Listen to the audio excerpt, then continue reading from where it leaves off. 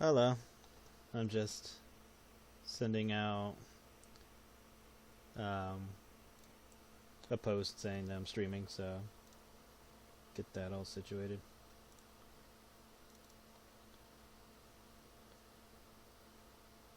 I need to make a new I'm streaming picture thing. How have you been?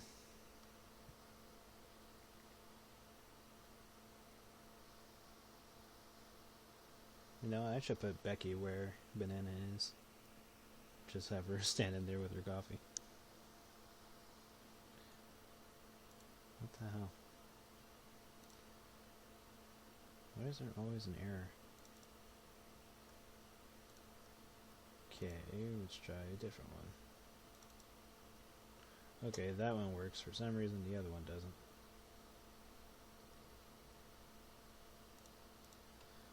I'll have to check and make sure it's not already uploaded or something.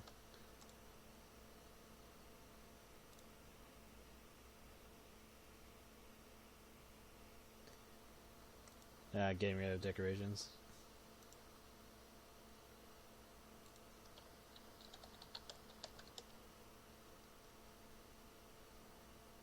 No, I already have that. Weird.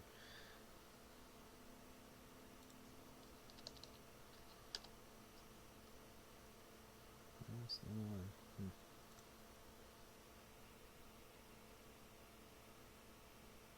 one. Thanks. Yeah, it took a little longer than I wanted to make it, but should be alright now. Mostly I was just busy with other things, so I had to pull away from working on it.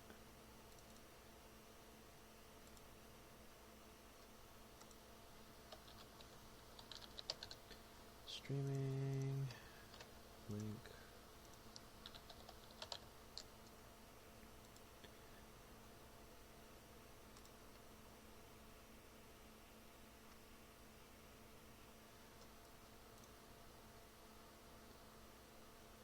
Yeah, I'm just posting on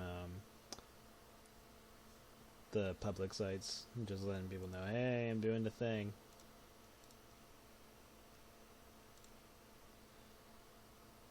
And mostly I'm just posting, so far I've just been posting the streams onto YouTube, or at least the past ones. This one I'll probably do, I was thinking of just posting it tomorrow, but I might debate on posting it like next week, that way the streams are like a week apart or something.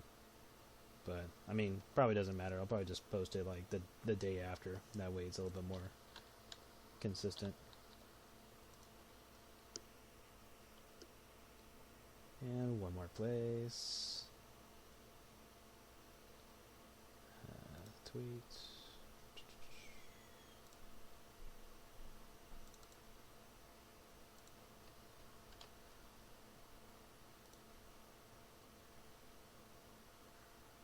Alright. And then maybe at some point I'm going to try to stream on YouTube and see how that goes. So, whichever works. Alright, so before we work on something, let's change up this background art. Becky, where are you? Or not background, but character art.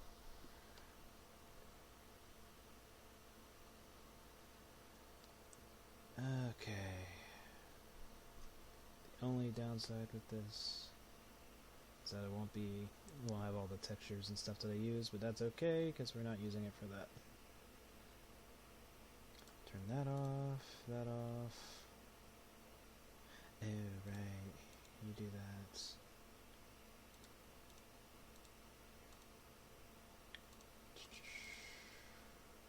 No, booba. What's this? Those are other colors.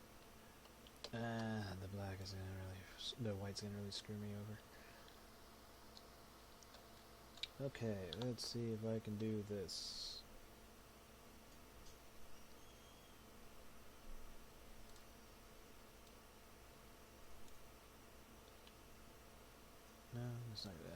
Okay.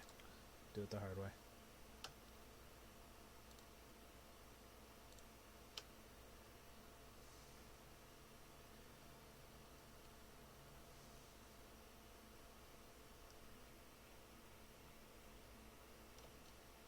Hello, welcome. Just doing a little... Just putting this together real quick. It's mostly just for the stream, it doesn't really do anything. And have to do the same thing for this. Even though I shouldn't have to, but there it is. I probably gotta do the same thing for these.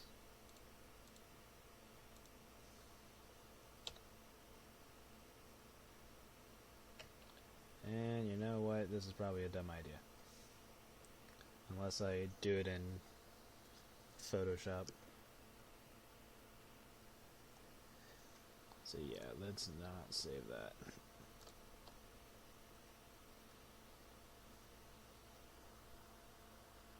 And it's only because I did Becky in a particular way. So I'll have to meddle around with that later. Because I made the file in Photoshop. It was before I got Clip Studio.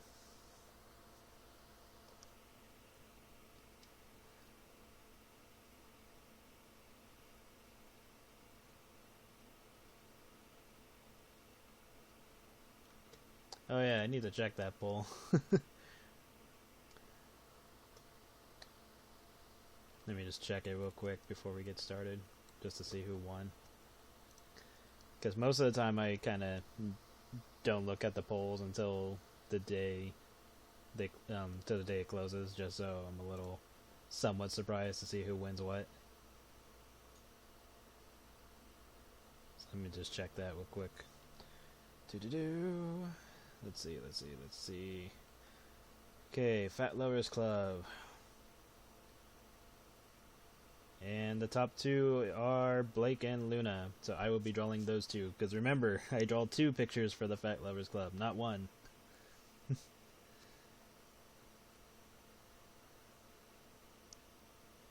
So both of them won.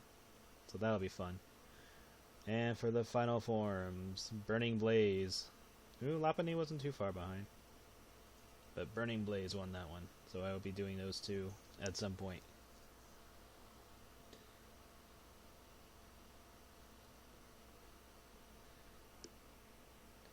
Okay. So now...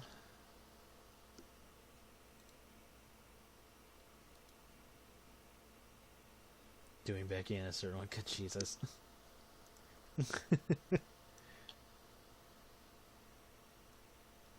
Knowing her, she'd make something interesting. Alright, let's turn on some music.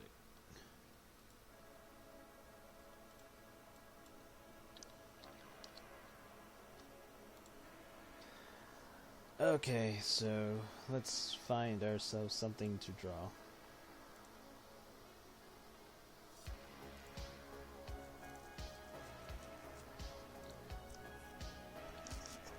Let me know if the music's too loud and you can't hear me.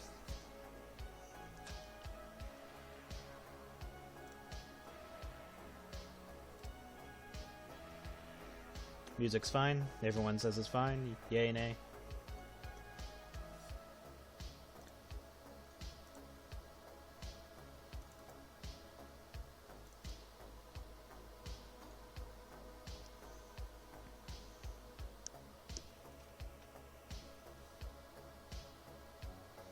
Let's see.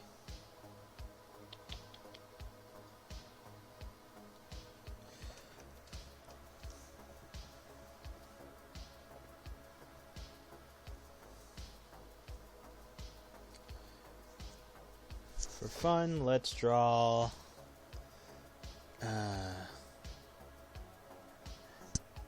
what's a character I should draw? Like, I have a few in mind, but I want to know what you guys are interested in.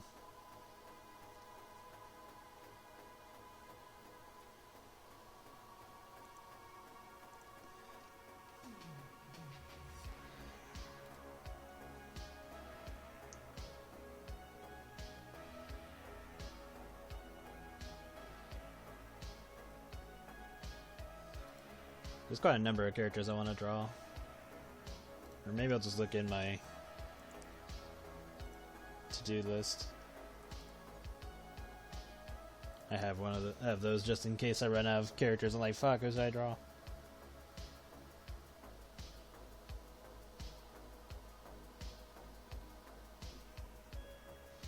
Yeah, I was thinking of drawing Roxanne.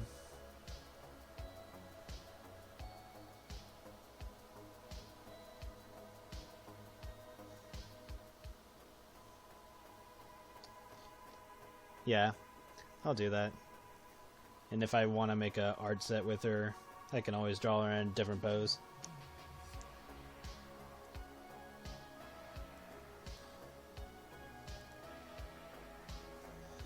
I want to try to draw multiple stuff this stream, so let's get started. Let me find Roxanne real quick.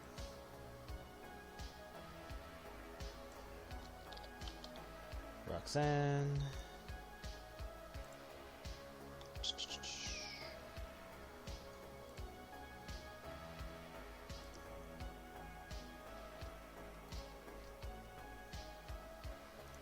Let me grab her art.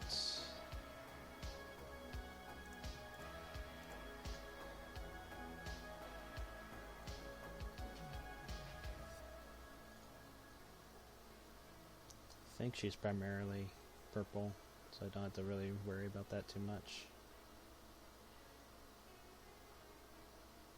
Let me just make sure she doesn't have anything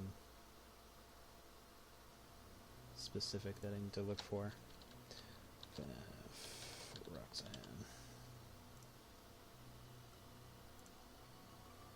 Sometimes there's always like some vague detail that the character has and you're just like, what?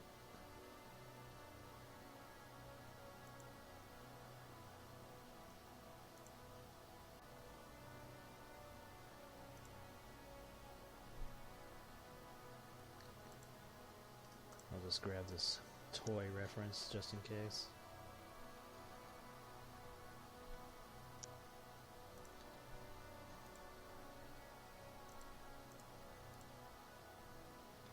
Do one more just in case. Alright. Close that.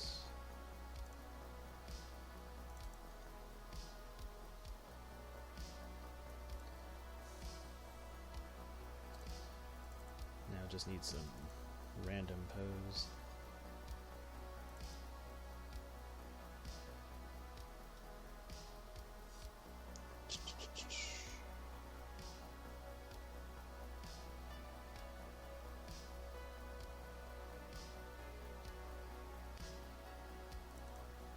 This'll do.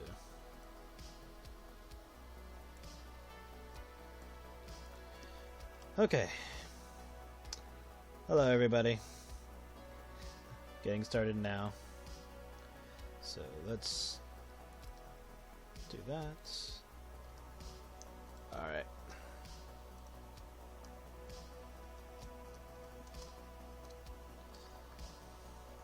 I like Roxanne. I really hope there's like a mode or something later where the animatronics act normal, so you can kind of get their personalities beforehand.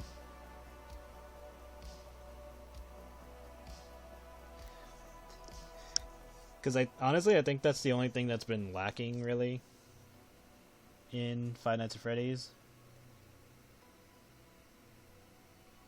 Because I think the most we ever got about any of the characters' personalities was in, I guess Sister Location when that was the first time, but Ultimate Custom Night was the one where you got to hear from pretty much all the characters.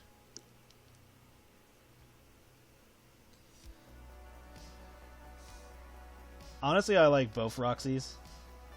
Like, when she's both killer and normal. Because when she's normal, she's all, you know, somewhat full of herself and like, oh yes, I'm the best and blah blah blah blah. But then when she's like trying to find you and stuff like that, she's all muttering to herself or calling you a coward and stuff like that, or just belittling you. And part of me is all like, okay, is half of this like programmed into her to act this way just to be like a smartass, or is that part of like the virus that she got? And then it boils down to like, are the animatronics run by an actual AI that learns, or are they pre-programmed that have certain lines? Blah blah blah. So it kind of goes into this whole like weird meta. It's like, okay, how technologically advanced is the Freddy universe? And it always seems like the companies that own the Freddy franchise, they seem to be able to just to just sweep everything under the rug quite often. So it's like, damn, either they have the money to keep, hiding all this shit, or they made just enough to keep doing it, but then they end up going bankrupt or some shit at some point.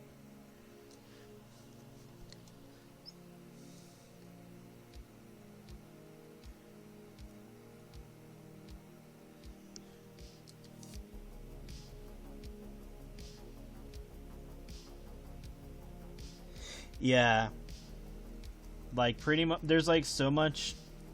There's like so much stuff that's not explained, or even like just having characters have a personality just wants you to have more content.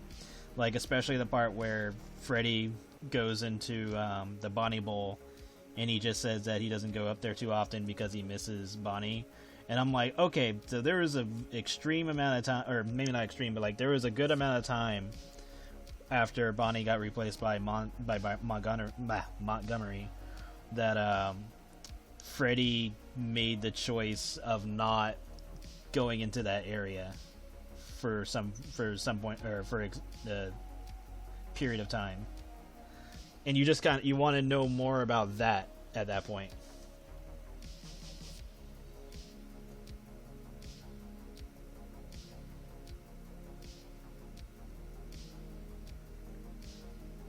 So all it does is just make the series more interesting. Because that's all. Because yeah, like I'm always gonna like the aspect of things being creepy in FNAF as well. But then you also got to take into account that the world building is always interesting as well.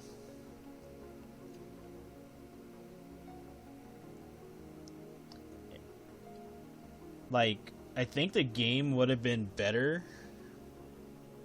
if it had started off normal and you're like just a character running around the Plex, and like I can understand if there's not like too many people um, like just regular NPC characters hanging around, because the game's already taxing as it is.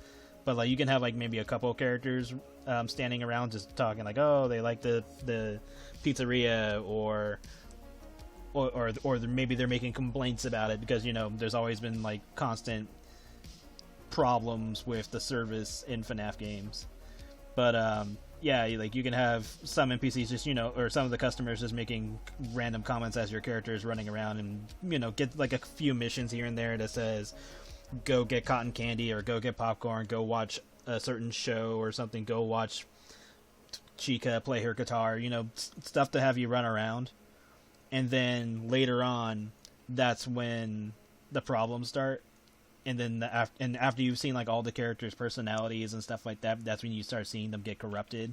And then you can see like a huge twist on, oh, okay, Chica's known for eating, but she also has an exercise place. But then later on, you see her just being like a glutton the entire time that she's corrupted, and that just like adds to it. So there's a lot to do.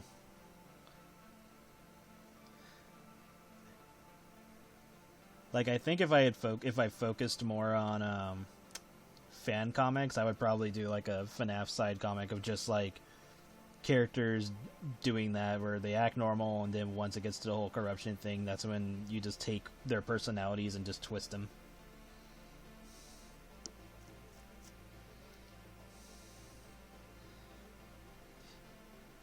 Yeah, like you can just add more context, because the more context you have with the characters, the more people are gonna love the characters, because they'll know more about them.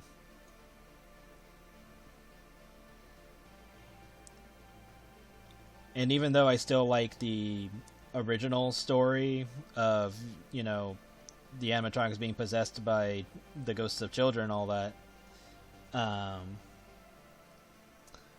like, I always felt that when they went when Scott went further with that, like, instead of making them just possessed by ghosts or whatever, it's like, oh no, they got forced in, like they became remnant and blah blah blah blah blah. And I'm just kind of like, okay, you're kind of taking it too far. You're over explaining it. Because, like, originally, like, honestly, if you just left it vague and just like, oh, if they're possessed, done. Like, you don't need to explain that their murderer was some, like, crazy businessman / inventor type guy or whatever.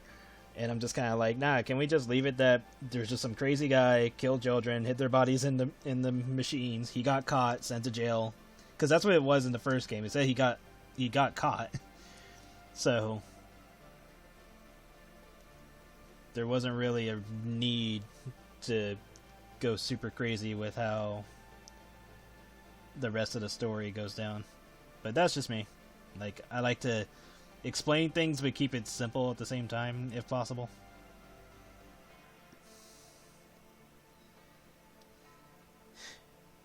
Yeah, because, like, and even Scott has said that most of what MapPat says is pretty much correct, with a few errors here and there.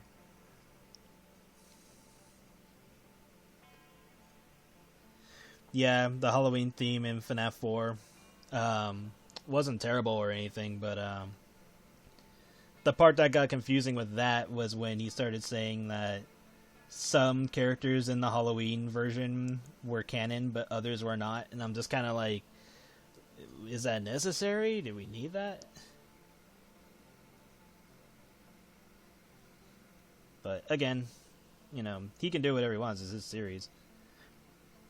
But I'm glad that he's also open to criticism and willing to change things if he feels necessary. But he also sometimes takes feedback a little too harsh, like what happened with FNAF World. And, like, he was willing to refund everybody who didn't like the game. And I was like, nah, man, like, keep the money. It's just, like, I mean, he allowed people to refund if they wanted to, but I chose not to when I got it. Because I thought it was fine. He just needed to touch it up more. Nothing wrong with that. Luckily, we're in a day and age where he's allowed to touch it up and put it out there without, having to do some, like, extreme game recall like you would have had to back in the 90s.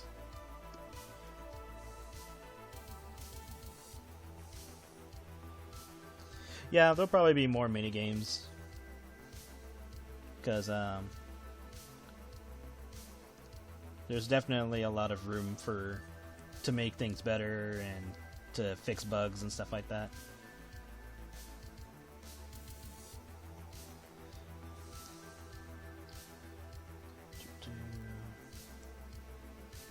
Probably should have put that part in after the fact.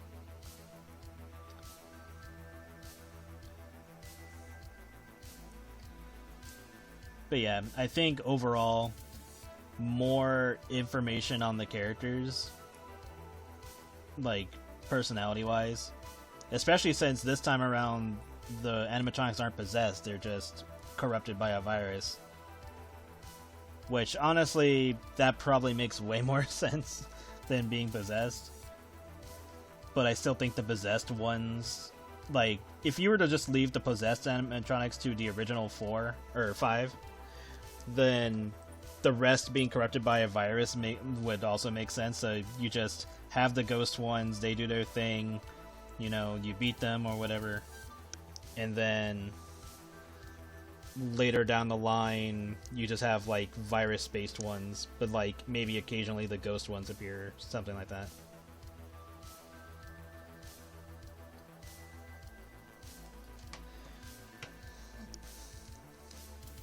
Because I think the ghost one, like, you could even have, like, the virus be inspired by the ghost ones. So that way, nothing is lost.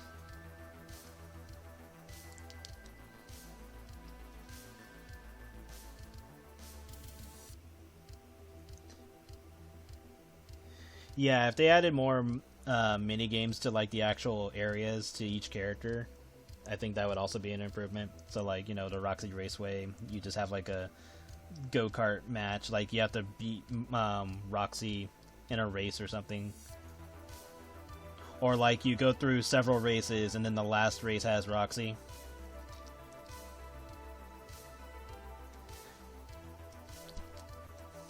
And you can even use it like, you know, Roxy's normal persona or something. Like, you know, there are plenty of ways to make it work. For Chica's the labyrinth thing, you gotta avoid her in the labyrinth. I think you already do that in the game, but I'm not quite sure. I'm pretty sure she can follow you in there. And that becomes its own craziness. Because I think if you, by then, you should have either the camera or the laser gun. But I think you get the laser gun from Chica's area. Or, I think it's like in between Phaser Blast.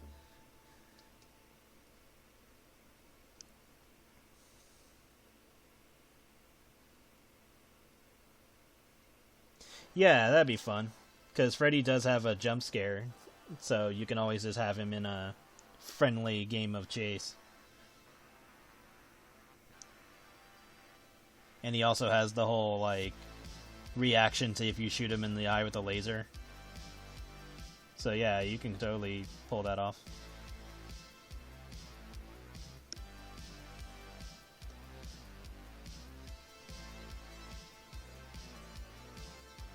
And like even Vanny has two different runs. Like she has the typical skipping one, and then she has the one where she just does a burst of just chasing you straight down, and she's actually faster when she does that. Like when I saw her do it, I was like, whoa, whoa, whoa! She has two different runs. Like, excuse me? She just straight up does that? How do I want to do a mouth? I'll just do it this way.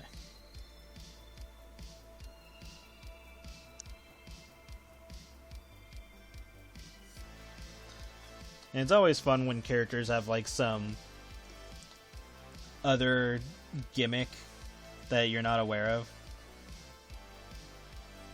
Like the whole if you don't hide from them well enough, they can actually find you when you're hiding. Like they'll actually look in the areas you're hiding in. I like that because I know Markiplier came across this. He was hiding from Roxy, and when Roxy was close, you could hear her actually sniffing for you. And she couldn't find you, so she would just go elsewhere. Yeah,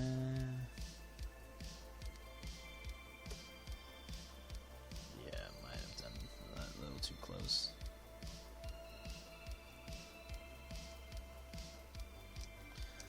Just change up the mouth a bit so this can fit.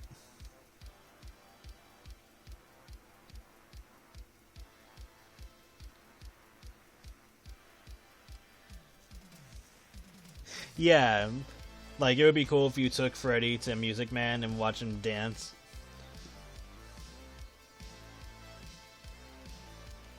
Like, he would just eject you out and he just starts dancing.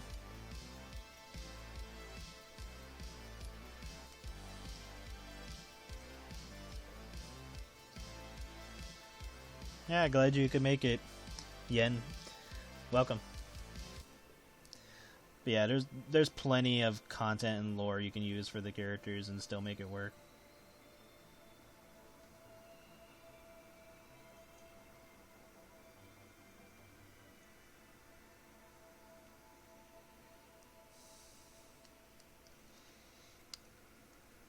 Please no. Nah, it's fine. If he starts flossing, I'm like, whatever. I'm mostly just burned out from the whole Fortnite thing. Especially when it... God, like... The funniest part is that Fortnite, what it is now, was not at all what it was advertised or intended to be. It just sort of melded into that.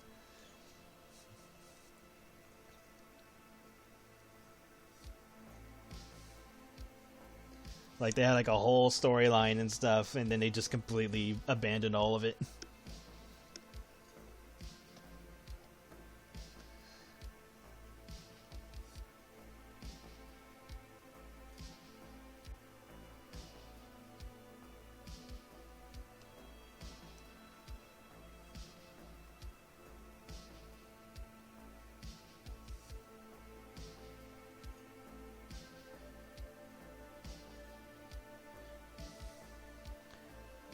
Okay. Let's do this way.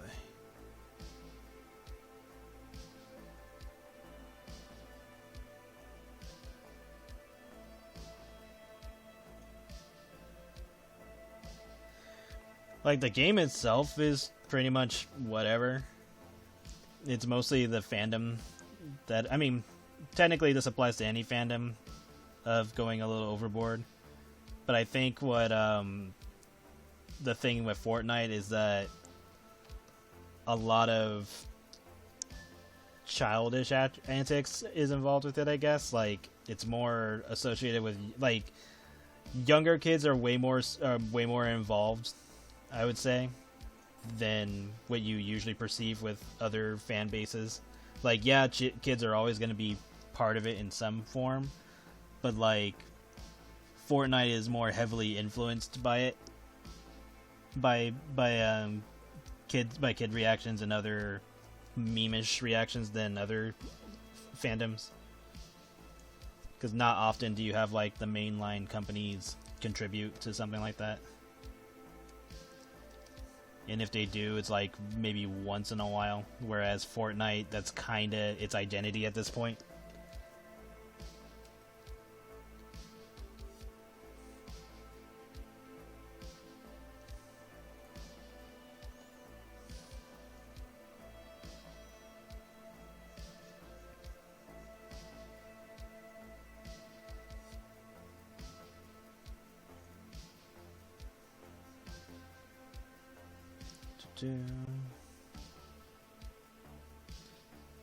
Yeah, like, it's always like aiming for the younger crowd is always going to be the goal, because kids are the ones that drum up the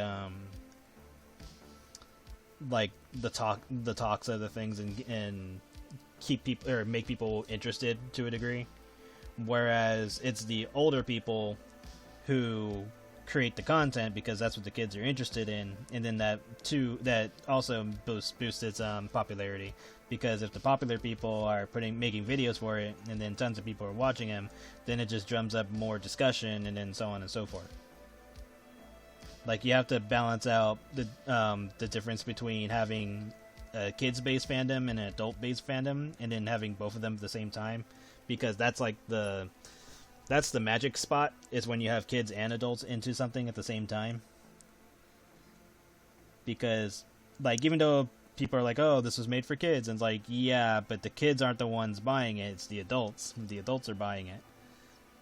Kids have to get their money from somewhere, whereas adults can spend however much they want on whatever product they're interested in. So once the adults are invested, and there you go.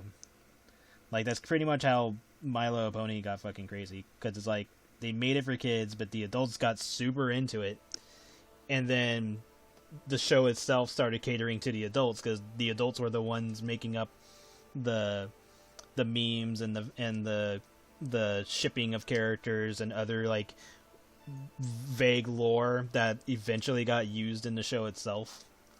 So yeah, like, My Little Pony, the Hasbro figured that out really fast. They're like, oh, okay, these are the people who are into our series. We should probably do something with that.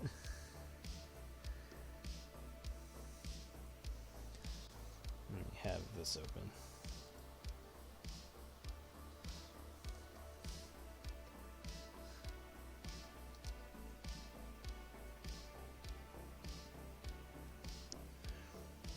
I mean, it is what it is with Fortnite. Like, it's not a horrible game or anything. It just kind of, to me, it's whatever. Like, it's just another battle arena game with enough backing to have crossovers. And that's kind of it. Like, I don't really think too much of it.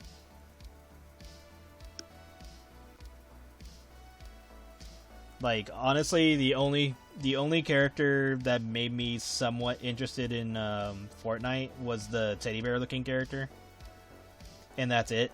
Like if I were to ever play that game, it would be solely to play as that character, and that's it. Because pretty much everything else, I'm just kind of like whatever.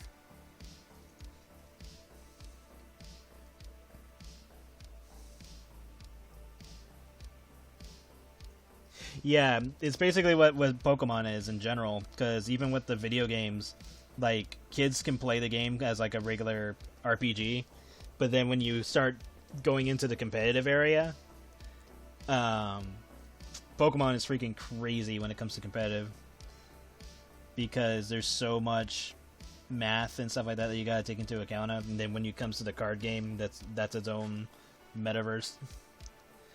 So there's like if you can make a game that kids can play but can also be competitive, then you've done something right. Because that's like Smash Brothers in general.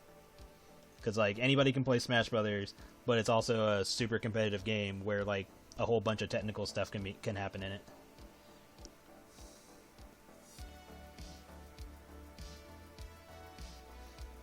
And the funniest part is that every Smash Brothers game is different, so you can have a tournament for each one.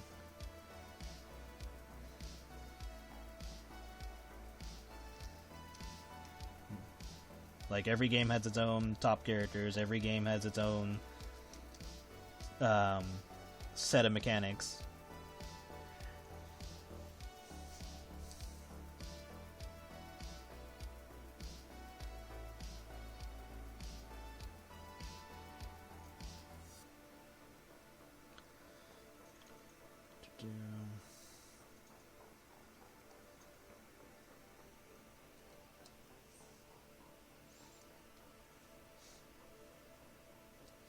The lack of goofy eyes, do you? Ha.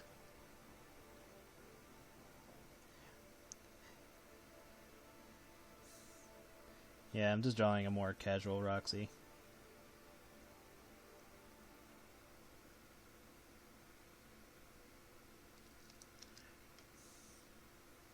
I do want to do another FNAF art set, so I'll probably make her a little bit more scary. Well, I'm likely make her more scary in that one. I'll probably do a normal one and then one where she's all shattered.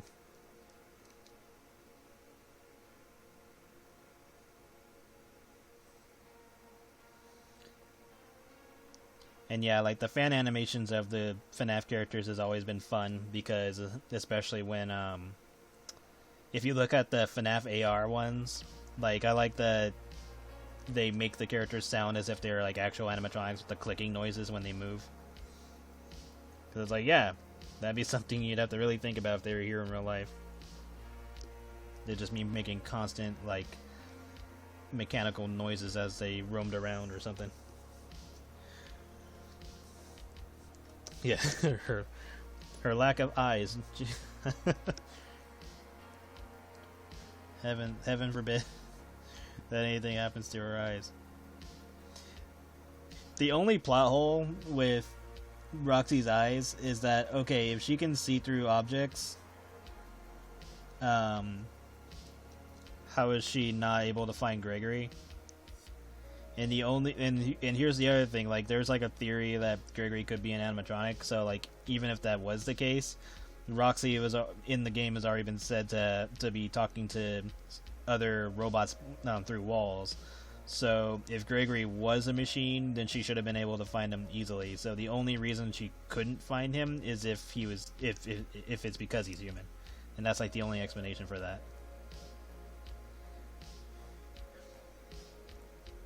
But then it boils down to, okay, what can and can't she see? Because her vision was made so she could win races easier. So it would boil down to, okay, what did the eyes allow her to do for races? Like, can she see the track, or can she see like other racers ahead of her, like the machines or whatever? Or is there like some other limit to it? So that's just like a small possible plot hole when it comes to her being able to see through walls.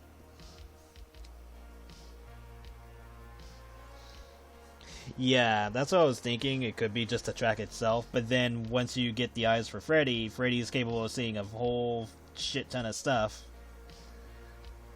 And so you got to figure out, okay, what are the limits of the eyes? The hard part is you can't tell what Gregory looks like when you're looking with the eyes because you're inside on Freddy at the time. So if you're able to see Gregory through Freddy, maybe that would answer the question. Like, okay, because like even when Freddy says you look different to me, it's like, okay, what is the extent of that?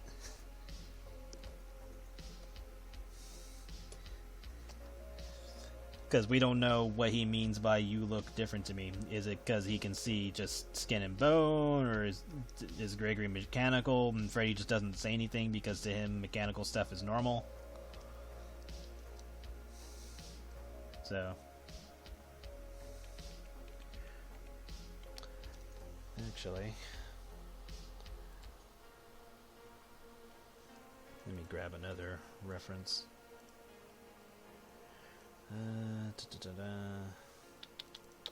No, yes. Volumes 2.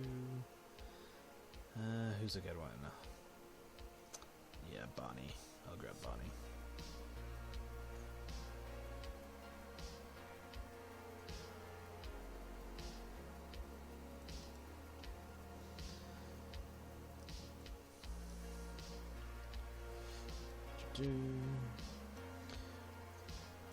Feels like I knew something was missing.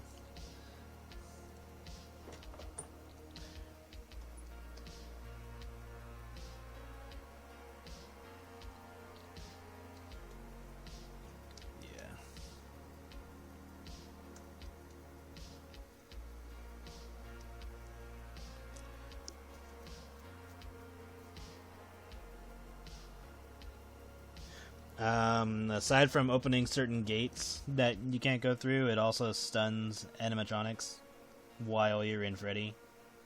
Which is kind of redundant, because the whole point of getting in Freddy is that animatronics avoid you at that point. So, unless it's for like a very specific animatronic that will grab you regardless of whether or not you're in Freddy, there's almost no purpose to her voice box being added. So it could just be boiled down that there was more characters that got the axe from the game, because there was already some characters in the game that were supposed to be like more prominent that just didn't show up, like some of the endos, like especially at the very beginning of the game where you come across an endo that is crawling on walls and disappears, and that's the only time that ever happens.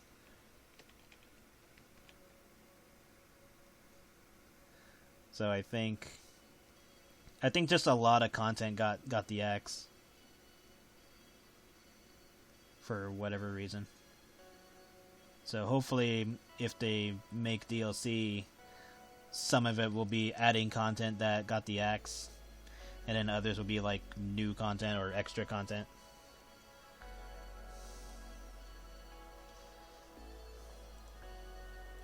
Because it's very clear that there's like a lot of stuff that got the axe. Like there's the whole gallery mode that's in the game, but you can't access it normally. It's at the very beginning of the game when Freddy is taking you underground, so he can try to take you out of the Pixaplex before 6 o'clock or before 12 o'clock. And if you're paying attention to the stairwell, you'll see an endo crawling on the walls and hurry down before it disappears into the shadows. So it happens very quickly.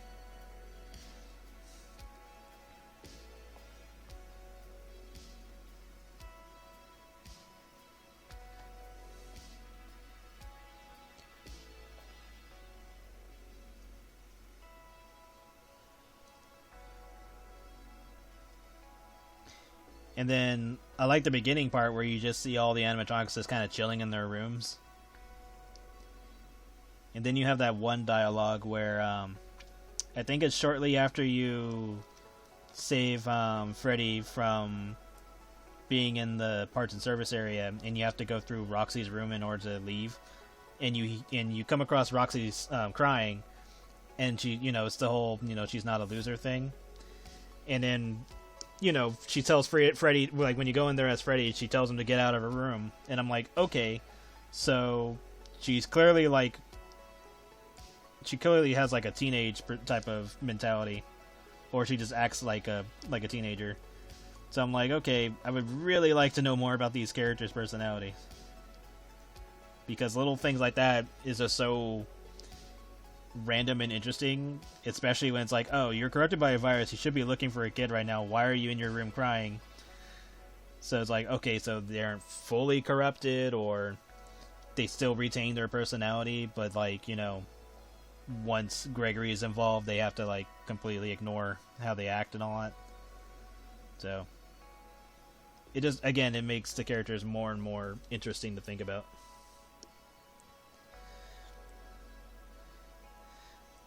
Stream is a little choppy. If I can do something about it, I'll try.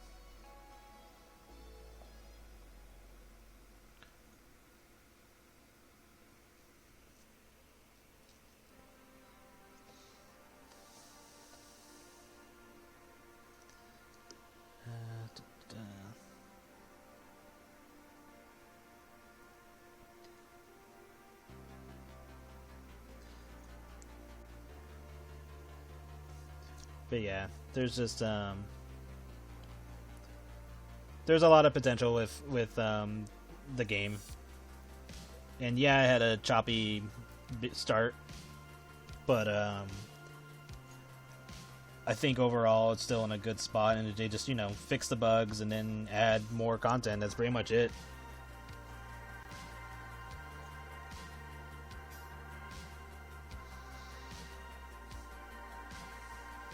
More associated to the sins?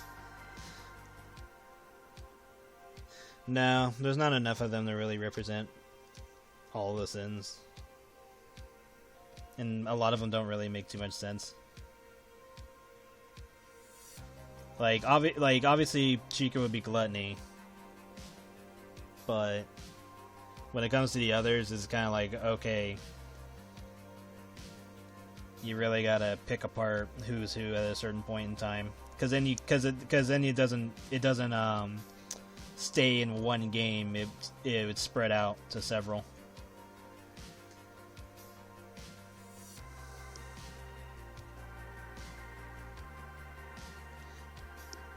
Because, like, the first game, there's only 5 characters, so you don't even have all the sins, unless you're gonna double down on some of them.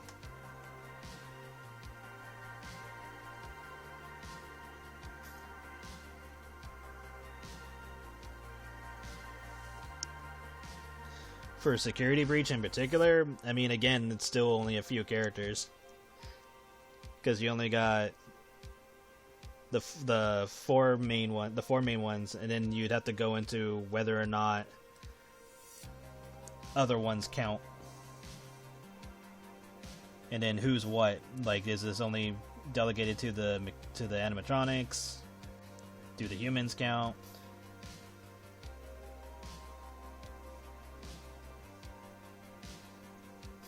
And I find it funny that Help Wanted was supposed to somewhat retcon a lot of the ideas that were presented in the previous games. And they still do that with Security Breach, but when it comes to Afton, they're, like, not entirely sure what they want to do with him. Because honestly, I think Afton's, like, the only character that sort of breaks the series. Because they gave him way too much importance for something that was very basic of the storyline. And now it's like, oh, is he just a constant villain that's gonna come back? Or what are we doing this? And, like, you guys can keep this simple. It's not hard.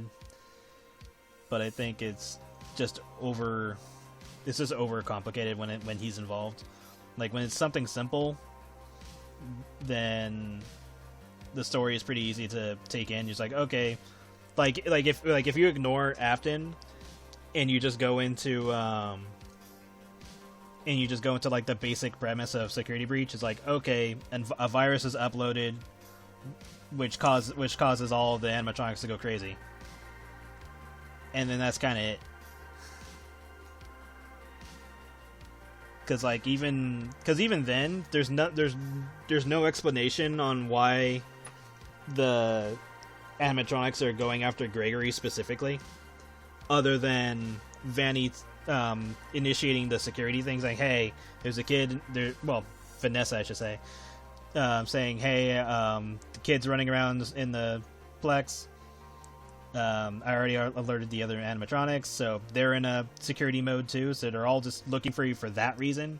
But then when it gets to the whole they catch you thing, it's more of a game over state, so I was like, okay, clearly they weren't after you just to take you home.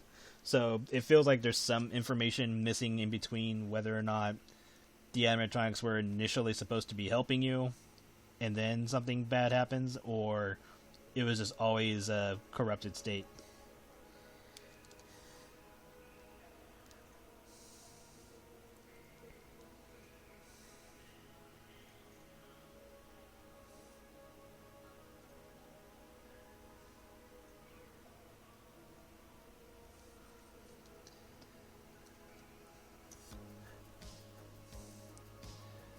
But yeah, hopefully they fix the bugs, because the game itself is fine, just fix the bugs. That's basically all it really boils down to.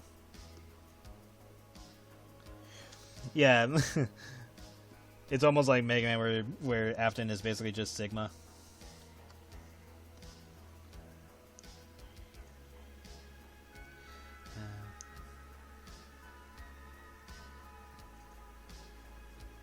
But yeah, I think if you simplify the story more, like just so you're not overly complicating the whole idea.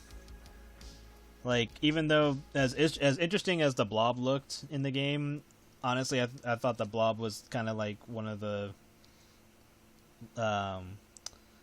underwhelming characters, because the Blob just feels more like, oh, here's the lore character, here's a bunch of characters from the past games, and now they're all inside, and now it just drums up more questions about, oh, how did they get absorbed into this thing? And I'm just kind of like, do we really need this? I would have been completely fine with you know what they could have done?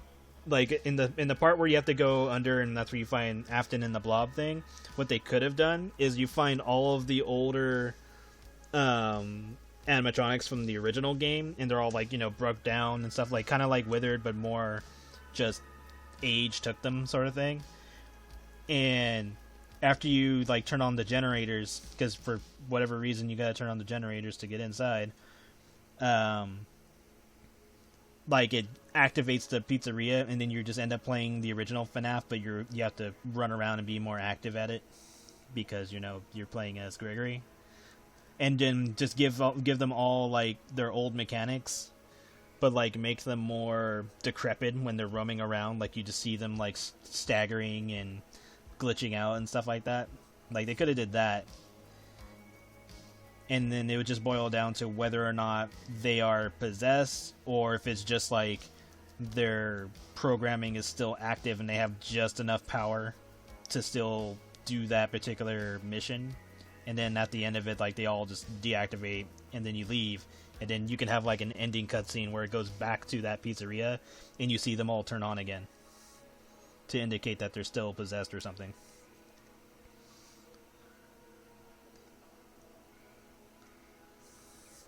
Because, like, the only thing interesting with Afton, honestly, is just he's an animatronic with a dead body inside. That's kind of it. Like, I never really got the impression that he was a character that Afton is controlling, because that sounded silly.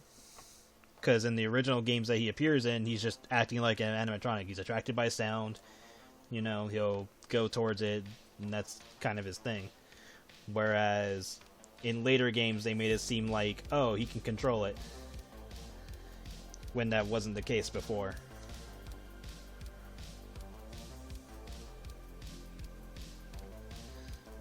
again, that's just me. Like, this is my thoughts on the matter.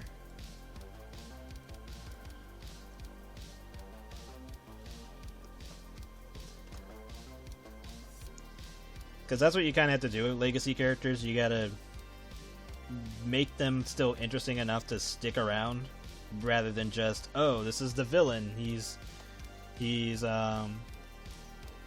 reason why all this is happening. And I'm like, yeah, but then you went into the whole scientificness of, or like trying to be all sciencey about it. It's like, oh, well, he extracted the souls and injected them with this thing and created this robot to lure this character, or this character is the soul of this person, and for some reason they're important, I guess.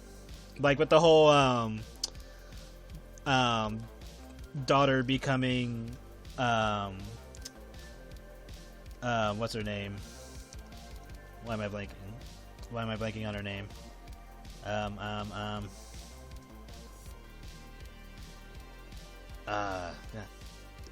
I am so... Why am I blanking on her name? Shit.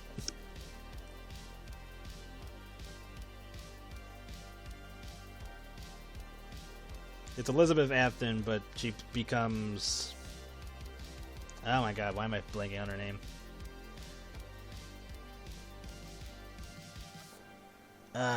Don't you hate that when you know the answer to something? You just... Yes, baby. I don't know why I blanked out her name. For some reason, like, other names start floating into my mind. I was like, no, that's not her name. But yeah, like, when you play Pizzeria Simulator, it's just kind of like you get the comment like, oh, you're always been there to protect people. I'm like, what? I'm like, where did this come from? And it's possible it could have been from the books or something, but even then, like, visually, that doesn't make any sense when you look at how the characters are portrayed in the games, because you never get any of that type of context or sense of, oh, this is who this character is, she's important because blank. It's just like, no, she got captured by the baby robot because she was dumb and went against her dad's wishes and got scoops. Or captured, whatever you want to call it. So, like, none of that context made sense in terms of why those lines were spoken. So, it just feels like an over-complicated storyline that was perfectly fine in the first two games. Like, even with the third game, it's also perfectly fine. It's like, oh, this is the guy that murdered the children. How did he escape police custody at this point? I don't know, because the game takes place 30 years in the future. Whatever. His body got trapped inside one of the animatronics, and now he's a walking corpse. Okay, that's interesting. But then, after that, that's when the game started... Like, pretty much after FNAF 4, I would say, was when the game started getting overly complicated. Because 4 was just kind of like the start of it. Like, it didn't exactly overstep any boundaries, because the whole idea with 4 was just that everything was the imagination of a child sort of situation. Like, it was trying to be like, oh, all the events that were going on, that was on your head. You were just, so scared of this pizzeria that you made shit up. Like, that made sense. But then everything after that, or maybe not everything, but a lot of things after that just became more complicated.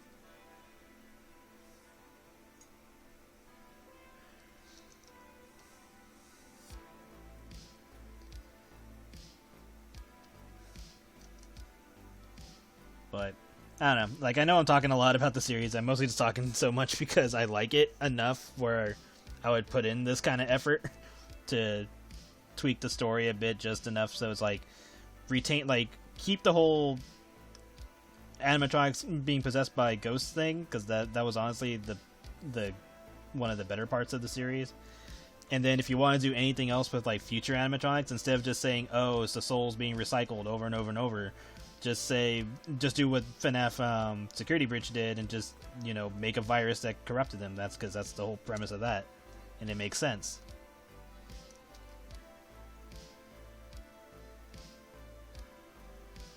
But, I don't know. Like, I'm just interested in seeing where it goes. because I know it can get better.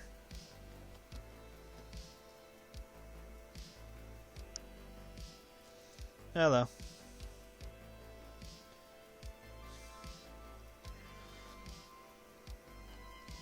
But yeah, like, there's a lot of potential, and you can clearly see that it's there.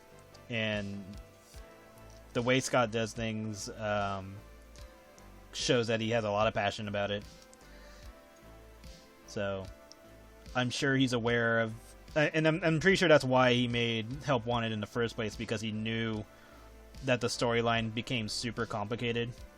And so he retconned a lot of it with Help Wanted.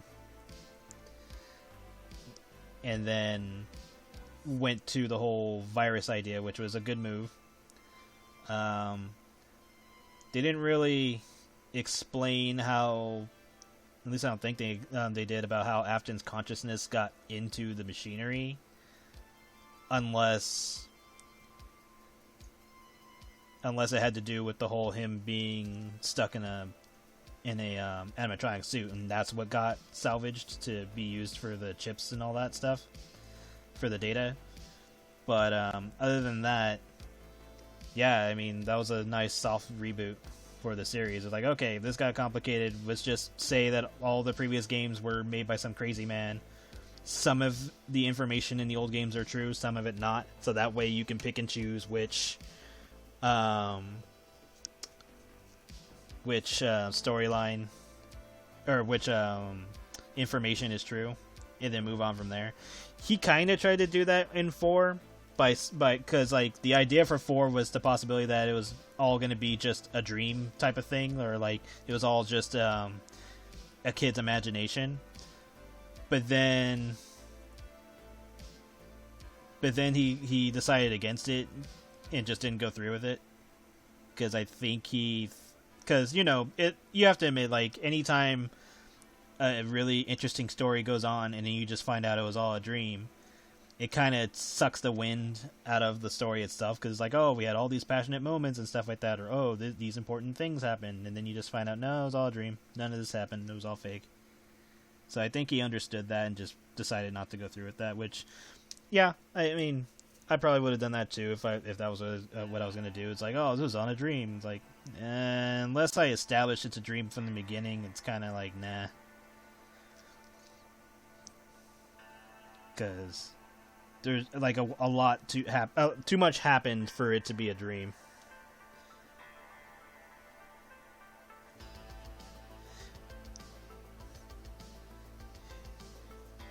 Yeah, because if he were to say it was a dream, then a lot of it made no sense for it to be a part of a dream. Especially when it came to the whole, like, premise of the first 2 games, or the first 3 games. Because none of that made sense if it was going to be the dream of a child. And then that also drums up the question of the whole plush trap thing. Because it's like Springtrap's name in general doesn't make sense, because it's more of a nickname of the character rather than the character's actual name. Because you gotta remember, Springtrap is just a Bonnie suit running around, so the name of it would be Spring Bonnie, because that was the name that one of the tapes actually said for the character. So the existence of Plush Trap doesn't make any sense.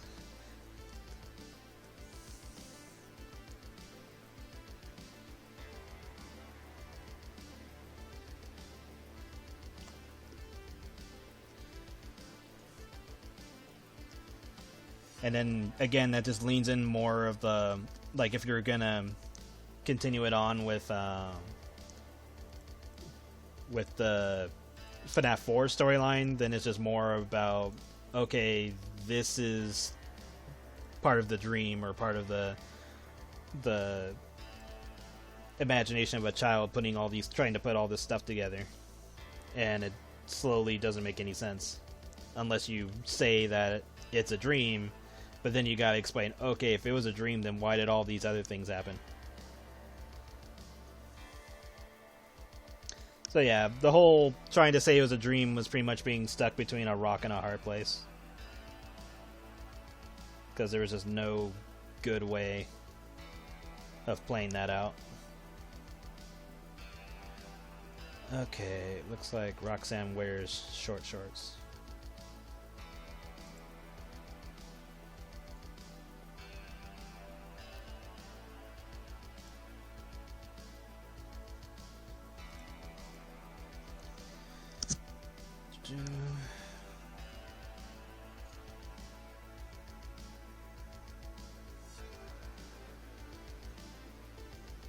We are on time.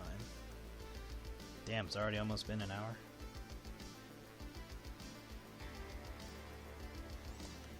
Did I seriously rant about FNAF for about an hour? Not that it's a bad thing. I like FNAF. I'm just surprised I kept talking that long.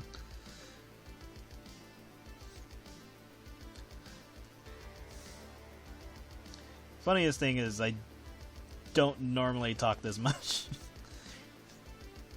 Especially not back in school. When I was back in like grade school, like most people are like, you need to speak up more, you need to speak up more. Now I rarely shut up when you get me going.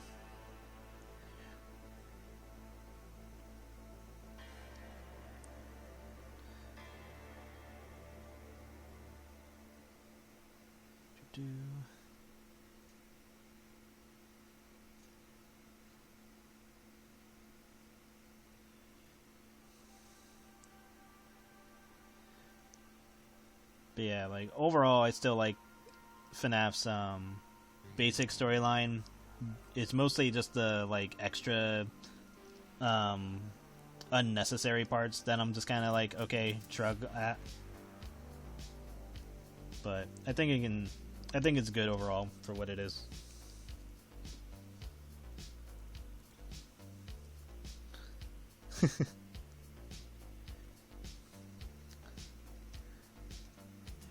But yeah, I do want to do more fan art stuff with the characters because I think that'd be fun. Hell, I almost did like a short little animatic thing of the characters.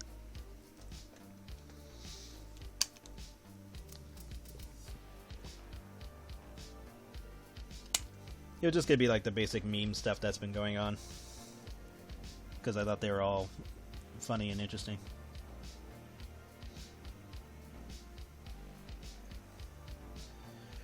Okay, did all that.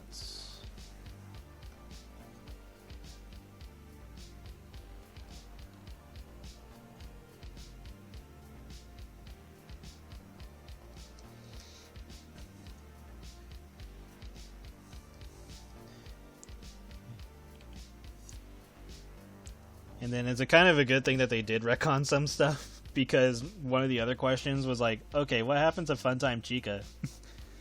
Because she was active in Sister Location.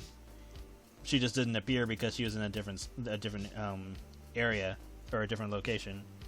So I was like, okay, so she wasn't destroyed. What happened with her? Was she normal? Was she possessed or whatever? Like, what was going on with that?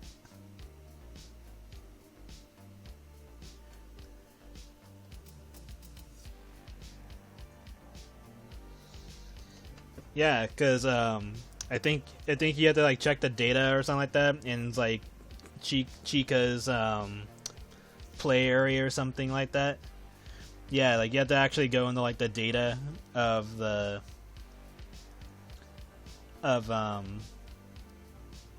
some of the teasers or something like that, and it was like a leak of where Chica was. Then it was basically to explain why she wasn't in Sister Location as a character. So they just said like, oh, she's in a different area because she got rented out. Because the whole idea of Sister Location is that all of the Funtime animatronics were supposed to be animatronics that you rented out.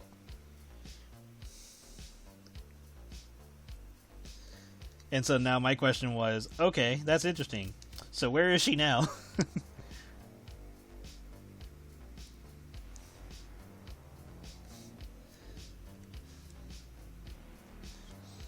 So that just made like his own like weird, crazy meta that Chica, that like, oh, that would have been funny if one of the like secret characters is just Funtime Chica running around.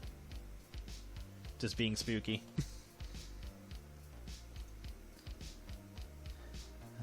Let's tighten this up a bit.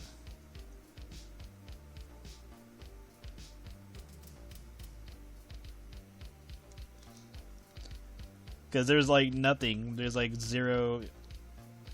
She had like no conclusion. Not even. I mean, pretty sure the books are like their own thing at this point because they keep doing their own like random stories. But there's just zero information on what happened to Funtime Chica. Because it's like, oh, all of our other animatronics left and went inside the body of some dead guy or whatever. Okay, cool. And then Chica just comes back and is like, hey guys, what's up? And they're like, oh shit.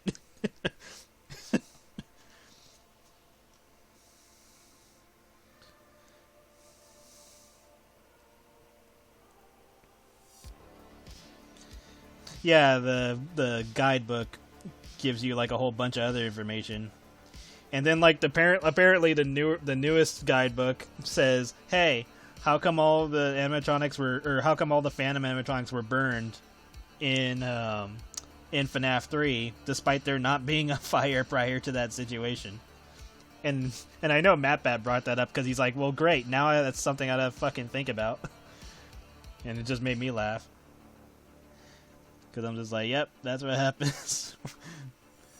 And there's even like a special version of Chica in one of the guidebooks where she's just like completely destroyed with like one eye or some shit. And I'm just like, yep, keep going. Honestly, at this point, it's just more fucking bait for furry artists or just artists in general. Because it's just like, because now, like, anytime a new game comes out, I was like, new game? That means new characters. And licking those lips as you're getting ready to draw more Rule 34. So yes, more content? Hell yeah. And it's FNAF characters? Fuck yeah. Everybody loves those. Furries. Like, furries will dominate any space with characters like that. And Chica's always been my favorite. Like, she was my favorite since the first game. Although in the first game, I swear to God, she looked like a fucking duck until you saw the name and you're just like, oh, she's a chicken. Okay, cool. Like, still like the character, but could have made the beak a little bit more like a chicken's, but, you know, it is what it is. But I do like the fact that he kept the beak the way it was. Like, he didn't change it to make it look more like a chicken. He just kept it that way. It's like, nope, this is the beak she had.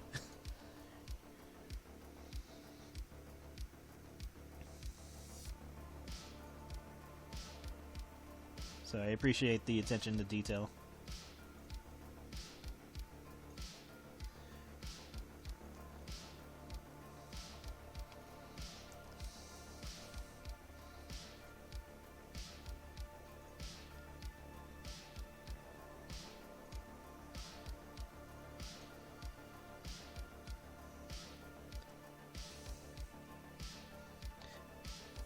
Yeah, that's true. Like, the old animatronics are just kind of like just wandering around looking goofy, and that was kind of like their thing, and it made sense.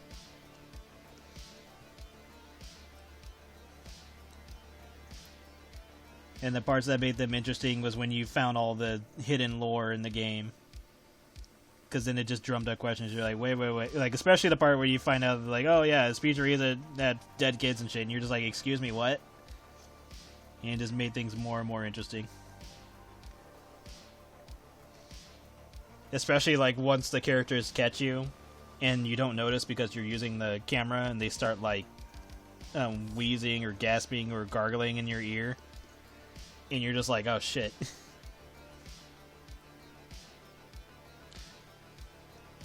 I can do that.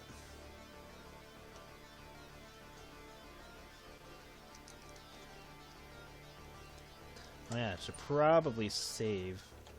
That would probably be a smart thing for me to do. I'll just name it Roxy for now.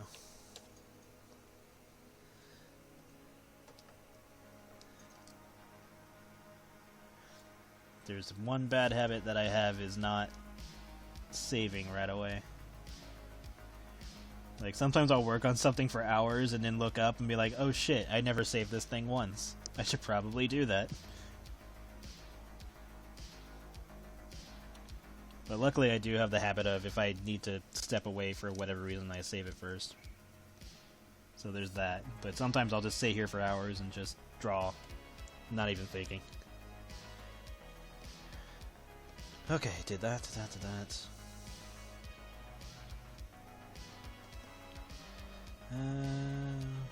can I do? Let me do this. Fiddle around with other things after I get the rest of the pose right.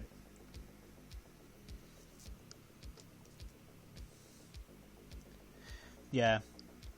And depending on your program, some programs have like a auto-save feature. So that way you don't lose your progress.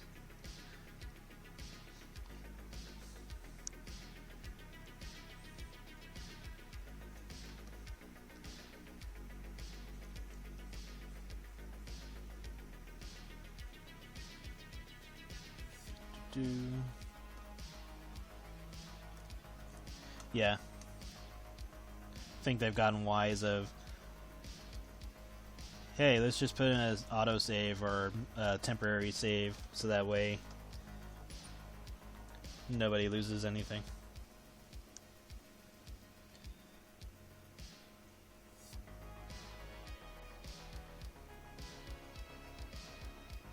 I still like the running jokes with some of the FNAF characters where it's like, okay, hey, we made Toy Chica. Okay. Why is she wearing hot pants? You know, to look all hip and stuff with the kids. Okay. Why'd you give her boobs? You know, because she's a girl. Huh. And then if I were to take the joke further, it'd be like, wait. What the hell? Are these silicone? Like, yeah, you know, to make them real. Why would you need to do this?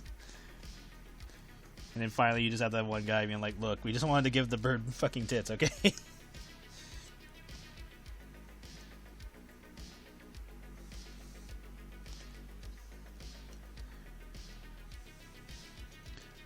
I mean, I'll be honest, that'd be my excuse. I'll just straight up be honest. It's like, look, I wanted to give the fucking character tits. Okay? You want the adults to come back, right? Little Timmy saying, "Hey, can we go to the pizzeria?" And Dad's like, "Yeah, you know what? I'll gander at get Chica for a while, sure." Take your kid to go play in the ball pit and all that. You'll just be sitting there with the beer, whatever the hell drink they're able to give you, watching the Chica animatronic roam around. He's like, damn. And you know it's silly to begin with, but the fact that they did it in the first place just makes it funnier. Be talking to your friends at work like, yeah, that company knows what they're doing. So everybody knows Chica was eye candy.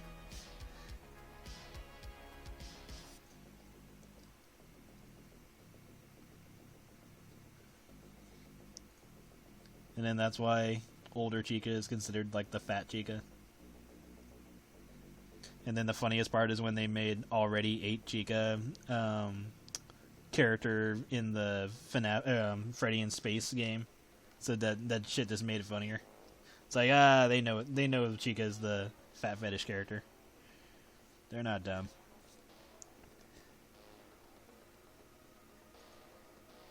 And it's always been that way. That's why Glam Rock Chica is just eating garbage. Like, nobody gives a shit what she eats.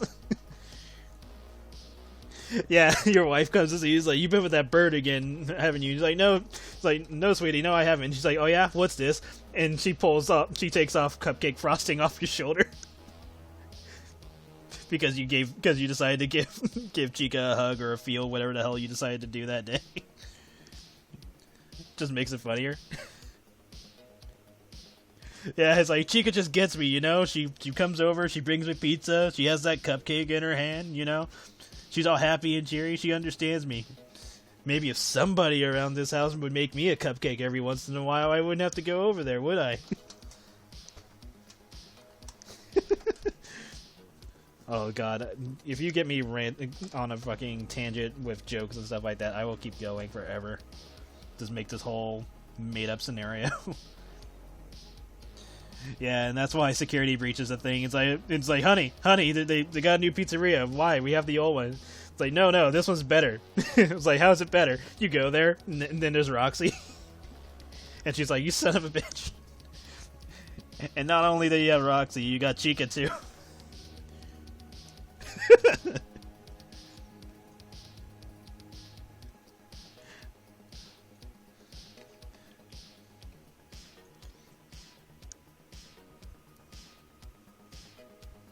Yeah, like he has this whole like romantic scenario, and he's like, Chica, will you come with me? And she declines and goes to and sees a pizza guy or some shit and goes after him, but she only wants him for the pizza, and so his heart is broken too,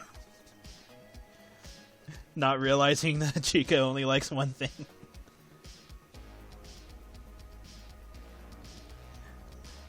And then you just have some random old guy. He's like, "Oh yeah, I remember when they had a Chica back in the 70s. She was such a fluffy bird back then, but her heart has always been for the pizza." For a brief moment, I was about to call the old man Gregory, and then I realized we already have a Gregory in Security Breach, so it just made it funnier. I was like, God damn it.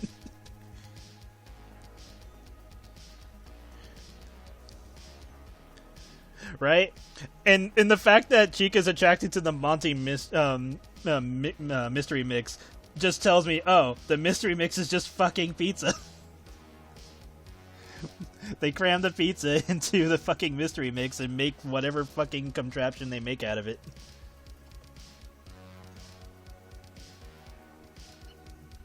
This whole scenario just keeps getting funnier.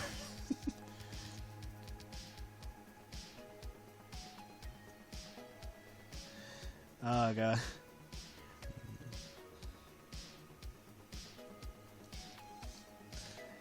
And then when they see how the old animatronics look, it's like, why would anybody bring their kids here? It's like, you just didn't understand real fear. Like looking into the soulless eyes of an animatronic. I know, right? They have pepperoni soda, so that would totally make sense if the mystery mix was fucking pizza. Because that's all Chica's ever given a shit about was pizza, and that's why she roams in the garbage to get it.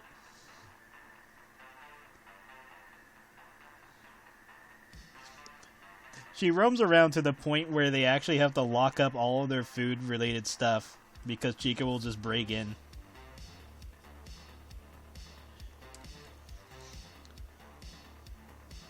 Hello, welcome, newcomers. Or anybody returning.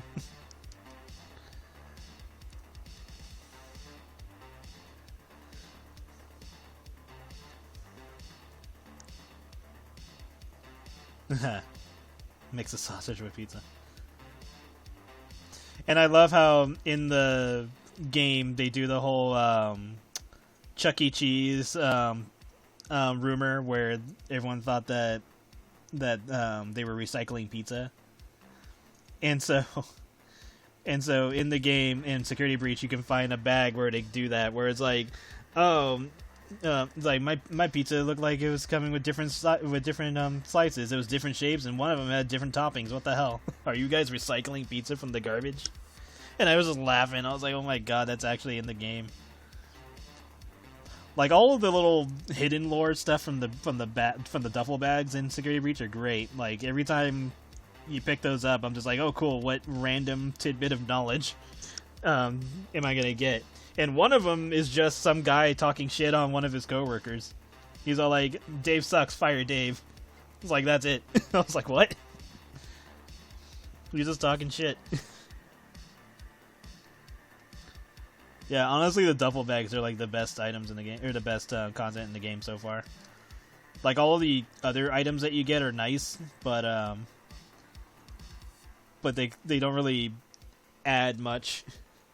I did like the posters though of the old Fredbear Pizzeria stuff. Yeah, hopefully if they do DLC, we'll get more of those duffel bags. Because those are the best. Like, the customers always complaining and stuff like that. Those are the fun stuff. And then every once in a while, they'll actually give you, like, a useful hint of something secret that's in the games. Like, oh, this video game is running on power, and it shouldn't be because we unplugged it. And it's been lasting for days. It's like, what the hell? Did anybody do anything with that? I don't remember if anybody found anything related to that, because it was about one of Chica's arcade games that just stayed on, and I think it's in Chica's room.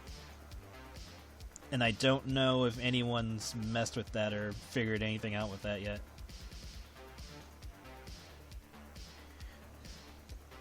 At least I think it's the one in Chica's room. They just said it was some arcade that had to do with Chica.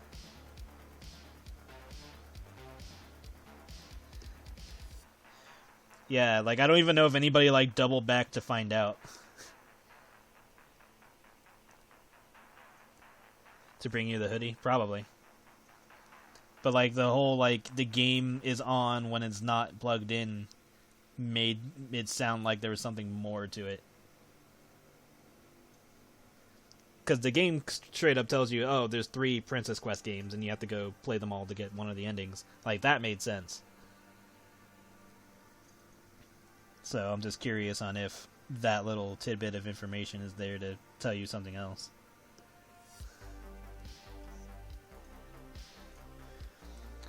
Because there's the Princess Quest games, there's the Monty minigame, there's the Balloon Boy game. I think that's all that I've seen. Can't remember if I saw other ones or not. I think that's it. But, like, they specifically mentioned the Chica one, so it makes me wonder if there was something else involved with that arcade game. Like, what if it's a game you can't play until later? Like, you have to do something specific in order to unlock it. Like, for all we know, you can play the game after you beat Chica in the trash compactor. I have no idea. I'm just making a wild guess. Because right now everyone's doing the save glitch where you can reset the time so that way you're allowed to save your progress.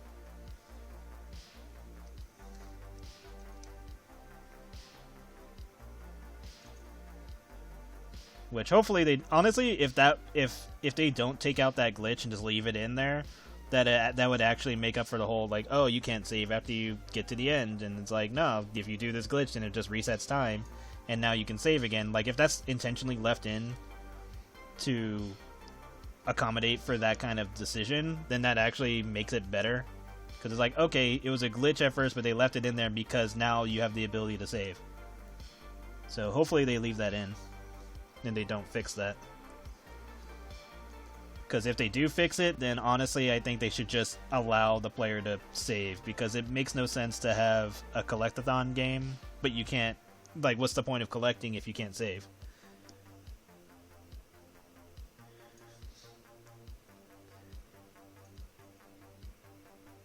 Yeah, like, all you gotta do is just make sure that whatever you fix in the game doesn't take away the glitch and just turn it into a feature. Because plenty of games have done that, where something unintentional happens and so they just turn it into a feature.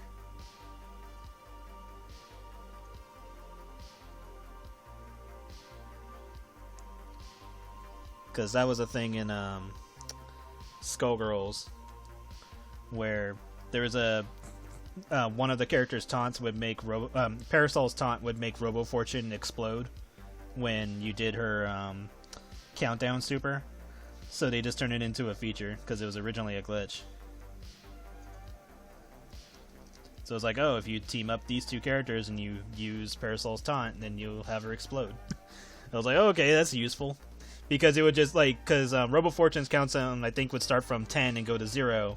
So if you used Parasol as an assist and you used her to just use the taunt, then it would make your countdown go to 0 automatically.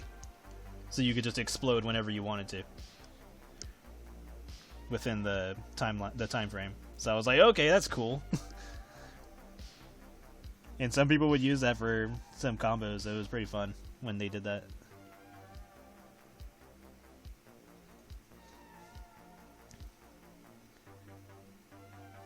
Okay, I need to speed this up a bit. Try not to take forever on her leggings. Or her feet warmers, whatever they're called.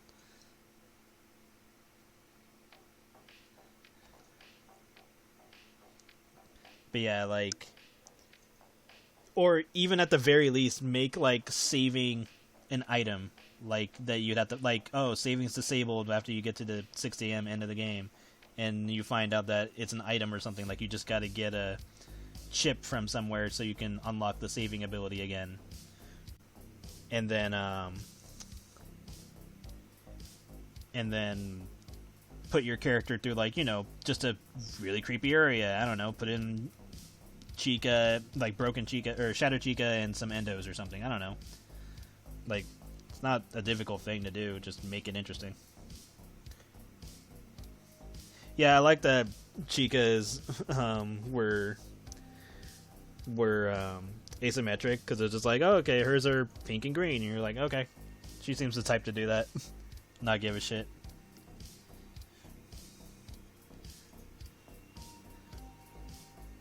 Like, I like that in the very beginning of the game, you just see Chica just rocking out. Because the only time you see Chica just normal is during that, and then right before you take Freddy out of his room, if you go back to Chica, you'll see her start bugging out. Like, she'll be standing facing the window, and then she'll just be all glitchy and twitchy looking. And then that's when everybody starts losing their shit.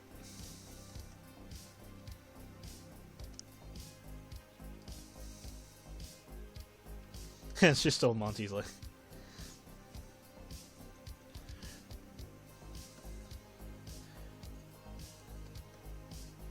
I mean, if you got in the way of her pizza, you probably would, just to get revenge. She's like, fine, I'm taking your leg.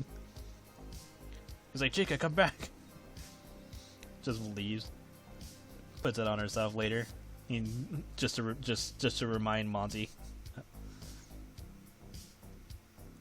Monty just looks at her in fear.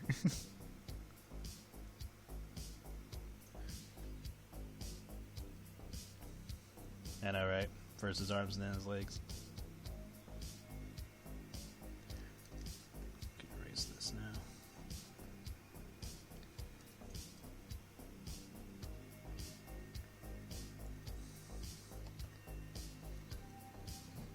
Monty didn't really get much to work with.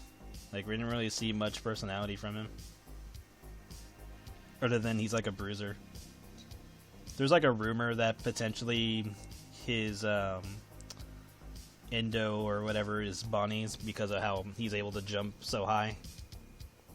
Because that could have been something Bonnie had.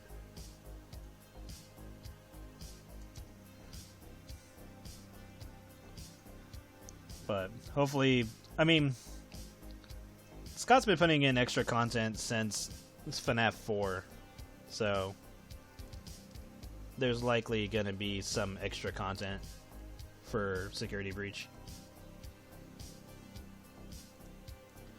Like, I would be surprised if they didn't.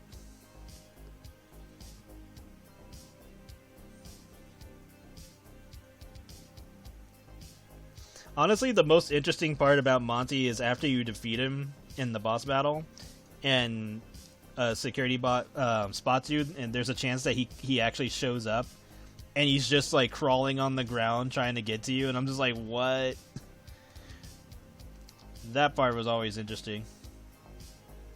I do hope they do more with Vanny. She got very little screen time for how much she was being promoted.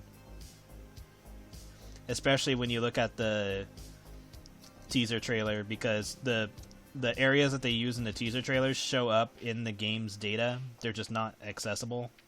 So, like, the room where Vanny's supposed to be walking through, kind of like a factory-like area, and she's supposed to be going through one of the security doors and stuff, and you just see her silhouette. Like, that's in the game, is just not there for you to mess with or play through.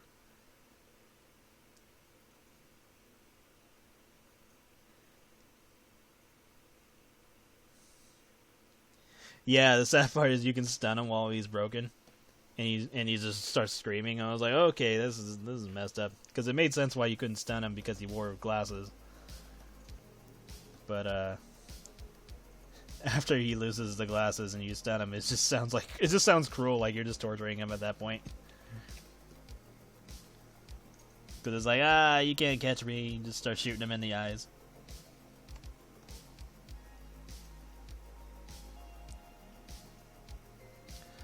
Are we good on time? Okay.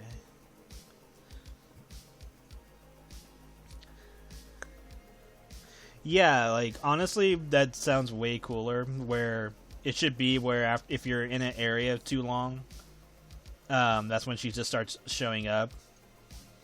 And you just hear her saying, like, you know, are you having fun yet? And you're like, oh shit, she's here. And you start, you know, doing whatever you gotta do faster because you're taking too long. But I would say if they did put her back in like that, maybe, this is a big maybe because I don't know whether or not this is good or bad, take away the secondary run that she has. Because if she just straight out runs at you, then that kind of ruins it. But if she's just skipping the whole time, being slow, just slowly making her way towards you, then yeah, that makes it better. Because then you always have this fear in the back of your head going like, shit, she's coming, she's skipping, oh shit, my vision's getting more blurry as she gets closer. So, you know, just balance that out a bit, and there you go.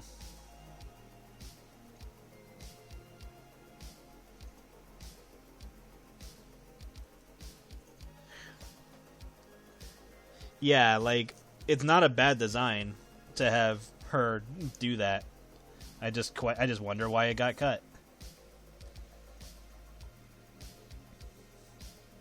I don't know, it seems like at a certain point, a lot of stuff got cut. And I don't know if it's because a certain person got hired a few months before the game came out. And that was probably to help rush things or something, because you can tell that some parts of the game got rushed for whatever. Well, likely the reason is because of toys and other stuff that they wanted to push out, because that's usually the case.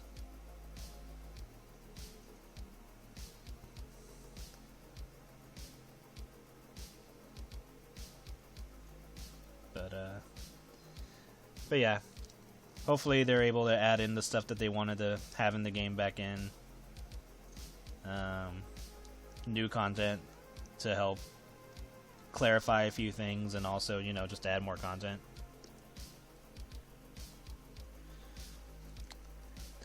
There's that, and then there's probably COVID too. That probably ruined some of the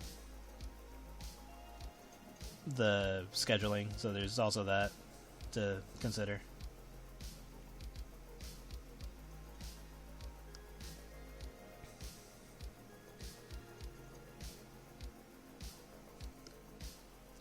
Yeah, I mean, unfortunately it happens. I mean, unfortunately that's like Pokemon's biggest problem right now, is that, or I don't know about right now because they kind of shifted a few things. But before, the problem was they had to like push out a game within a certain amount of time because the anime was getting ready to do another season and do another, you know, region or whatever. So they would, and then you have like toys to worry about. You have all this merchandise that Pokemon has to worry about now, that they're just kind of pushing things out and taking away features for unknown reasons. I think that's one of the biggest things for me when it comes to Pokemon, is like they'll add in a feature that's really cool, really interesting, changes up how, you know, competitive is if you're a competitive player, or just how the game is in general with mechanics, and then they'll take it away from in the next game. And it makes no sense to take it away.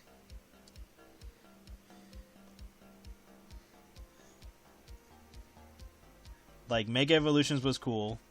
Honestly, I would have preferred it to just be an additional evolution for a Pokemon, rather than it being like a state change in the game, in the mechanics. But, you know, it was fine the way it was. Fine, whatever.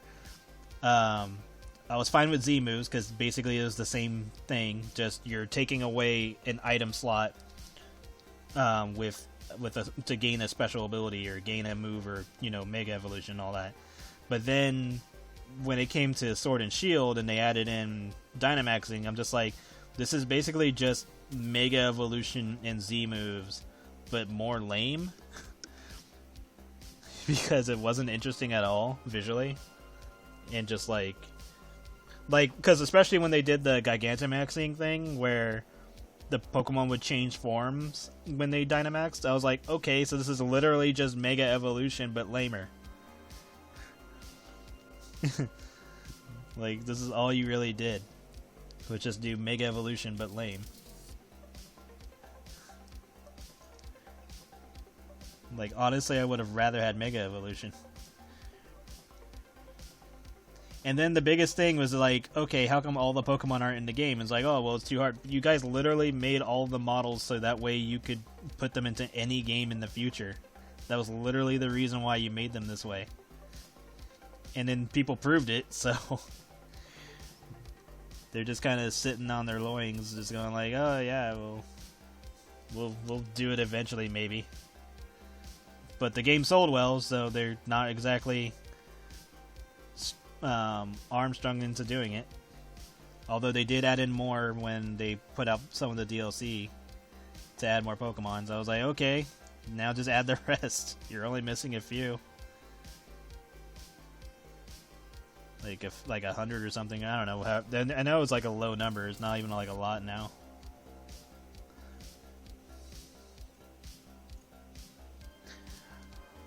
But I mean, that's always been the case with every Pokemon game that had them all. It's technically the selling them back to you, because anytime you buy the new version, you're not only getting the new Pokemon, but you're getting the old ones again too. And the older games had DLC. So it wasn't even like a new concept for Pokemon. It was just, I don't know. It was like a choice that they made that didn't make sense to make because they already solved their own problem. The only other problem they had was just using models too many times. Because like in, I think it was Sun and Moon, they, instead of having a character change faces or whatever they need to do to show expressions in the game, they would just make an entirely new model to do that one expression, and it made no sense. Because I think it was the character Lily, where she had like 4 models to show her different expressions, and I'm like, you guys know you can just change her face, right? You know, and it's because like none of their faces were super technical; they're all just JPEGs or PNGs, whatever you want to call it. So they could have just changed the expression based on whatever was going on. Yeah, I think the biggest thing with Pokemon is just if they had just flat out said the reasons why they weren't doing things, like just been more honest about it instead of just saying, oh, it's too many Pokemon or whatever, despite them already having the models. I think people would have been way more willing to accept the excuses. Like, it's still not a good excuse of just saying, hey, there's too many or whatever, because they already solved their own problems. But at least people would have been okay with it. It's like, oh, if you were just honest, then we wouldn't be so pissed.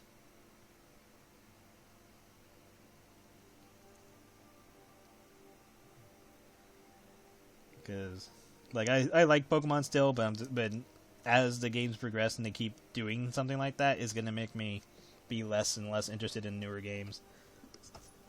Because, like, Legends Arceus looks interesting, but then you gotta go, okay, are any of the Pokemon I get in this game going to be available to use elsewhere, or is this just solely for this game?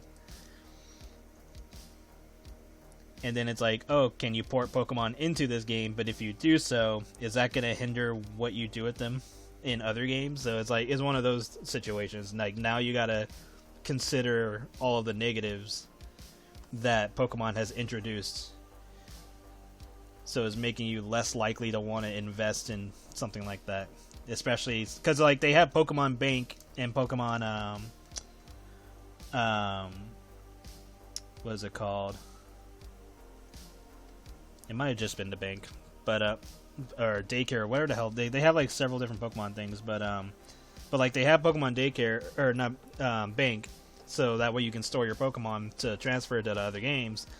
But if not all the Pokemon are being available, so that just means you're having a bunch of Pokemon sitting around doing nothing, and you gotta pay to keep your Pokemon in there, unless you're able to transfer them back to a later version if possible. But if you can't, then yeah, you're stuck with keeping your Pokemon in there. Which is probably the plan, because they want you to pay for the bank, so that way they can keep using it. But it just causes more problems than it solves.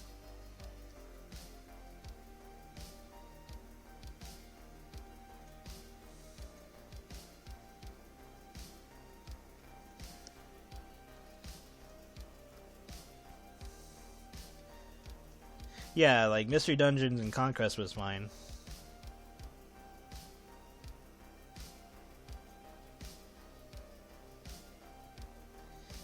Yeah, it just... like... you didn't notice the boobs getting drawn. Ha. But yeah, like,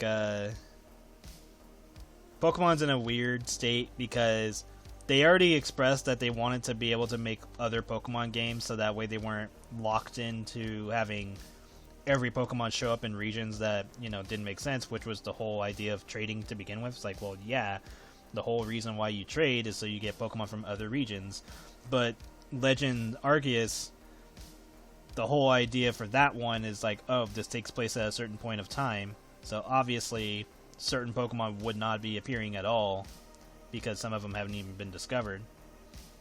So that makes sense. For Legend Arceus, it makes sense to not be able to transfer all your Pokemon. But for Sword and Shield, it doesn't make sense, because that game is treated more like Pokemon are in the modern day still. So what I think they should do, they should either put out a patch or make another DLC so that way you can get all the Pokemon for Sword and Shield, and if possible get the ones from Legend Arceus to put into that game.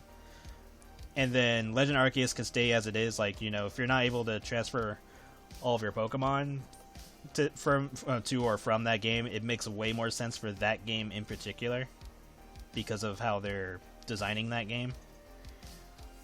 But definitely, if it's for like Sword and Shield, like, you know, a mainline game with multiple versions, then keeping all the Pokemon is the only way that makes sense, because that's like literally the point, not the point, but like the idea of multiple versions. Like, well, you got multiple versions, so you can catch them all, and they were all being transferred. You have Pokemon Bank, you know, they have all the setup to do it, so they just gotta not punk out on it. But if they want to do something like Legends Arceus, that's perfectly fine, because that way those type of, like, the Legends series will basically give them an excuse to make Pokemon games without the need of transferring all the Pokemon, or without the gimmick of having that as a requirement. So I think Legends is just a test to see if they're allowed to do that, but they still need to solve the problem with Sword and Shield being the game that doesn't have all your Pokemon.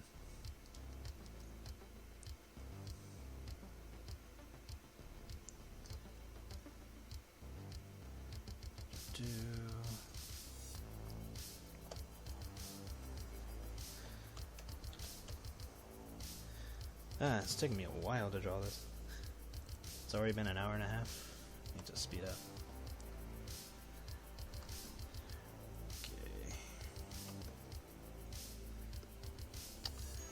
Okay. Roxy's hair is weird. Well, not weird, but just more poofy and flowy.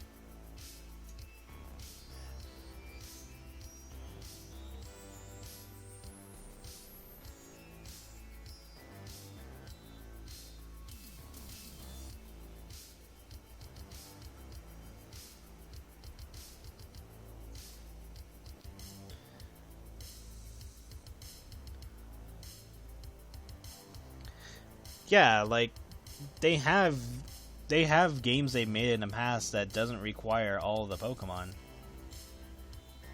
Like, they have the ability to do it.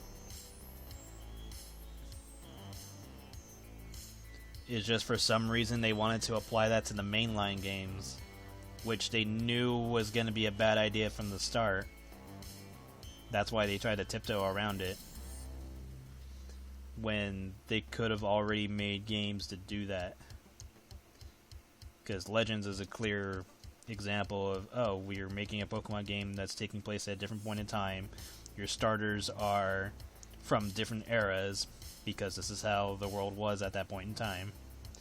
So that makes sense.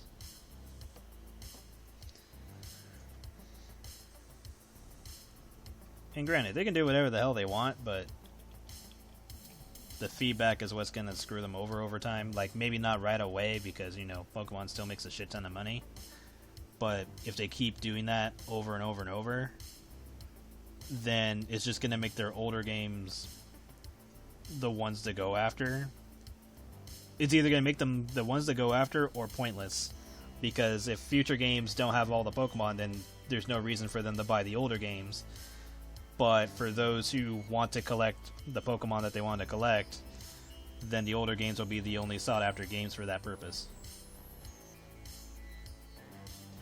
And then, I don't know, maybe some like weird gimmick thing where if the newer games allow you to transfer some Pokemon, then you're just going to use the older games to farm for those Pokemon. You know, hacking or whatever you got to do for it to get those characters. So it's like a weird double-edged sword.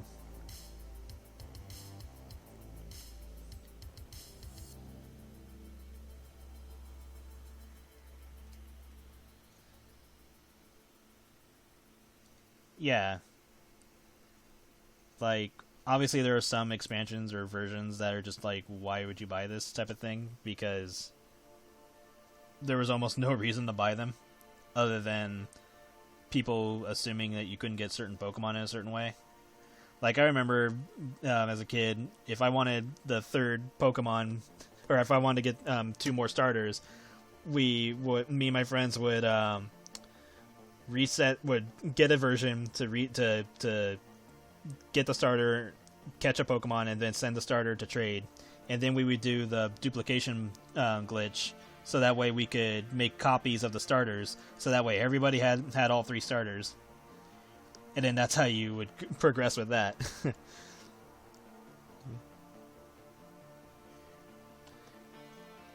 And then when Pokemon Yellow came out, it's like, oh, you get all 3 starters immediately. Or, not immediately, but you get them all in the game. So you didn't have to go through all that. And that's what made Yellow interesting.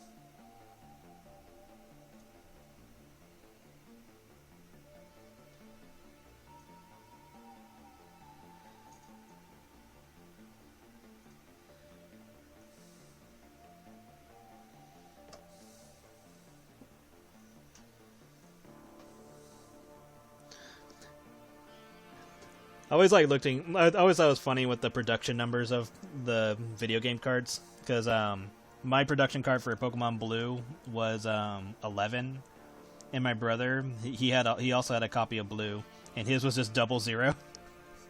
I was like, did you get like the first production copy or something? So I thought that was funny,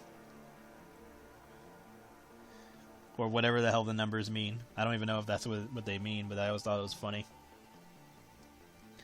I guess we can add a little bit more details to her here.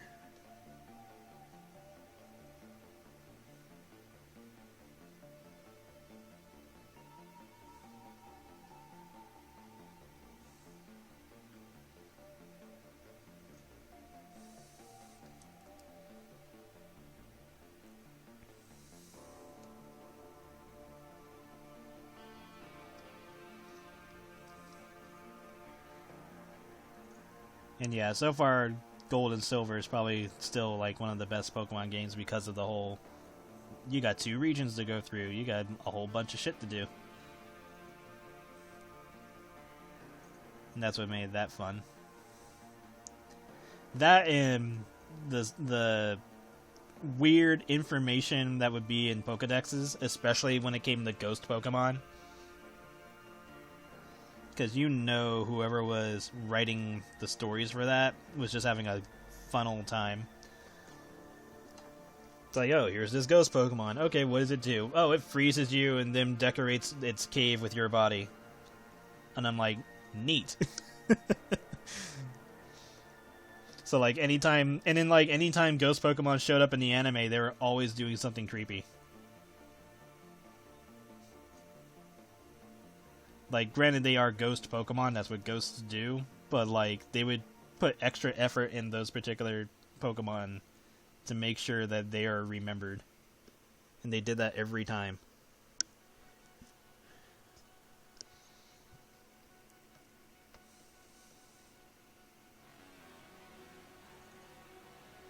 Especially Litwick and its evolutions, because they almost kill Team Rocket on purpose.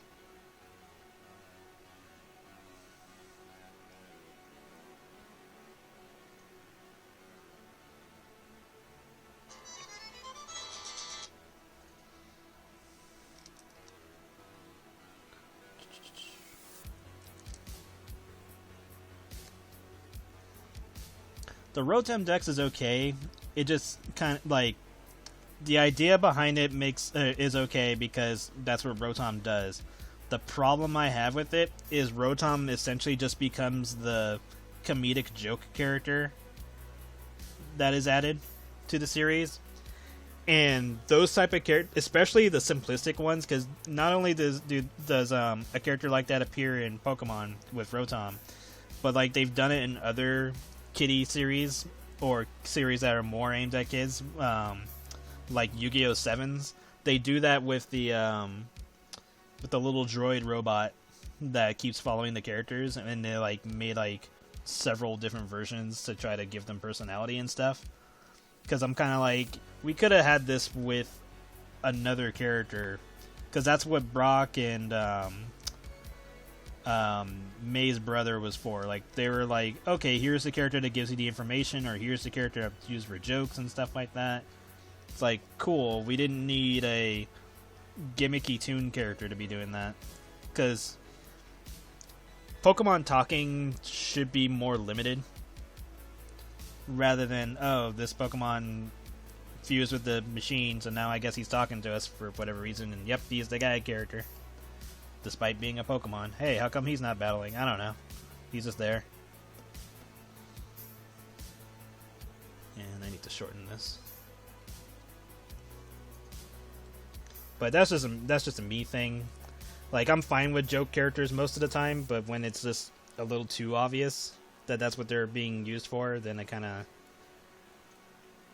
kind of write them off as just low effort characters at that point.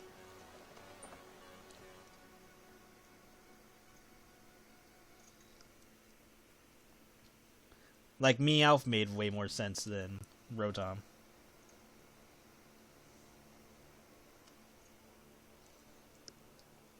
Yeah, technically every psychic Pokemon should be capable of speech, or at least telepathy to talk. Like, you could flat out just say, like, nah, they don't feel like talking to you. They're just gonna be assholes about it. It was always interesting that they never really explored that. Or that, I guess they decided to make being a psychic Pokemon limited, so that way things like that didn't become a topic, and only saved it for like certain psychics.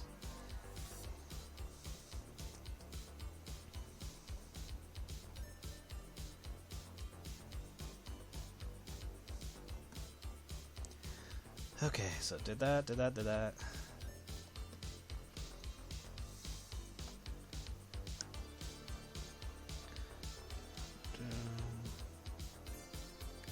Mostly just doing something tame. Like, if I want to do something lewd or Roxy, I'll do it later. For like I was thinking of having Roxy, Luna, and I don't know, maybe another bitchy bad character just pose in like a picture or something.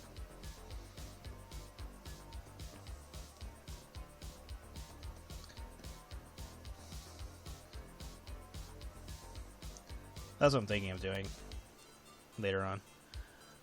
Oh yeah, you have the little star pattern thing on your shorts.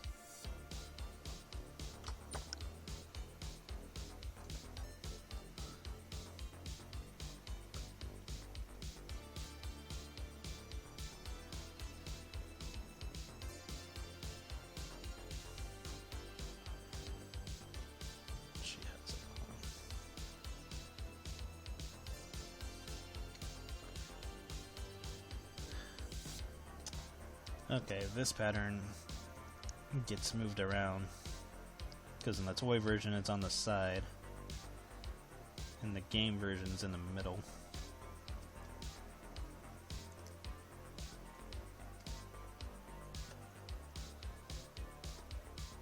What's the canvas size? Let's take a look.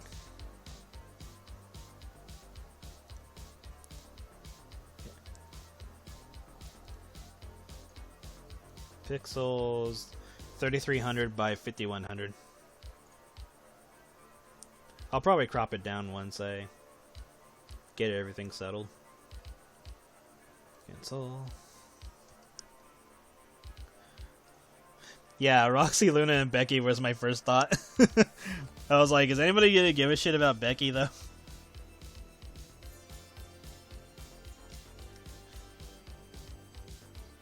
That's like the only thing keeping me from actually drawing it, is I wasn't sure if people would give a shit about Becky or if it should be a different character.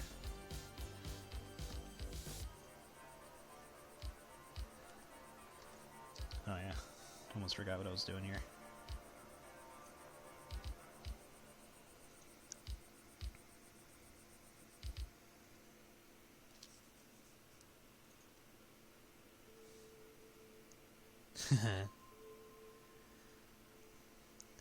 Yeah, I'll probably just do it anyway. I'll probably do it after I do the poll winners for Patreon. So after I draw those, I'll do a picture of those three just being bitches.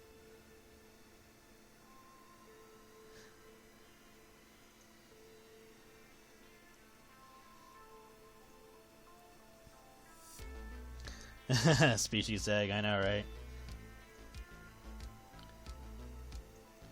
She's 14 different ones, so... And if you want to just make it easier, either call her an amalgamate or a chimera, whichever the two, doesn't really matter. She ain't gonna give a shit. Okay. There we go.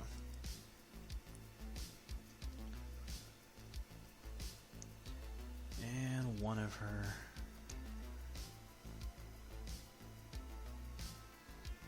I'm still laughing at the whole, like, why some of the animatronics are designed a certain way.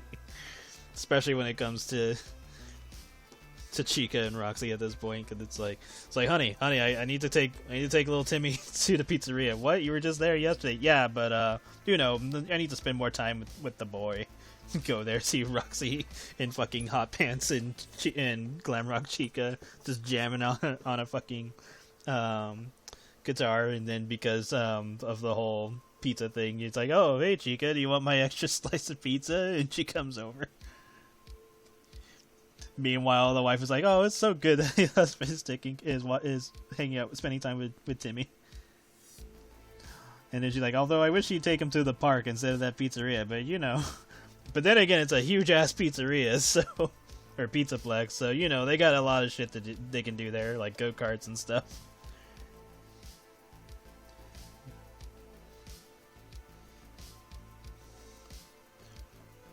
Or the dad is all like, oh, we gotta go to their new show. Oh, why are you guys going?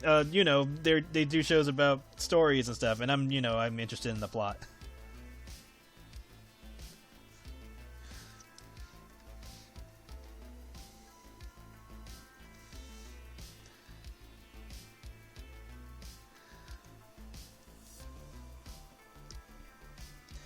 Okay, let's just do this.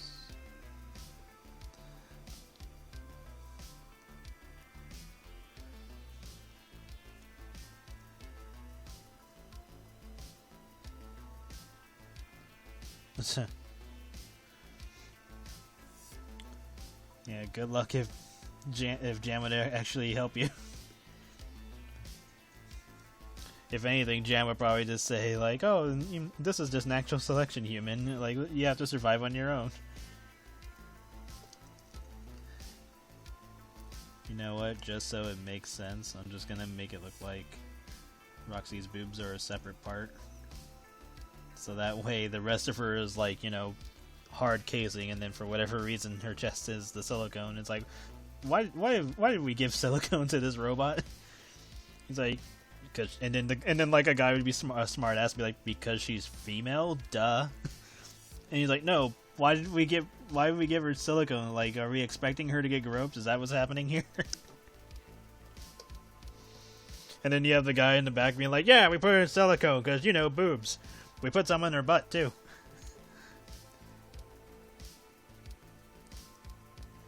And you just have the guy that's working for just a glare at the both of them going like, you guys are serious.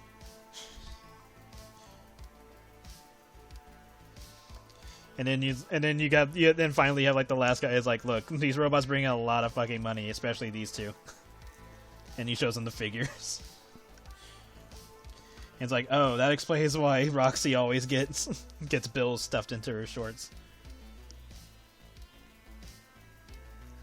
See, this is the secret lore that people don't know about.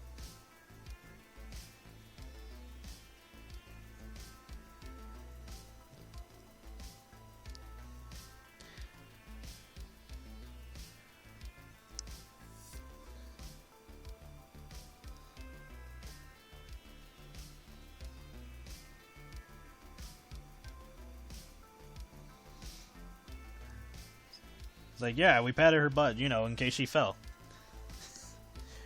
Because, you know, she's a robot. Robots aren't going to react to that pretty fast. And then the guy is like, we literally gave her the ability to pounce. For some reason. And she can see through walls and shit. Which and have the guy question that too. He's like, why did we give her to see through walls? You know, to help her race. Why couldn't we just give her like a tracking thing or something? Or, you know, be aware of the carts on the road. Why did we give her X-ray vision?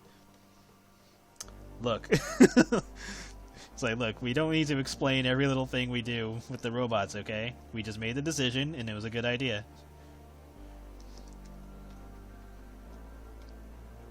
And then the guy's like, okay. But again, about the whole silicone in the butt and ass, or in the tits and ass, why did we do that? And then that's when the guy gets transferred because he's been asking too many questions.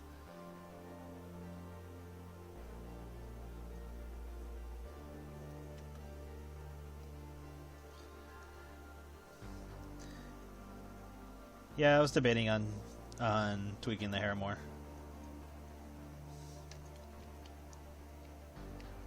I might do so. It's mostly because she's looking to the side rather than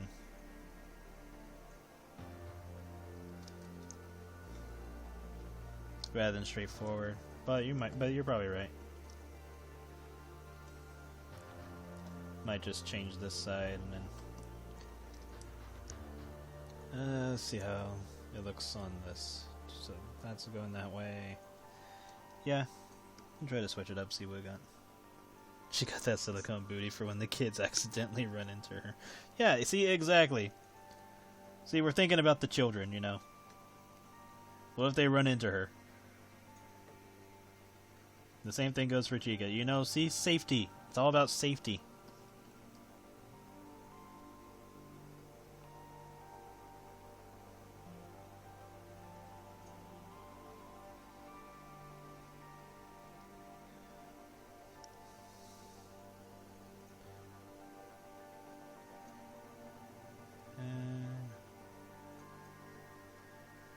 Nah, I think I'm just gonna keep it the other way. I can always make changes when I draw her again.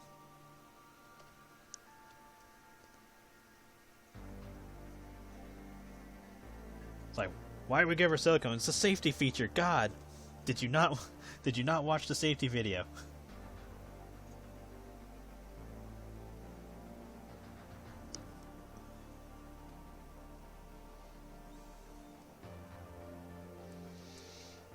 I know, like you just see all the kids running around. It's like, about half of these kids are bound to become furries anyway. They'll figure it out.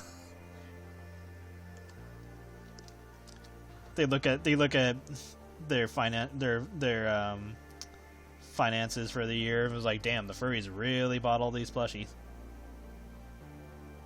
I mean, hell, they just do the My Little Pony route. There you go. So yeah, we know what we're doing. But then you have that guy like, okay, this makes sense. But why does Chica eat everything? Like, where did this come from?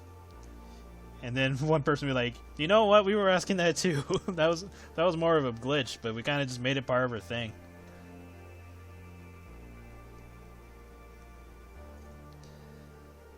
Then you have the random guys like, I don't know, maybe does she suck dick? And like, look, hey, this is a family establishment.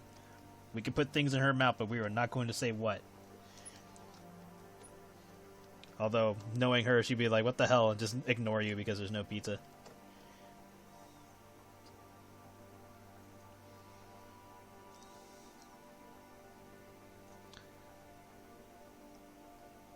So see, Chica has standards. Roxy probably doesn't. Roxy probably wouldn't even give a shit. She'd just ignore you. Kick your ass in a game or something. Roxy would probably play Smash and just dominate you.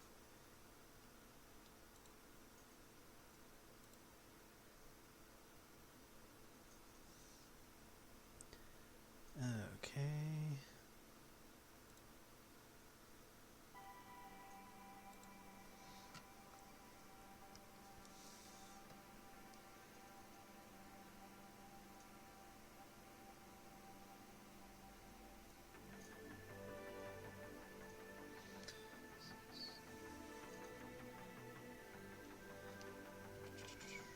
Let's tweak these.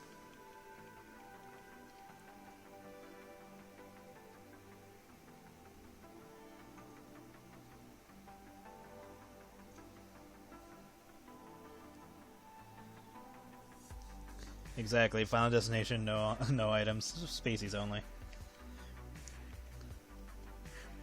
She would likely use Fox, Falco, or Wolf.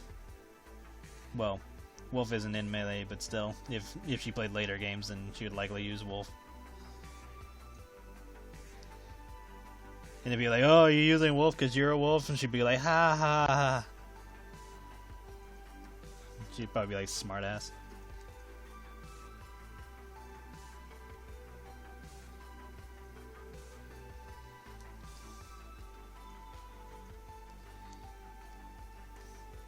Roxy seems like a gamer version of Luna. And that's not a bad thing. I still like the little comic that I saw somebody draw where it's Roxy and Luna interacting, and Roxy gets back, and I forget what she says exactly, but like Luna corrects her, and they both get into this staring just glare at each other, and then all of a sudden just cuts to them making out. And I was just like, yeah, that seems like this would happen.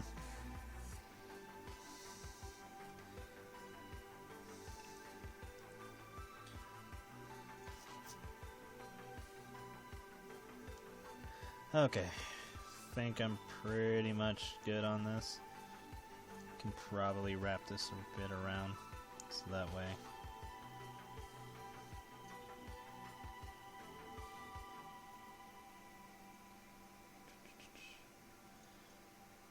Maybe do it like that.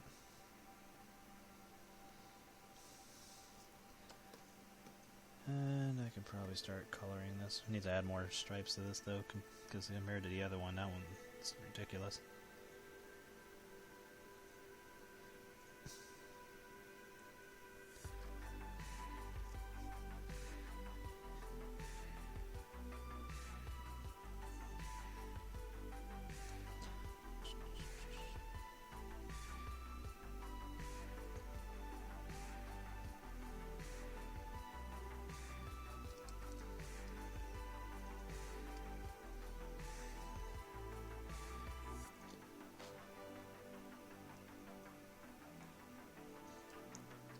That's good.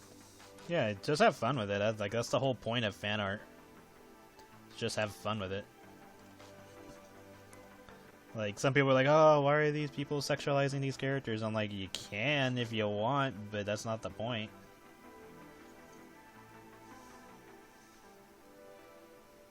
It's just dumb fun. If I want to draw the robot wolf lady with big bazongas, I'm gonna draw the robot wolf lady with big bazongas. There's no issue here. Canonically, she doesn't have that. in the games and stuff like that, and that's perfectly fine. If anything, fans just make the characters more interesting. They make people more interested in the characters. Because that's how I got into FNAF. I was watching Markiplier play the game while drinking with a friend. And then I see all the crazy shit in the first... Because it was the very first game. And I was seeing all the crazy shit going on. I was like, wait. Especially when Foxy's seen running. And I was like, whoa, fuck, he can actually run. Okay, that's a... this is interesting. And then fucking Golden Freddy. When that shit showed up, I was just more intrigued. I was like, okay, now I'm interested. Now I want to know more about this series. Because I didn't even know what the fuck Five Nights at Freddy's was until my friend showed it to me. He's like, oh, have you ever heard of Five Nights? No. You ever heard of Markiplier? No. Watched both of those, him and that in the same day. Now I like both.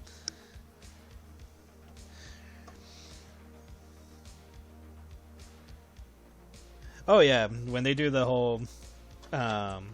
changing outfits thing with the characters, that's fun too. Yeah, it's just dumb fun.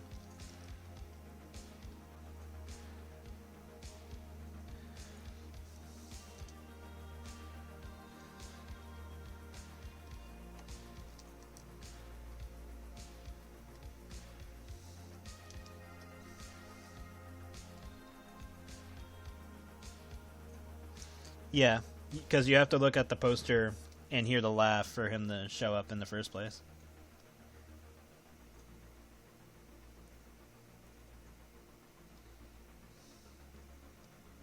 Because it only shows up when you're looking at the poster.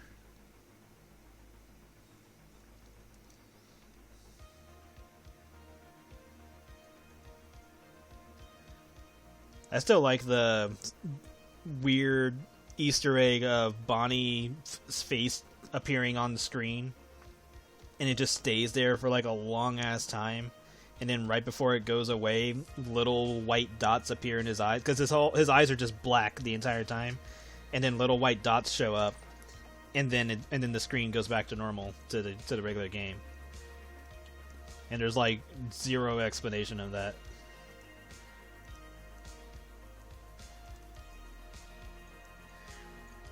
It's just, excuse me, what?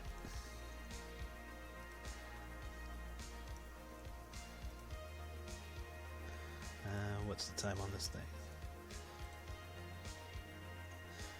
Alright, take care.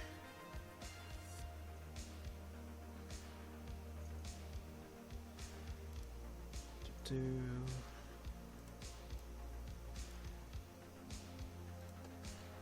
yeah, I should probably shrink the canvas a bit.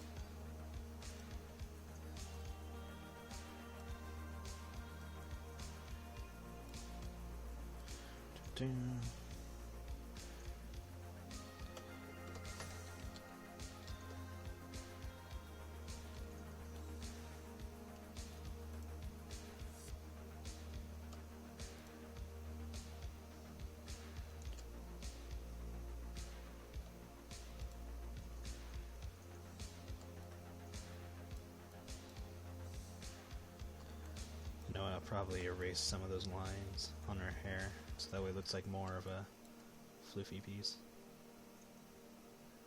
We're good. Alright.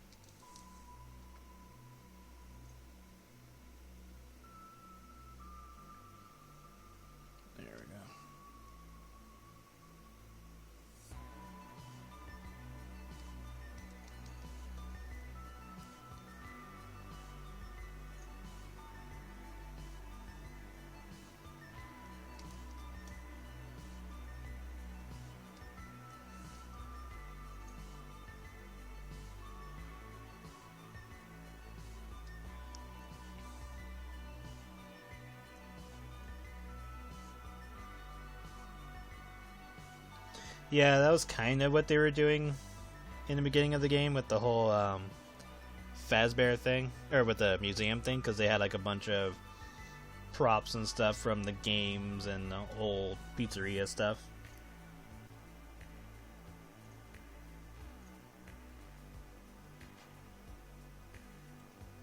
Yeah, I still think the Blob and Springtrap are kind of like whatever characters. Like Springtrap, I'm pretty much done with because I'm just like, okay, he was interesting in the first game, but the other games he appears in, it just makes him less interesting as time passes.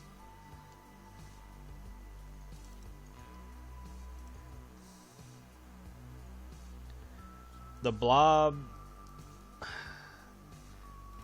kinda interesting, I get. Like, interesting in terms of what happened to the other animatronics, but not so interesting as it just seems like a very uninteresting design and uninteresting character in general. Because it's like, oh, here's all the other characters. They're part of this giant thing. And I'm just like, I would have rather just had the last area be like broken, decrepit versions of the original characters. And then you have to basically play FNAF 1, but like with maybe different gimmicks or something. Like maybe Foxy's legs are broken, but he's always crawling to you, so you're on a time limit on when he'll get to you, and when he gets too close, you close the door. And then, I don't know, find some other way of making that interesting, of like, oh, maybe he gets frustrated and then decides to crawl into like a vent to go elsewhere, and then you gotta worry about a vent or something that he might come through. Like, make it so that Foxy has to periodically go through different areas to try to get to you while the other three do their thing. And each of them have their own gimmick.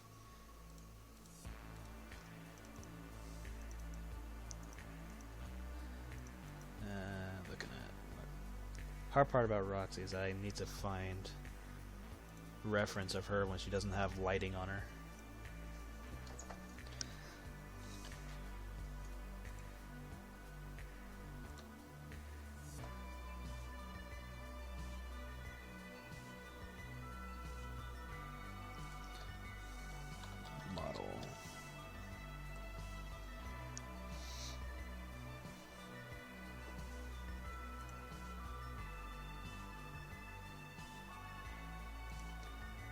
I guess the toy is the closest I'm going to get to that.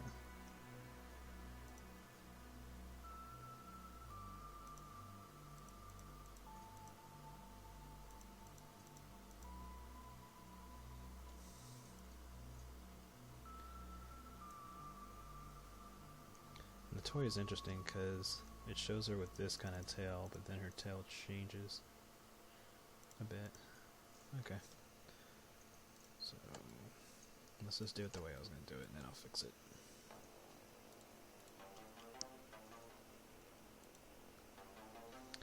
Yeah, with Vanny, there's a timer thing where the longer you were in an area, that's when she would show up. Like, the whole idea is she would force you to rush.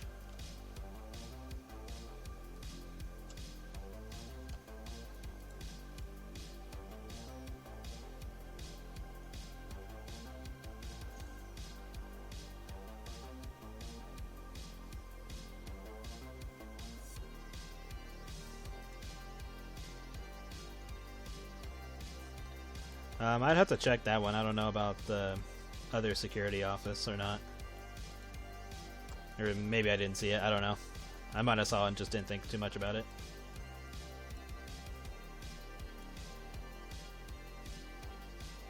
But yeah, like, there's obviously extra stuff that people can glitch through and try to figure out. Okay, I did all that, so let's go. But it'll be fun. Hopefully they'll add more shit.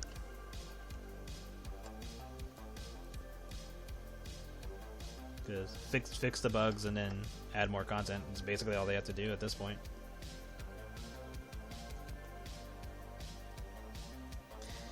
either it's out of bounds or there's no map to even go through. Like, it's probably just empty abyss.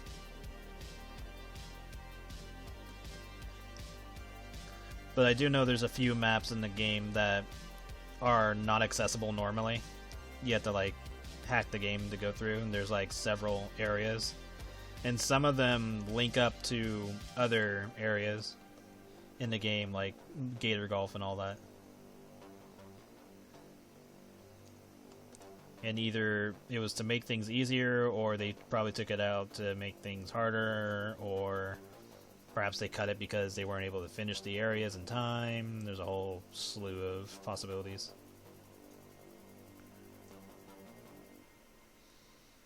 Vanny Blake. That'd be funny.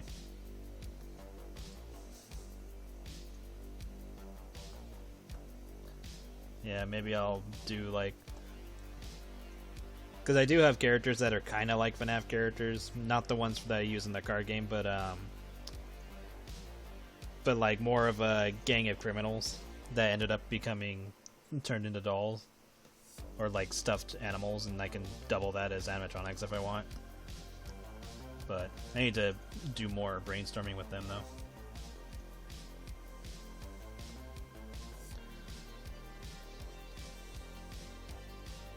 Okay, I need to fix the tail. Because by the looks of it, it looks like her tail is split.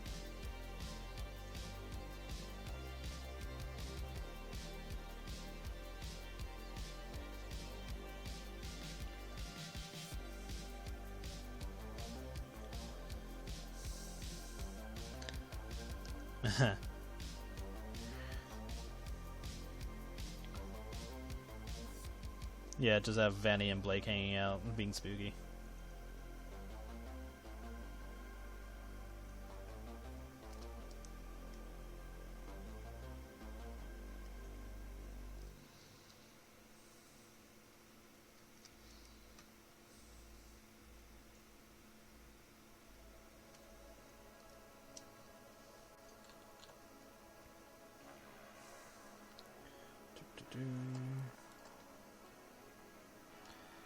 Get rid of these.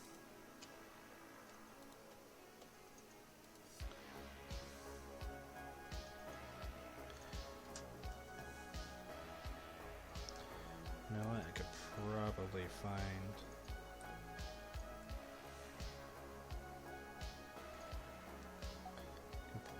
I can probably find her.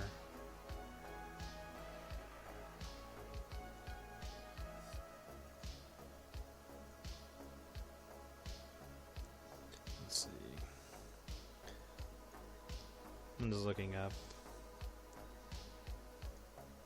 a Roxy model to see if I can find her without lighting.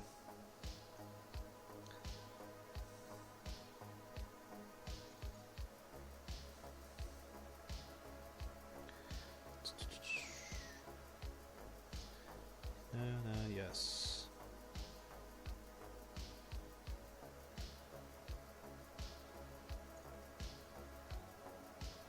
Okay, that makes sense.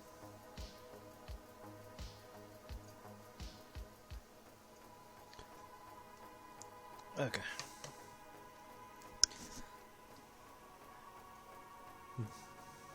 Then you get Becky, the secret animatronic. Ha.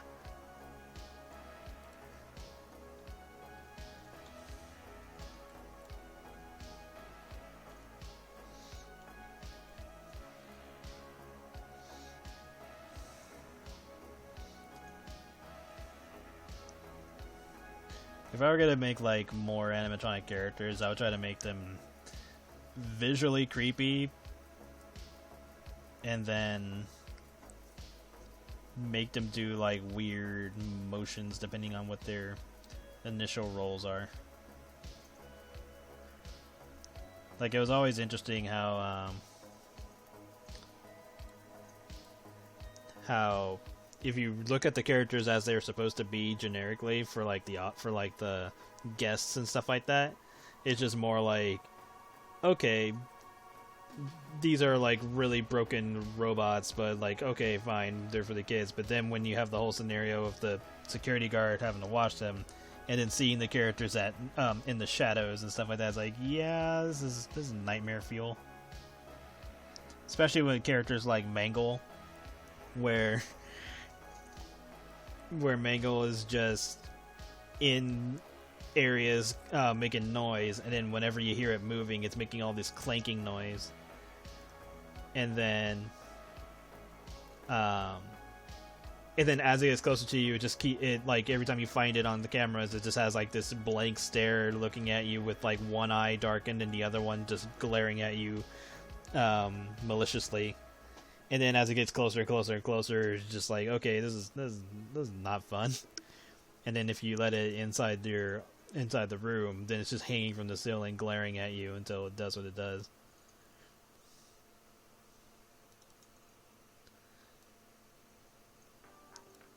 So like, I like the idea of just like, these are supposed to be for kids, and then you're left in the place all by yourself, and you're like, yeah, this is nightmare fuel. Alright.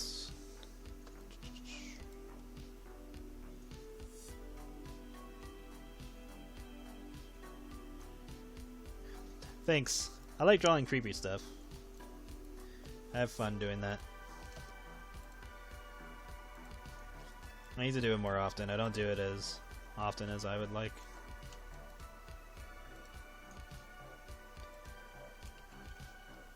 Like, I'll give characters menacing looks, but in terms of, like, creepiness, I don't really do it too often.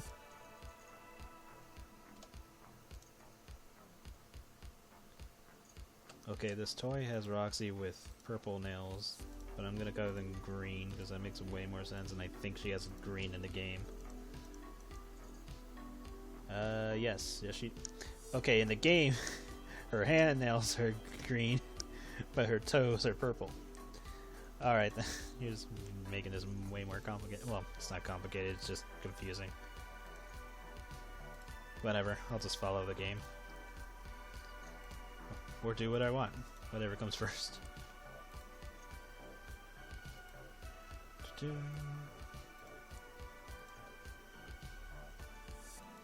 Oh yeah, time. I still got 40 minutes before I gotta redo this recording. Or not redo, but turn it off and then turn it back on so I can save. Because for whatever reason, After Effects only lets you do 3 hours, so you gotta cut it up.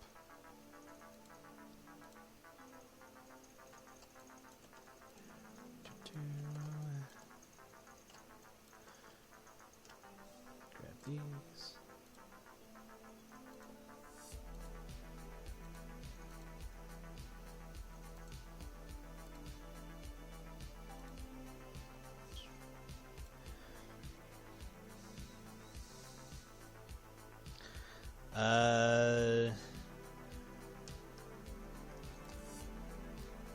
I pretty much do. It's just a matter of whenever I upload them. Like I still have a bunch of characters I have yet to upload that I've had for years.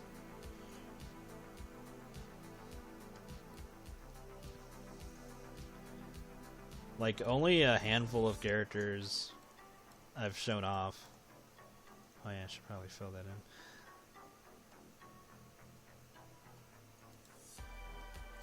Well, handful, and I probably uploaded at least... I don't know. How many characters did I upload? I'll have to look that up. But yeah, like, I have a chunk of characters I haven't gotten used yet. Like the original character who was supposed to be for iHat, that before Marcy took their spot. I think I've only shown like a sketch of her in the special edition or in the extra stuff on Patreon.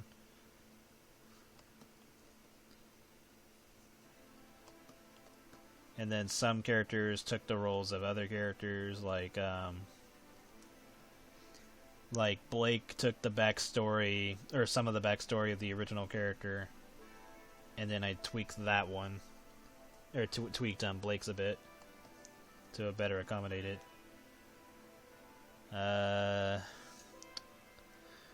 some stuff like the content in chapter 5 of Neutral Ending got reworked. So I'll probably give some aspects of it to another character. I tend to do that. But yeah, there's definitely a bunch of characters I haven't used. And then one of the Creamfield girls is supposed to be Spooky. So she's going to be that category. There's other nerd characters I have just hanging around until I'm ready to use them. Yeah, that's why I hate that I've been taking so long trying to crank out content. Because there's stories I want to do.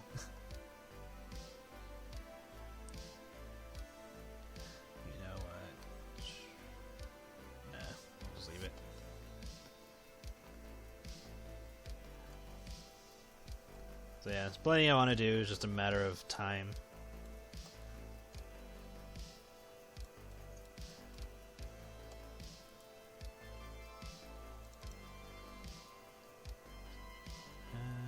You know what, let's use this gray.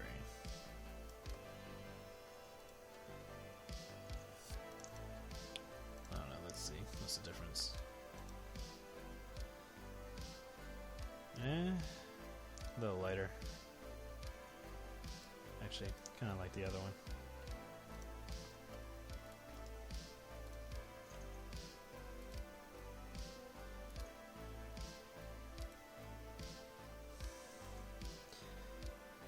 Oh yeah, I'm always holding out on characters. Like, there's so many I'm just sitting on for like the longest time. Some of them I've just used for the card game because it's like, well, I'm not using them for anything else at the moment. Might as well just put them in the card game. And then there's some characters that I've adopted because I'm the type where I see a really cool character design, but I know that if I don't get this character, that it's just going to get wasted on something else.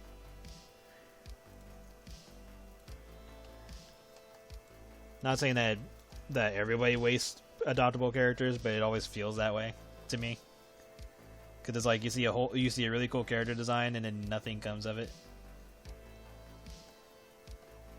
It's just more like, oh yes, we adopted this character, might use it for an RP, I guess, but then that's it. It's like, man, yeah, this character has so much potential and it got used up. And granted, I can always just design my own characters if I want. I mean, that's what I've been doing. But sometimes I'm done adopting characters at this point. Like, I was like, okay, I already got enough at this point. I have way too many that I've adopted. But when I was adopting characters, I was mostly just going after the ones that I thought had like the most story potential in terms of like making up a story for them and stuff like that. Because you know, it sucks to see like a really cool character and then nothing happens, or they get used for something just bland. But again, that's me. But definitely had to stop that after adopting a few, quote unquote. But I don't even know if I'm saying that right, quote unquote. But so okay, this toy version has tripped me out. Okay, so one of her earrings is black and the other one is purple.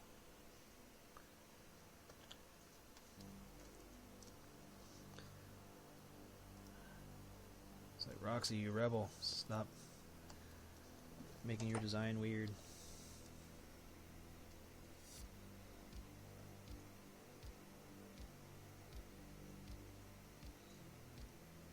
I still like the meme of Freddy going like, oh, I've hidden the child and you'll never find him. Is he in your stomach? Fuck! Gregory! He starts running.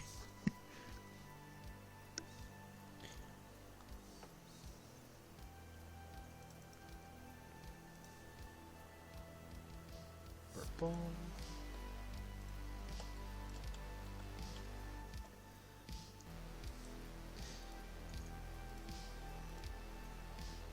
Keep an eye on the timer.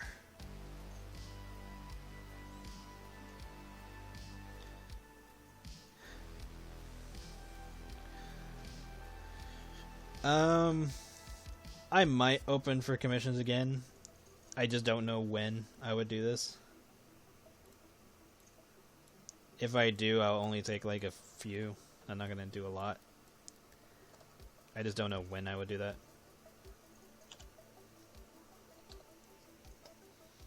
So if I do reopen, it'll probably be random.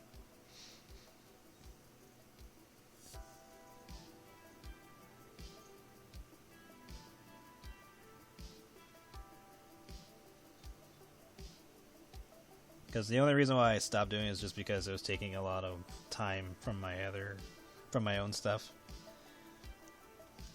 But I do understand that people would like to get commissions from me. So I don't know. I don't know when if I open this year or some other time, or maybe I will open up this year, but I just haven't thought of it. Thought of like a good time to do it.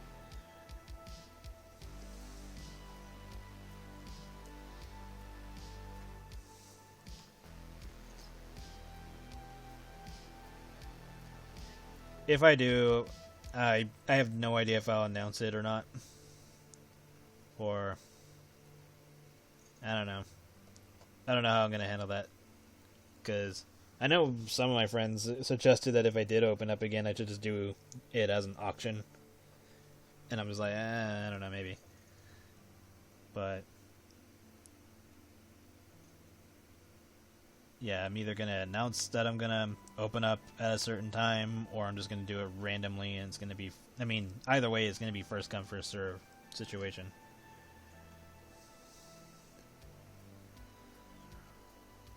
I know at one point I made it a tier for a while, where if you were pledging to a special tier, then you just got commissions every month. And then I slowly stopped that. And the only reason why I stopped doing it that way is because I wanted to give other people a chance to commission me instead of the same 3 people over and over.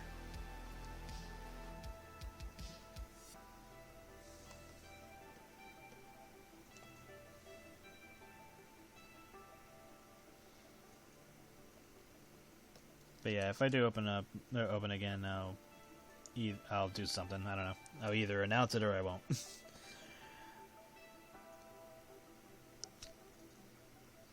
Probably announce it just so people are prepared that I'm going to do it at a certain point in time, and then move on from there.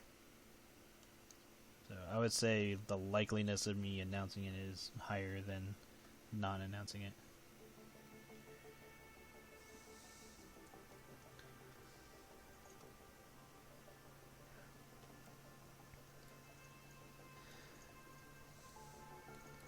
Yeah. I was thinking about making this one a little bit thicker, and then the toe for this one depends on how I'm going to set her. Because I was debating on what I'm going to have her sit on. Or if she's sitting on anything and not just floating in space.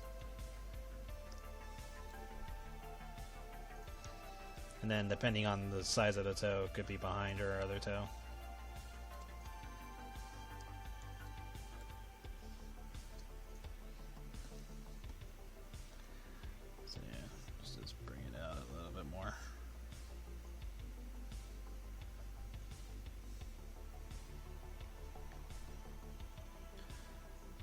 Roxy does kind of have some thick thighs. I do like that in the game the characters have different sound animations for their movement. Like they have different motor sounds. Because Chica and Roxy sound very different from each other.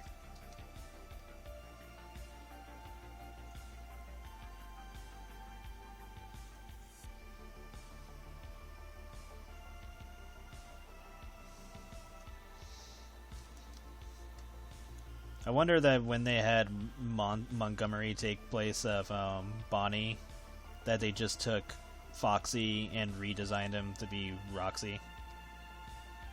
And that's how that happened. I mean, it's probably the case, because that would make the most sense. Because it's like, oh, well, we already changed the cast, and it's no longer Freddy, Chica, Bonnie, and Foxy, so they just kind of went all in and changed up the lineup of the characters, which makes sense.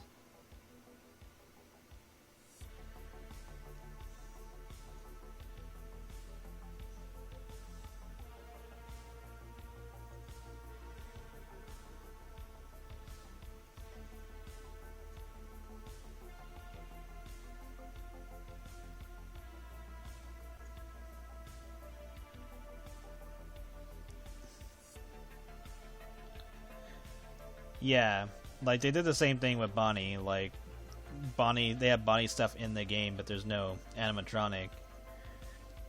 But if you go to the Bonnie Bowl, there is that curtain that would suggest that Bonnie was potentially there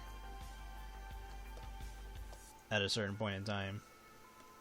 But then that would make you question the area where they all have their own rooms, and I believe it says Bonnie left his room and went over to the Monty Gator area, which I'm curious on what was the purpose of him going over there in the first place.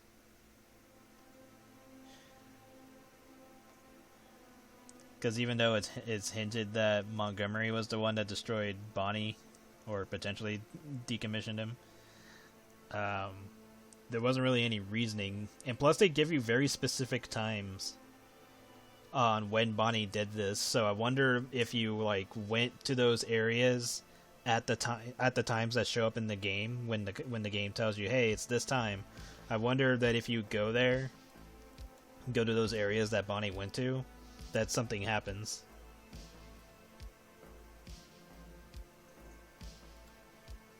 Because they tell you, like, Bonnie went here at 2:45. Bonnie went here at this time. And I'm like, huh, that's very specific to be mentioning. So that's just me. I'm just curious on if there's any significance to them telling us the times of when he did these things. Because if that's the case, what if certain doors are open at those times? Because that would be kind of cool.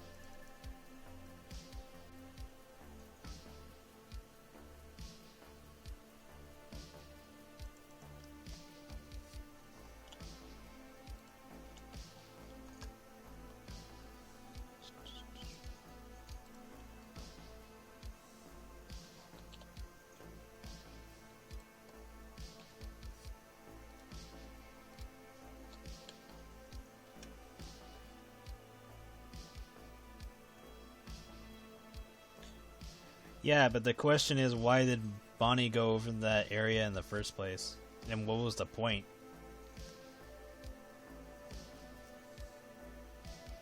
I don't think Afton controlled him, because if that was the case, then what would be the whole point of the virus thing? Because then Afton could have just controlled any of them.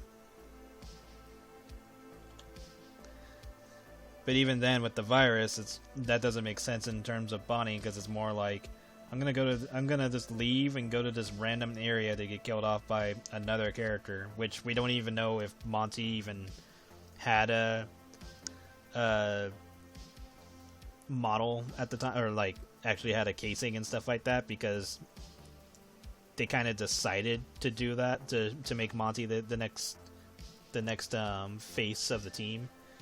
So we don't know if any of the characters were made already, or the purpose of Bonnie leaving that area.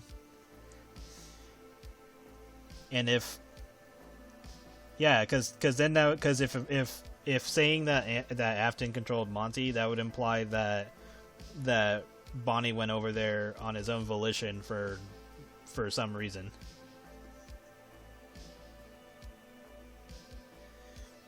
Yeah, and there's a possibility that Bonnie was helping a child. You can do that. It just drums up more questions at that point. Like, it's not a bad theory. And plus, there's obviously evidence of other children trapped in the pizzeria. Because, like, one of the things was like, people guessing that Gregory was living in the Pizzaplex.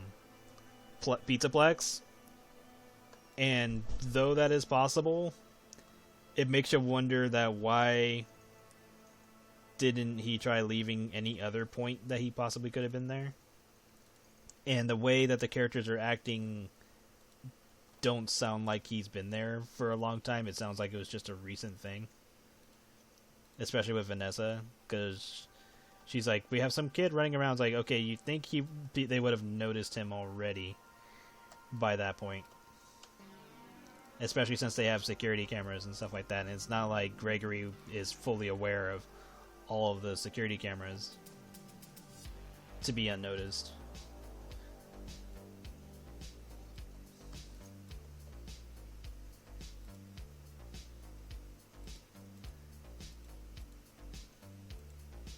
So it kind of just depends on the chain of events that happen in the game.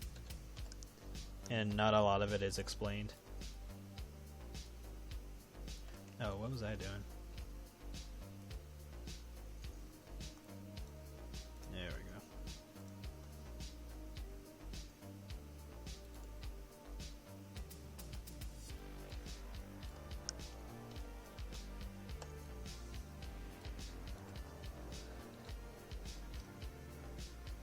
But yeah, hopefully there's like DLC of, oh, you play as Bonnie during the times that something happened to him, and then maybe that explains why he's missing. And then hopefully we'll also get like more personalities from the characters, because that way you can see Freddy and Bonnie's relationship before all the stuff happens.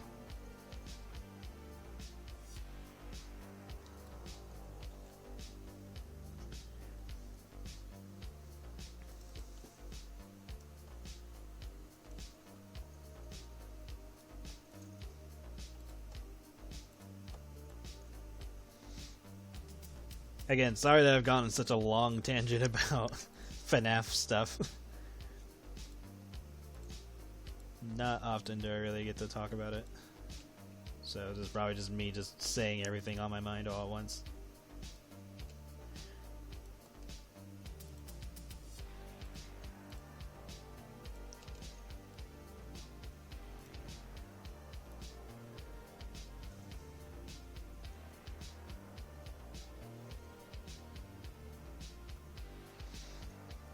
My guess is that Vanny snuck him in to begin with, because judging from one of the endings, she already knew where to find him when he like started sleeping in that box, and I'm like, okay, that would imply that Vanny knew exactly where he would go.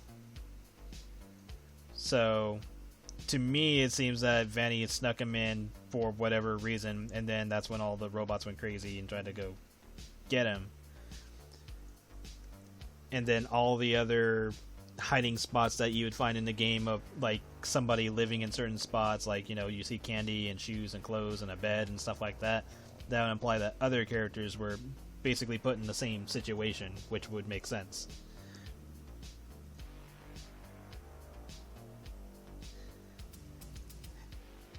And then that's why when Freddy had the whole lock on to a child thing that was going on when he was getting hacked, or the virus happening to him, that's when he shut down, because he was fighting it or whatever the case was with him.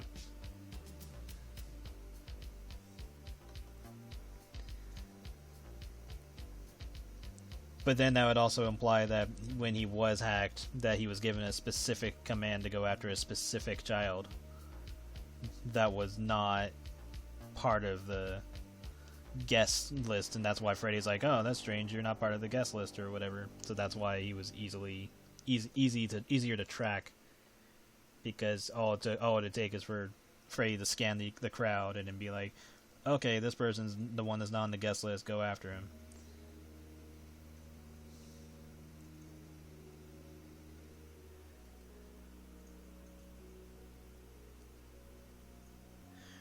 Well, another question is, at the end of one of the other endings, you see both Vanny and Vanessa in two different areas.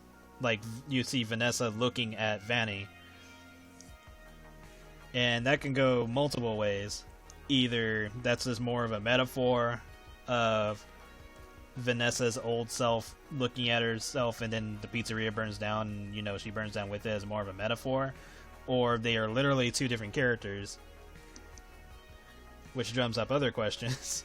Because if you listen to the Vanny Tape CDs, that's a whole other thing. So, I mean, it could be anything. There's nothing to imply whether she's a ghost or not. There's nothing to imply whether or not they're a split personality. There's nothing to imply... Or there's things to imply it, like little bits of hints and all that, but it's like... It's so vague that it could just be a possibility and you would still possibly be wrong. So until something more official comes out, or like something to clarify it more, it's just going to be nothing but speculation because we don't have enough information to answer any of those questions in a more clear way. Because like the tapes make it seem like it's a split personality thing if you pay attention to some of the hints, but then when you get that ending, it implies that they're two different people. But then when you get another ending, it's implied that it's one person, but you have no clarification because you never see both of them in the same place. And then the only time you do see them in the same place is with a figure that was released of both characters as separate characters. But that could just be for the toy because they could be the same person, but you know, you get two different forms. But that's a whole... I mean, we don't know. We need more information. Back to the Bonnie thing.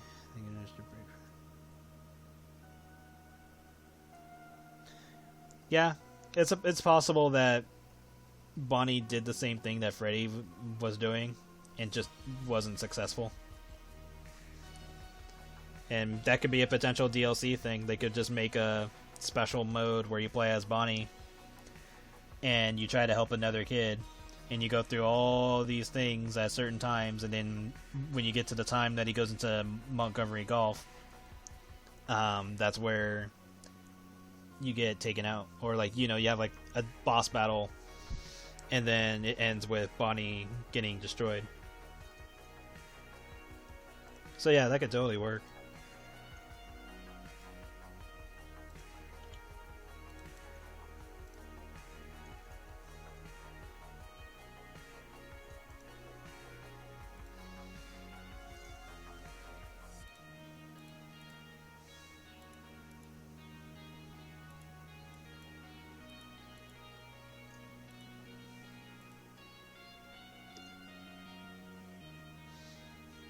Yeah.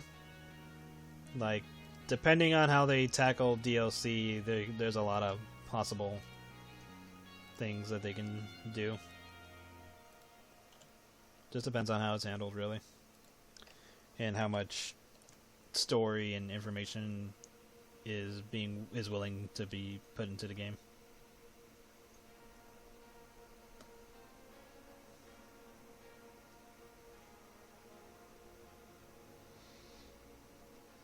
Because I like the idea of the Pizzaplex. Like, I like the idea of a large area that you get to explore, because that was the fun part, was when you start going into areas where it's like, oh, here's this theater for the kids and all that.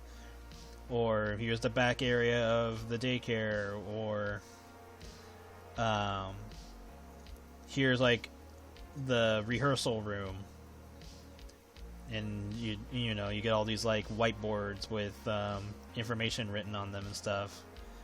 Or if you want to get to the more creepier areas, you got the whole underneath the Pizzaplex, and you get all these like hidden rooms and scribbles and stuff.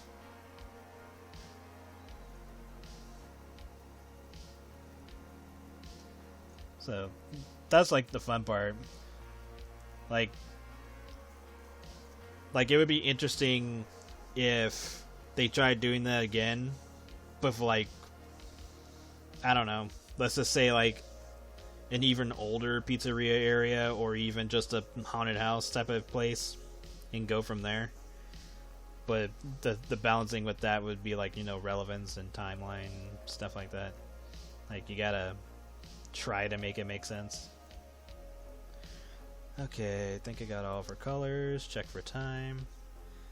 I should probably just stop the timer and then redo it. so that way I don't have to sit there guessing. Stop and play.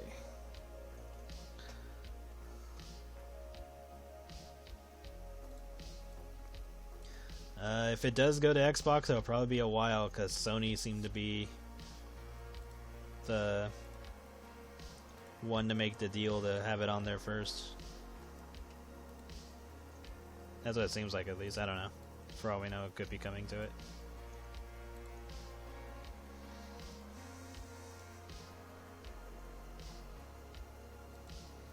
But if Help Wanted wasn't on Xbox, then I don't know if that's going to be the case. It'll probably just be PlayStation and PC.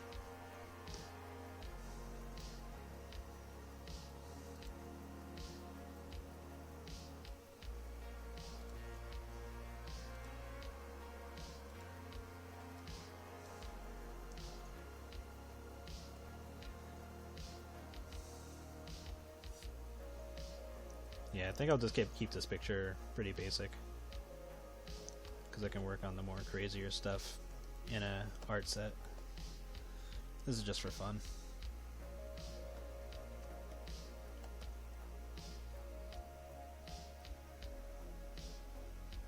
Do I want? No. Just do this one.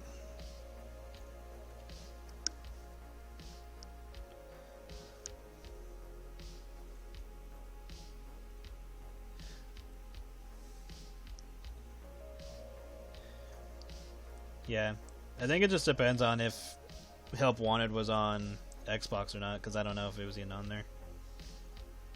I can try to look it up. Let me see.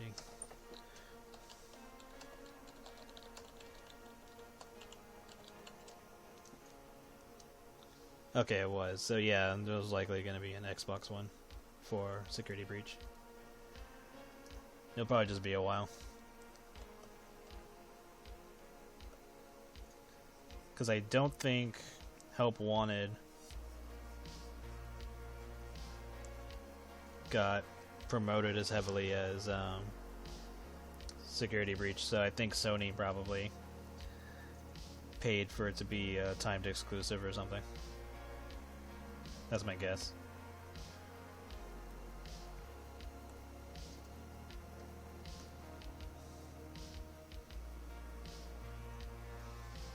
This is recording, right? Yeah, okay.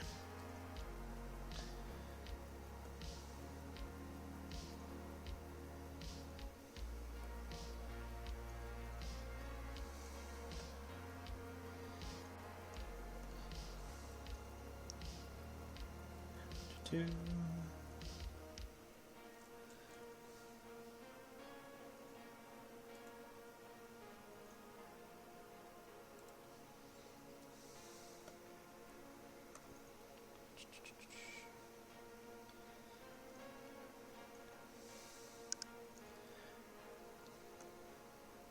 Yeah, if I'm able to, I'll draw another picture after this one. Just kind of depends on how much time. Because it's already taken this long to draw this, so I need to speed things up. So sorry if I took so long getting to this point.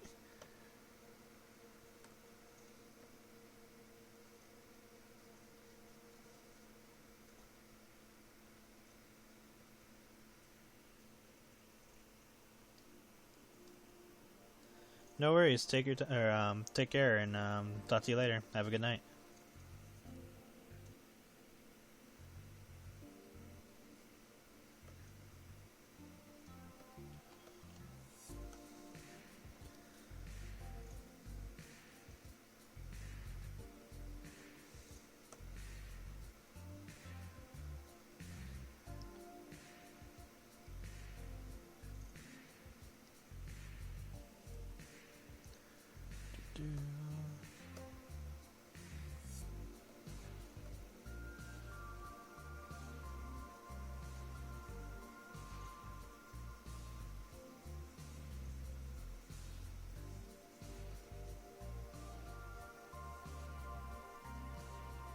Thank you.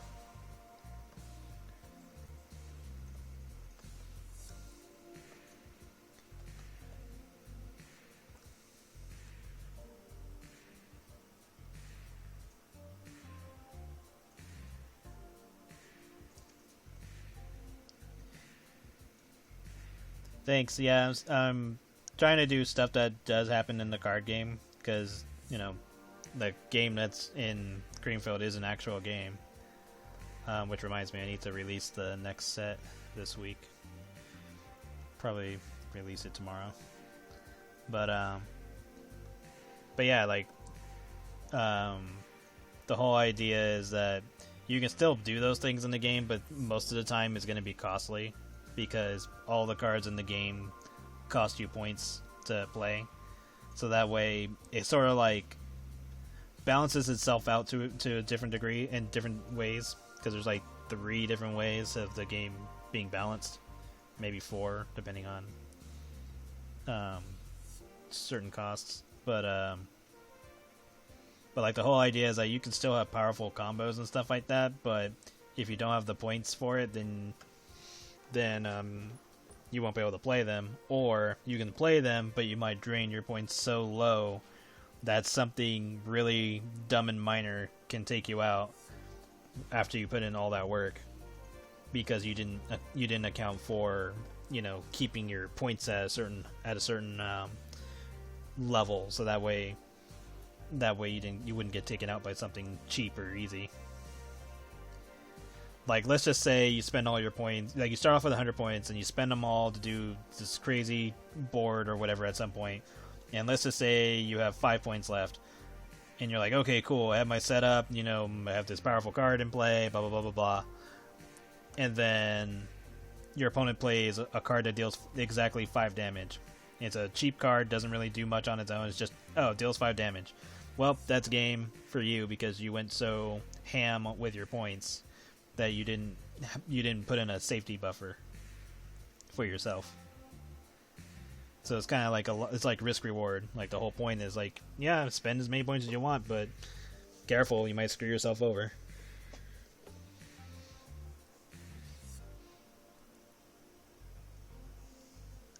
Destroy you with the power of anime.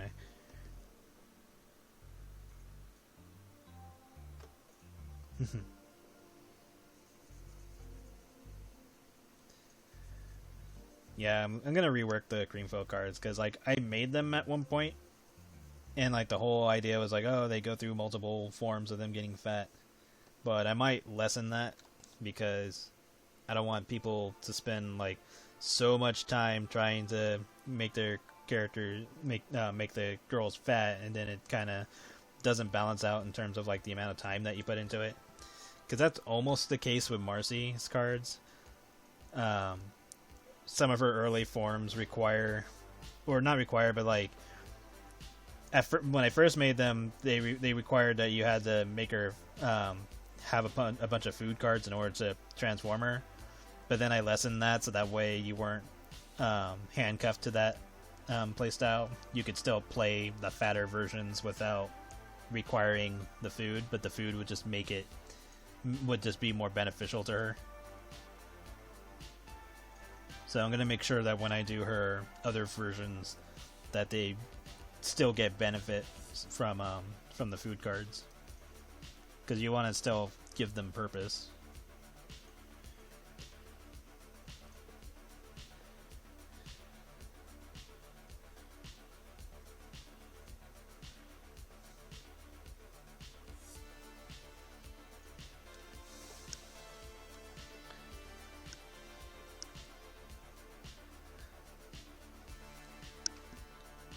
There was one version of Tiffany I was going to do where she was a zombie. That was going to be a thing. And then I decided not to. I was like, nah, we don't need that. I can save that idea for another character.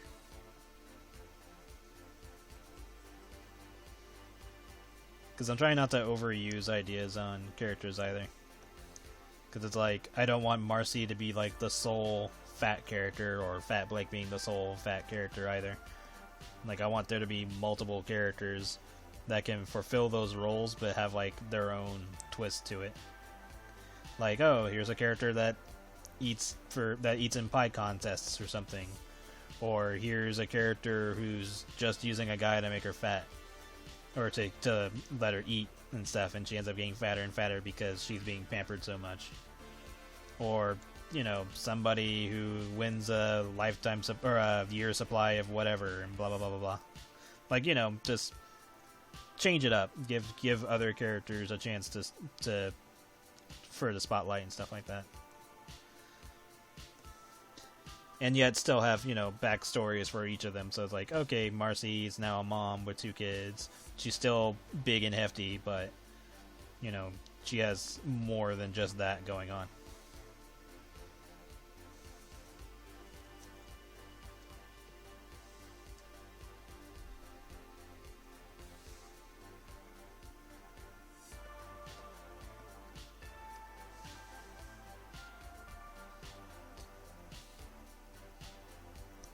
I will say that happens to another character. Like, the idea that you're thinking, I have that for another character, just not for Tiffany. At least in Neutral Ending, Tiffany was turned into food. Because that is said in the Behind the Curtains comic.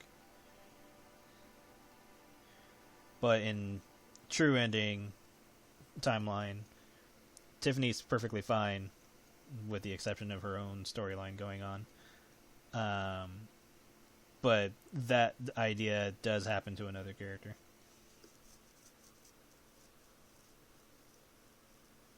Fun bun version of Annie. Ha.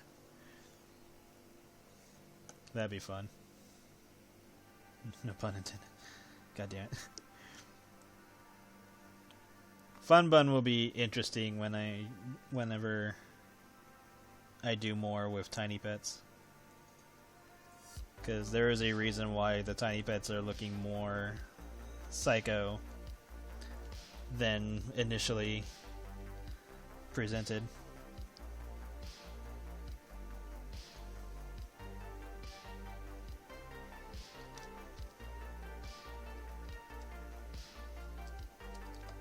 Let's just draw more tiny pets every once in a while, just to keep the interest.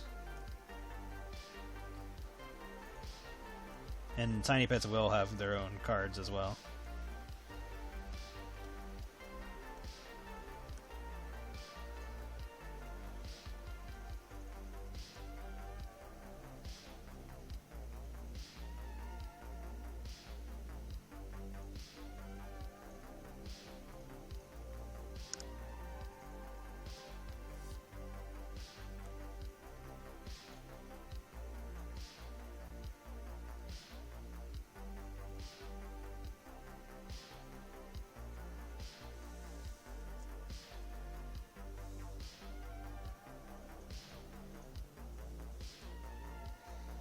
Yeah, like, the wholesome part of Tiny Pets is still gonna be a thing, because it's supposed to be a kid's show. But like, the psycho ones, being introduced, like, the whole idea is that they're being forced to do the kiddie parts of the show, but then when they're not on the clock, they have to do, like, a series of, events to win their way into heaven. So they're almost trapped. They're kind of like trapped in a purgatory, but it's like death games. And sometimes they're pitted against each other. Sometimes they have to work in groups. Sometimes they have to fulfill a goal. And a lot of the time, the games are rigged against them. Because the whole point is the games are almost trying to discourage them and just make them not try. Which happens to one of the characters, where she just, like, she wasn't discouraged by the games, but she doesn't feel like she deserves to go to heaven, so she doesn't try to win any of the games at all. So anytime the games partner her with another character, they get all grouchy and pissed off, because it's like, great, she's not going to do anything, I'm going to get screwed, I'm going to lose points.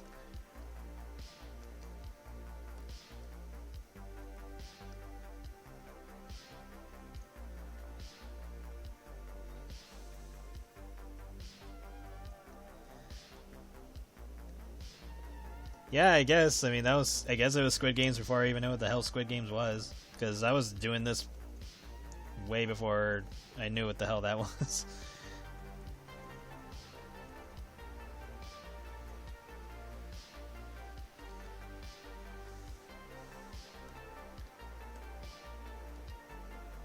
I think I got inspired by the short, I think it was a movie or a short series called Death Game Park. But it's kind of like also inspired by Gantz. Gantz was a good series. I enjoyed reading that. Anime was kind of whatever, because it was like, it skipped like a whole bunch of shit. And then it kind of like redid its own thing. Same thing for the live action movie.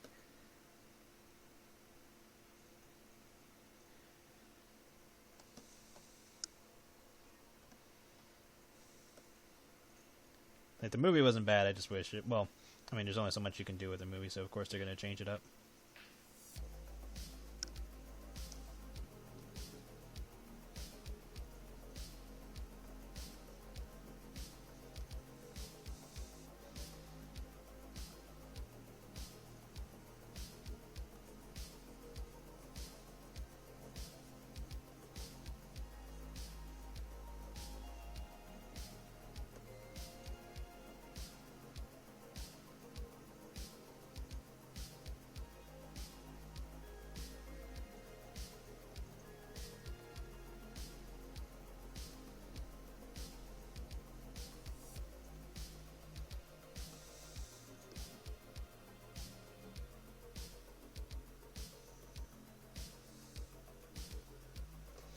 Yeah, I do plan to do more size difference characters, because I have a few that I want to do. Like, there's one character I have that ends up going to a frat party because she wants to mingle more, or I think originally I was gonna have the idea where she was like trying to do a research paper on like jocks and stuff like that, so she goes to a party and it's just a bunch of big guys and she's all tiny.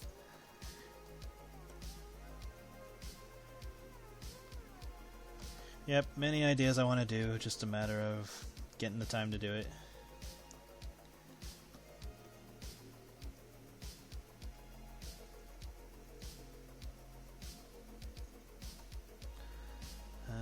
Okay, I think we're good on that.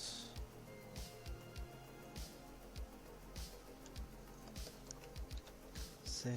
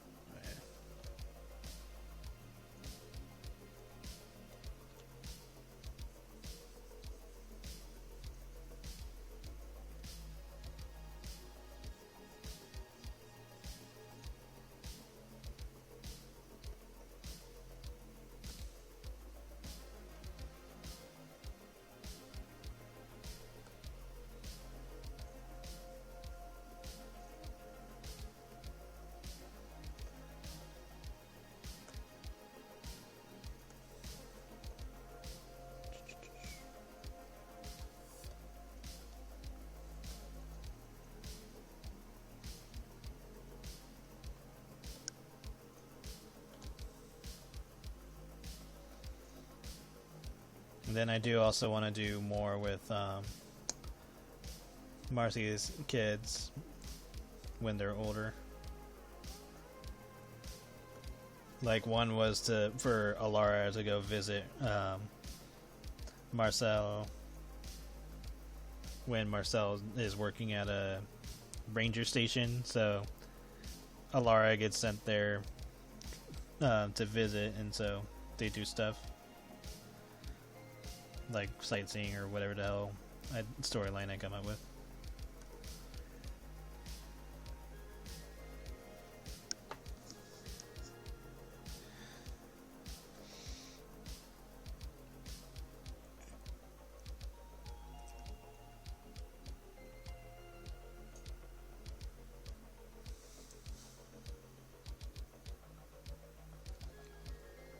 Yeah, do whatever you want, just have fun with it.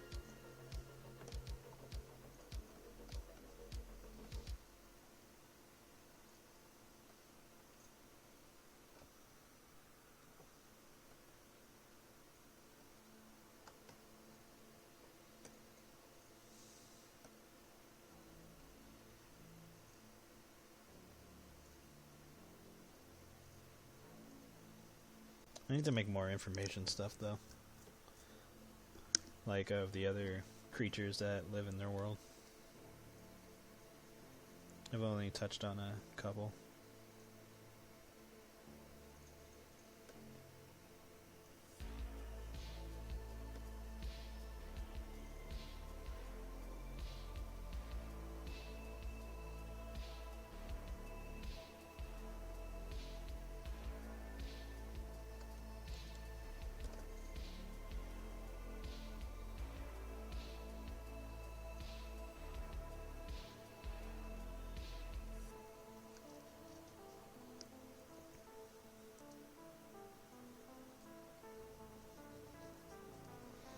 I mean, if you want to, I won't be able to look at it though, because I'm doing the stream.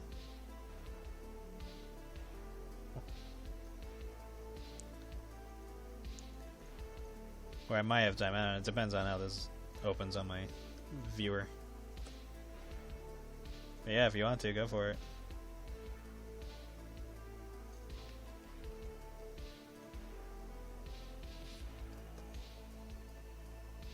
If I can, I'll try to take a look at it real quick.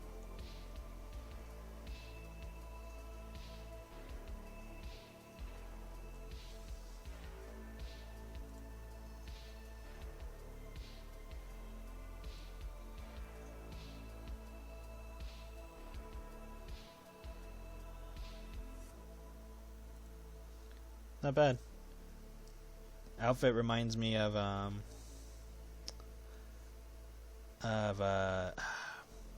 what am I thinking of?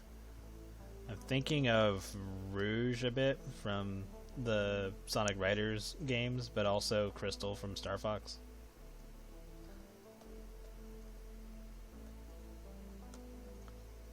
But yeah, not bad. Keep it up.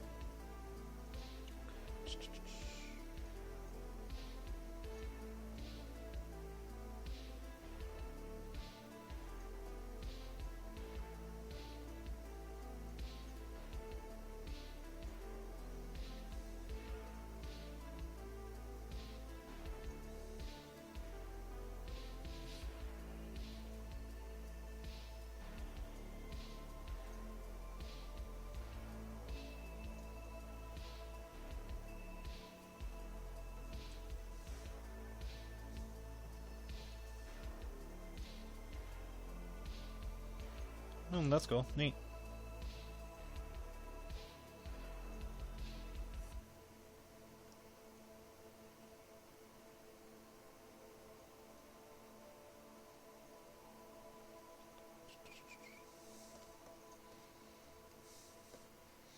Part of me still wants to do the storyline of just a dad going over to FNAF, to the pizzeria, just to see the female animatronics. Just making up this whole scenario of just random choices that the inventors have made for these characters.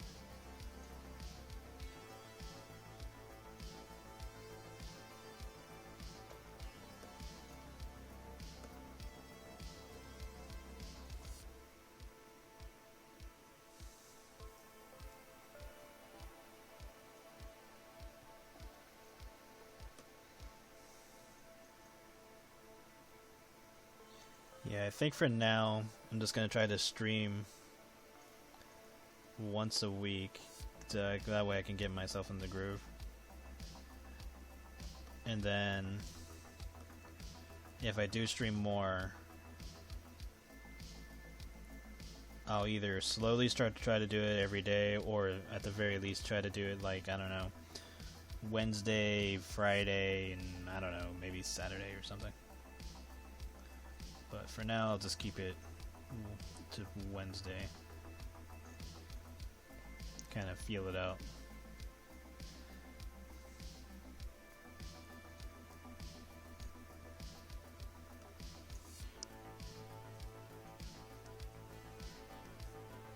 I know.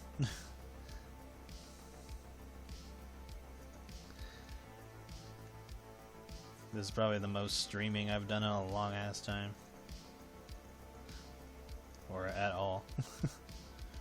Because I would stream and then stop for like months and then stream again. But I'm trying to be more active with both streaming and recording. Like if I'm going to draw something, I might as well just record myself doing it. Because I'm already drawing and might as well record it, so that way I just put it out there. It's like it's a video, put it out there. And I'm like, okay. Makes sense.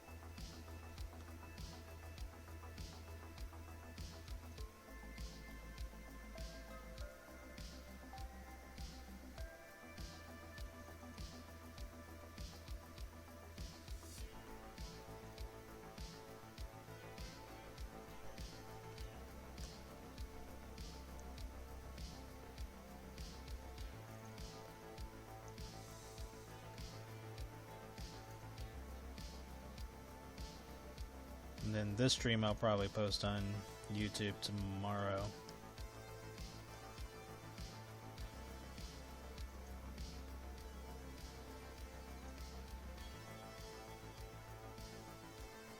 Either tomorrow or Friday, one of the two.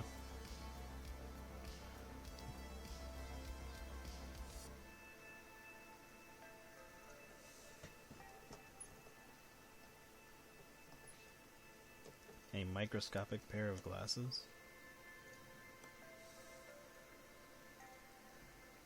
I do not know. What do you call that?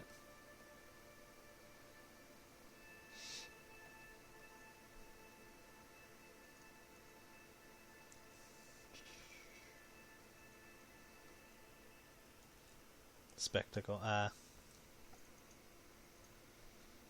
Nice.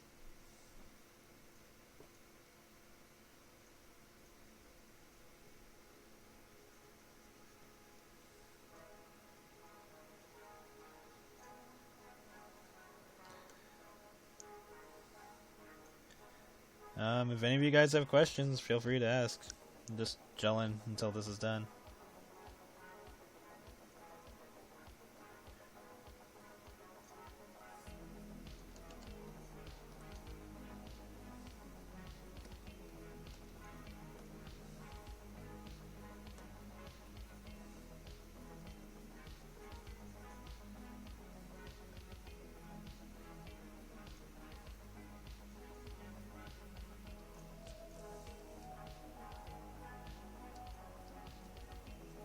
Spectator.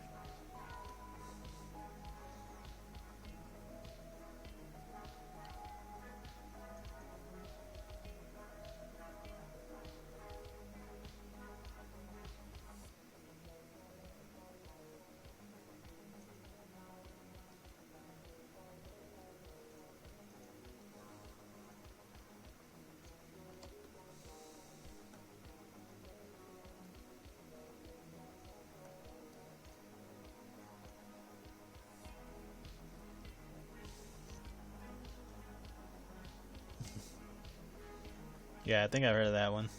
That's a good one.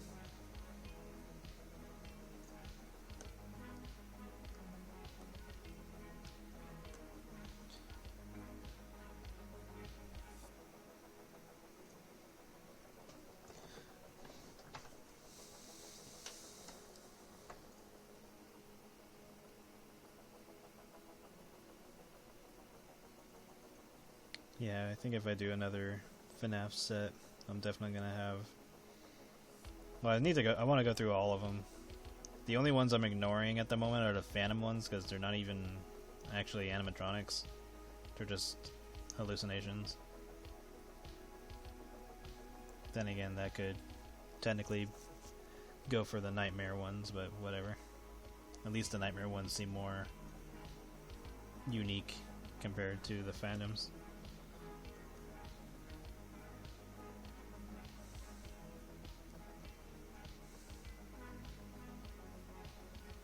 But I'll likely do the Withered ones next, along with Springtrap.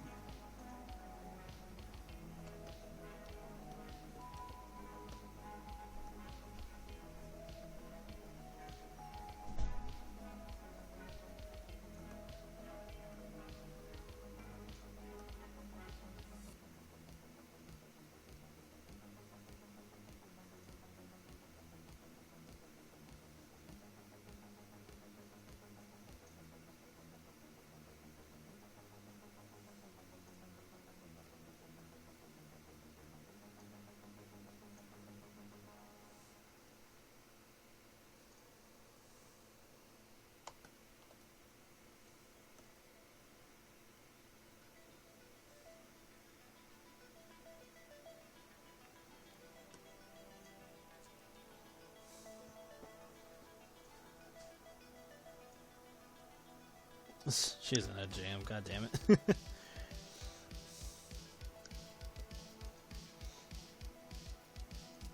I could totally see the girls laughing at that and then Jam not getting it.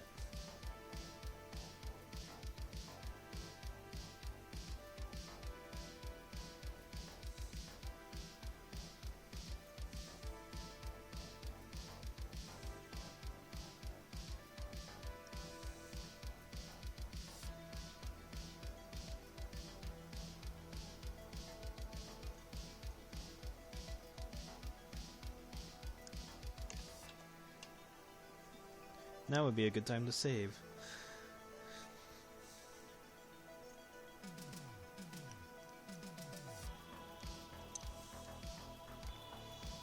Yeah, I was thinking of doing something with that, where I just start a storyline where Jam is just in the closet, or in, not the closet, but in her room, not coming out because she found out that the girls were teasing her. Because of how oblivious she is to jokes.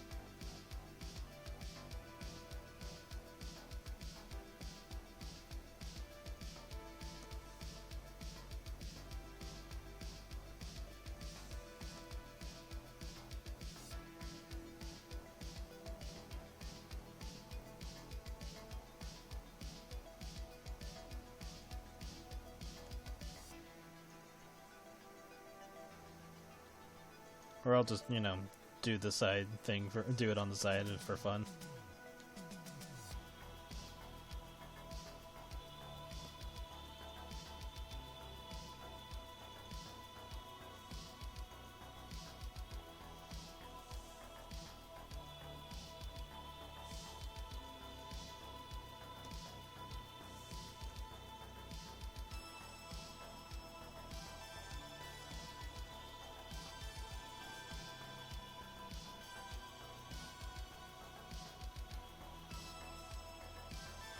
I forget the context of that episode.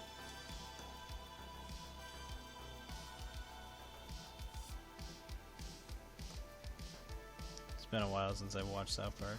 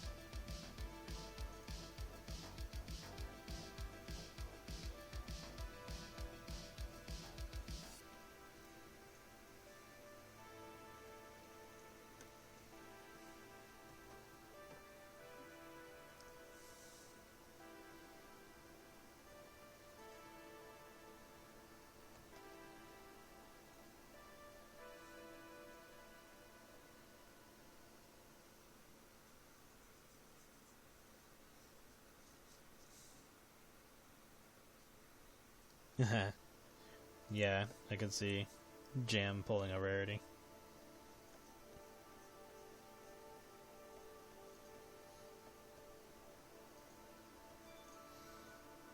Although I think that would be more Watermelon's reaction if she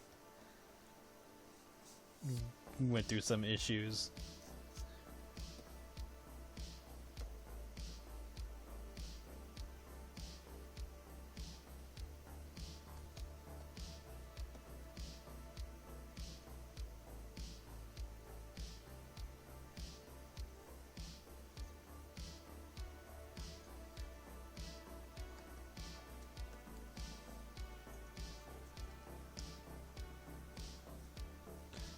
True. She's all prim and proper and being a straight man to the group.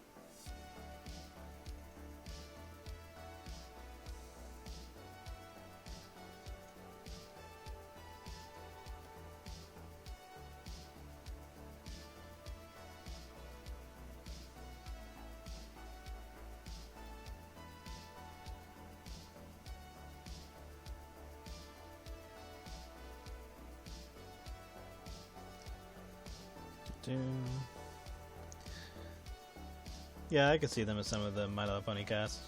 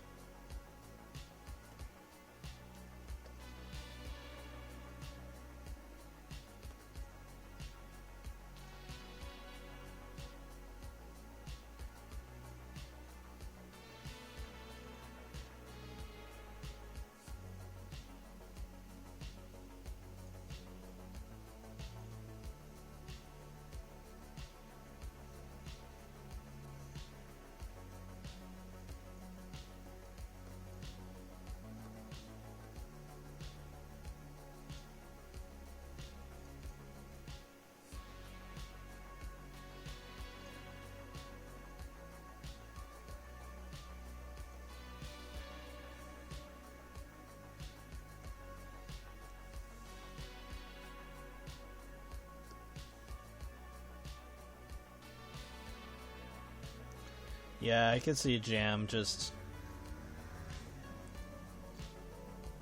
kind of losing her shit whenever something is out of order.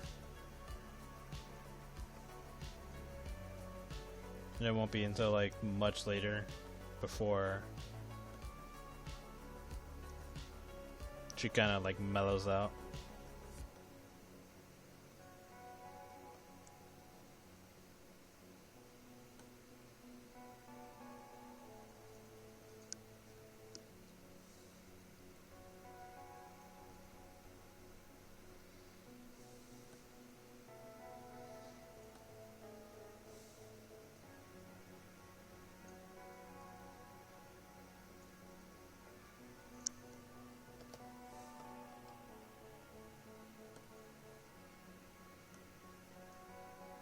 Let's see.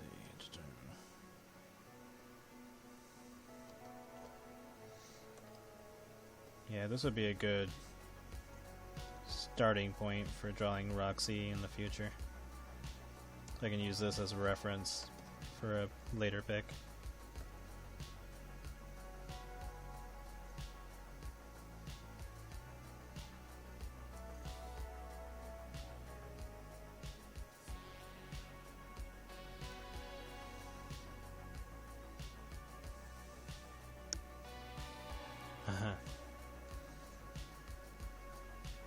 Yeah, I can see them Jam doing more crazy moments like that.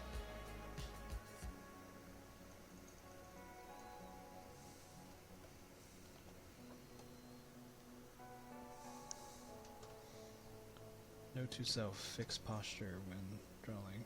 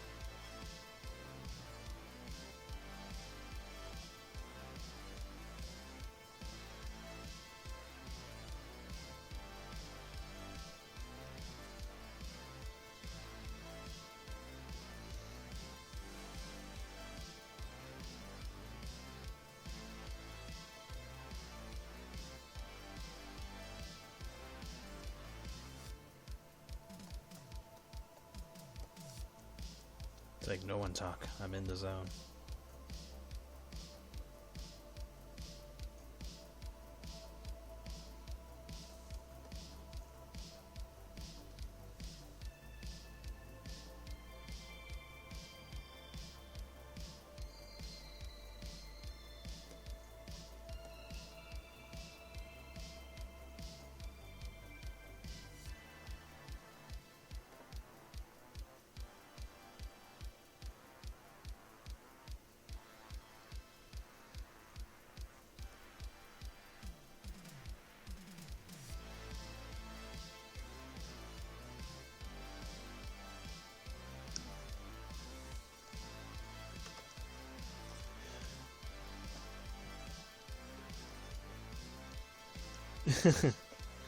Cat's like, hey, I want water.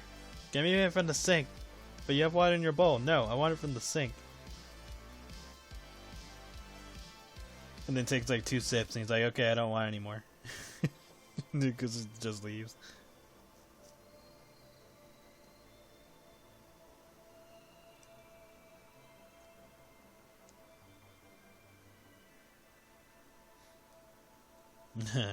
He is a bird, clearly.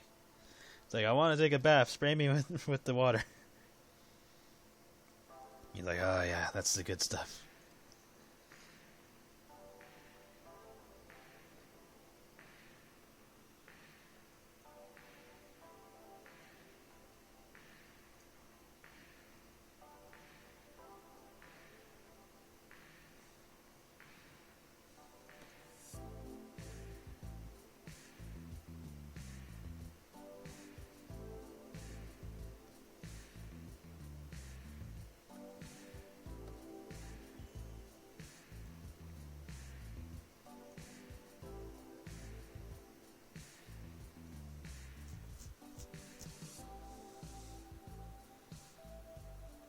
Nah. He's definitely part bird.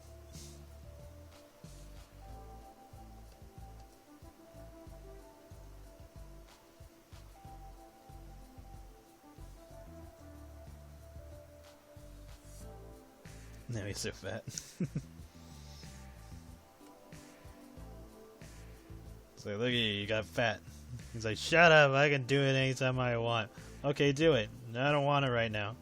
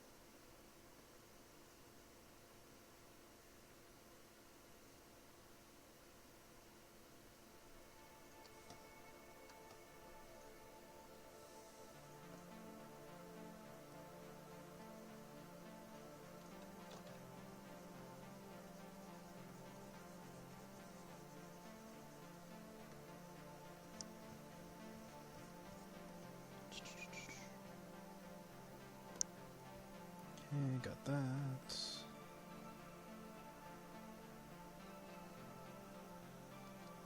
I think next time I'll stream, do another fat character.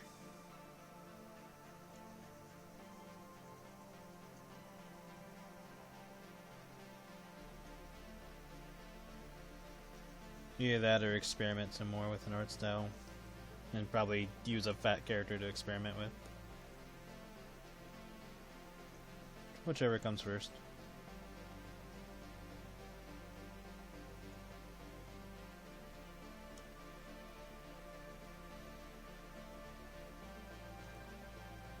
Just have Becky on the side being like, I know what makes you guys get off. It's always fat characters.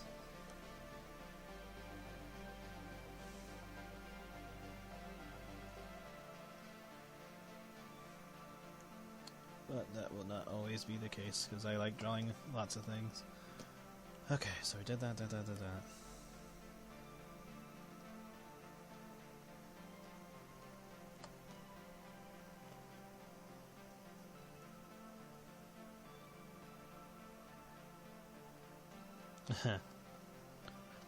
Oh, Becky got enough of the fat treatment in her art set. That was fun.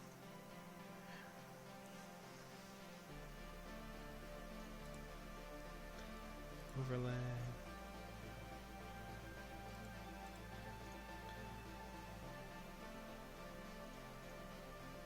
So it's less than that.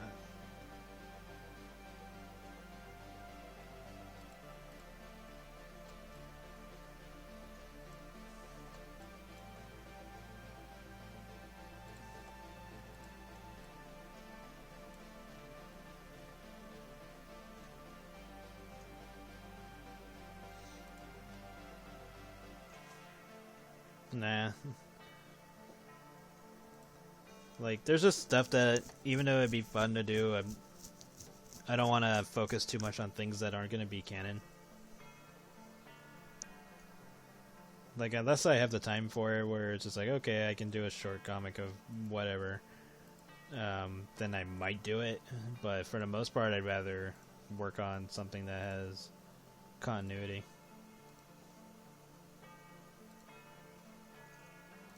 Not saying never, but unlikely at this time.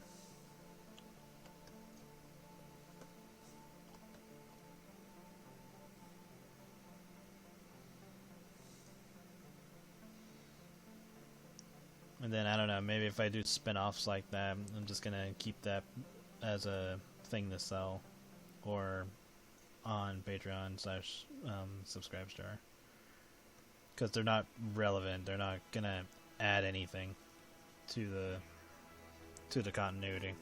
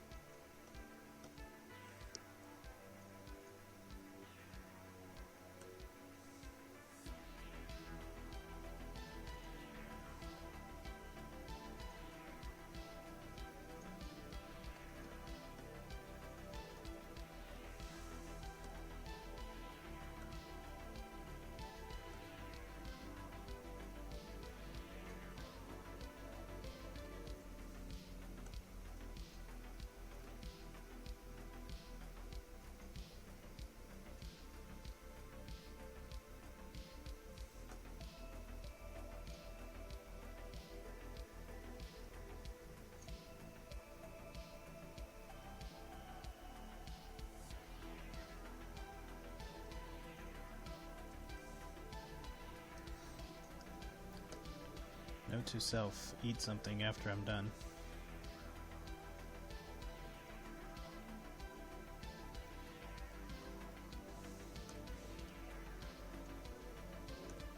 Did I eat today? Yeah, I did.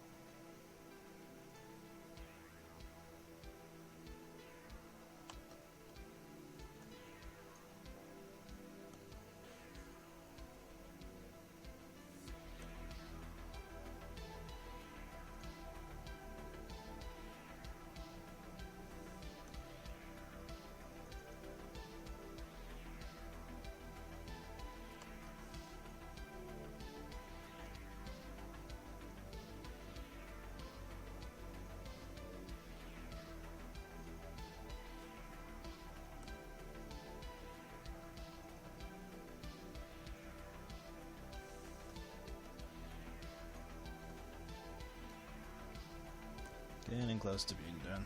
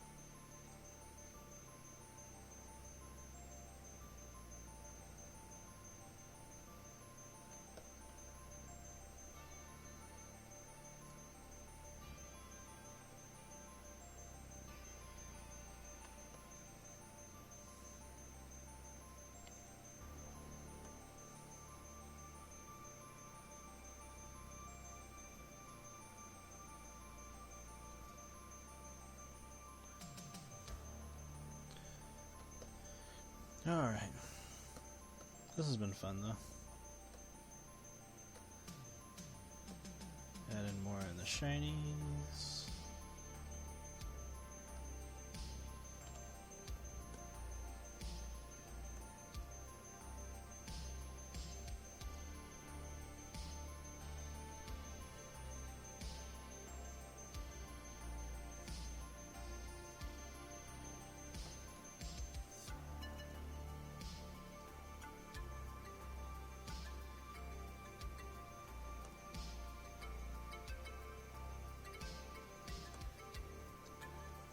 If I do draw Roxanne again, I'll probably make her just a normal furry instead of a robot.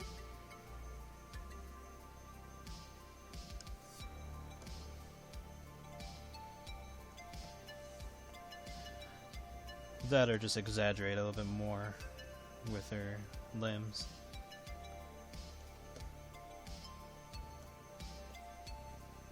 So that way she's kind of like a mix of both.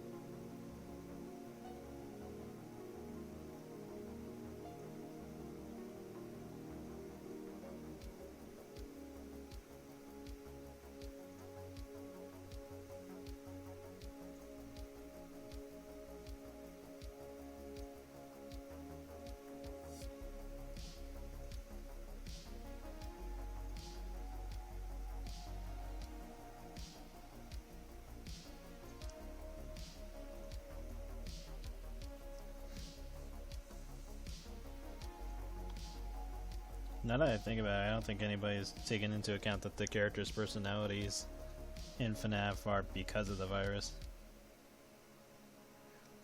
Like, what if without the virus they don't act that way at all or something?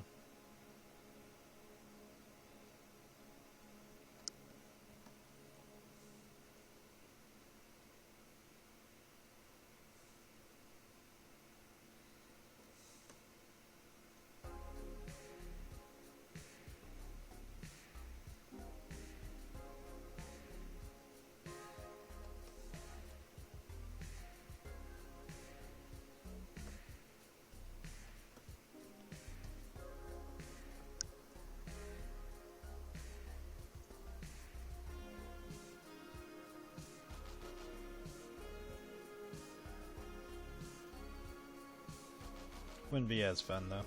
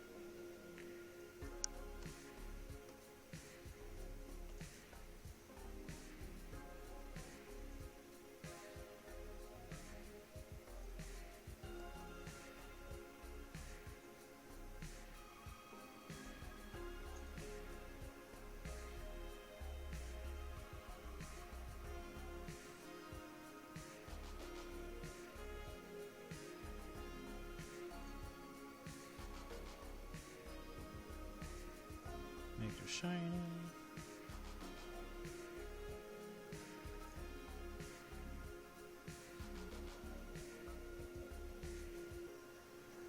There we go.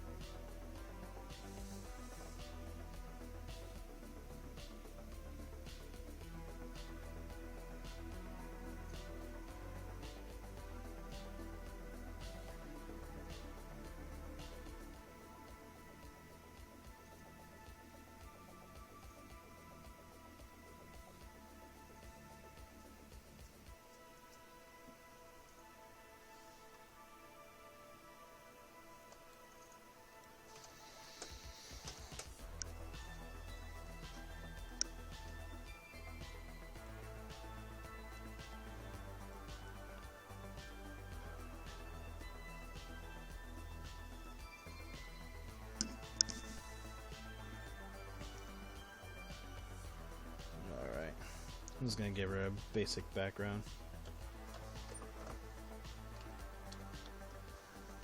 Nothing crazy.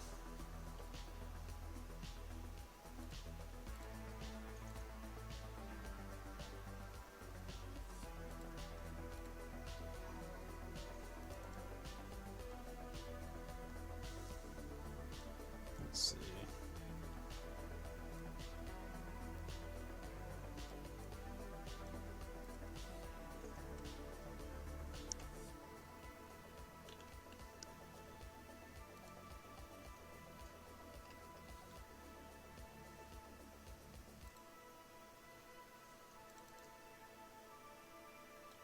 Hello, beep boop.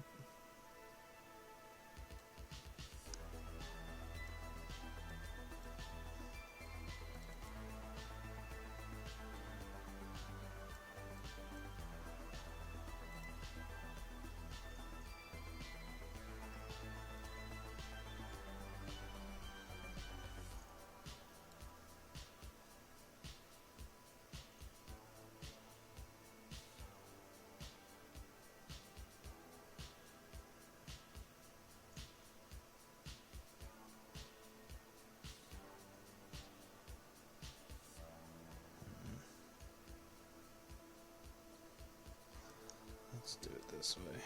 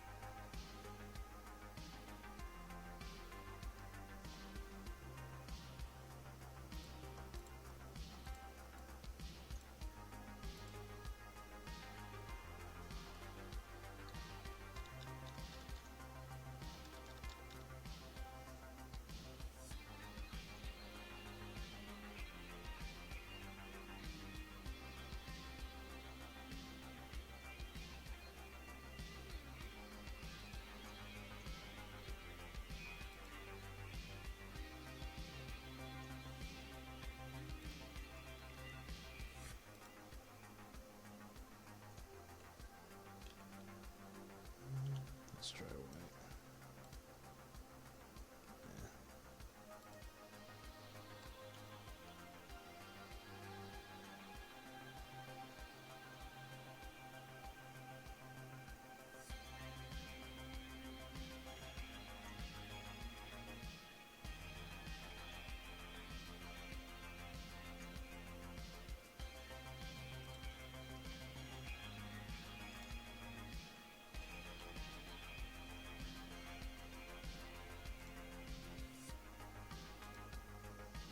Blur.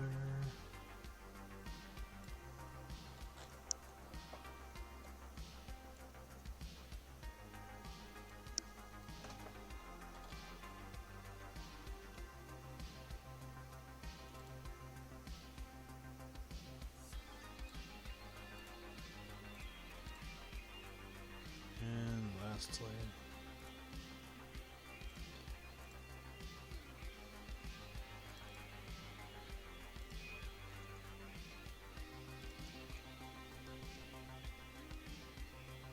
let's give her like a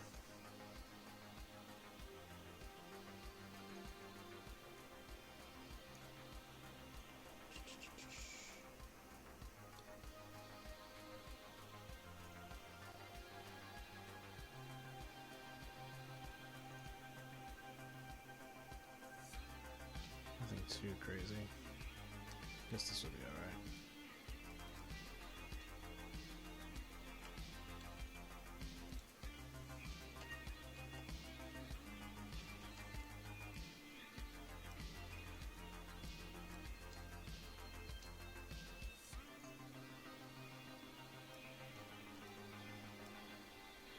She doesn't need the ball though.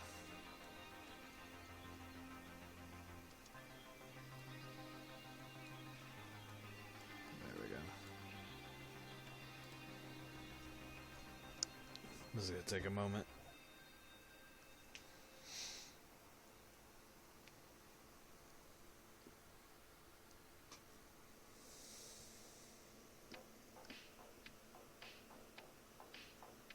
Yeah, pretty much gonna stop after this.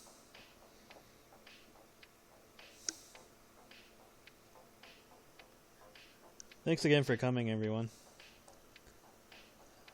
Like I said, I'll try to stream more often as time passes. And then try to make it a point to record most of the things I draw. So that way I can put them up for either Patreon or for YouTube and stuff like that. Okay, I'm gonna delete this.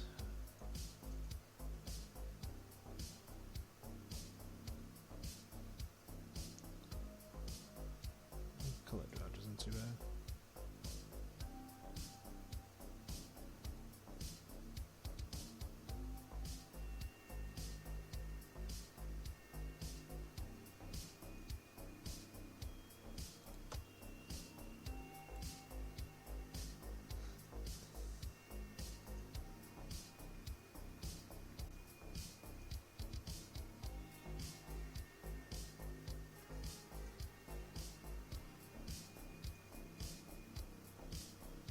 This should be fine that way, it doesn't take away from her. Now let's just...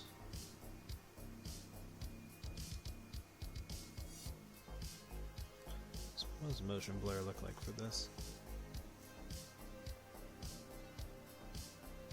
That's not too bad. Adjust the angle.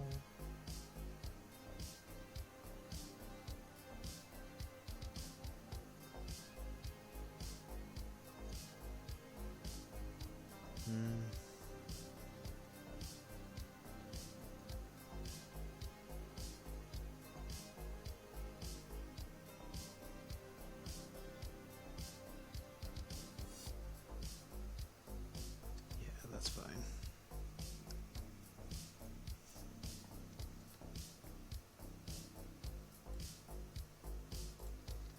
And last but not least,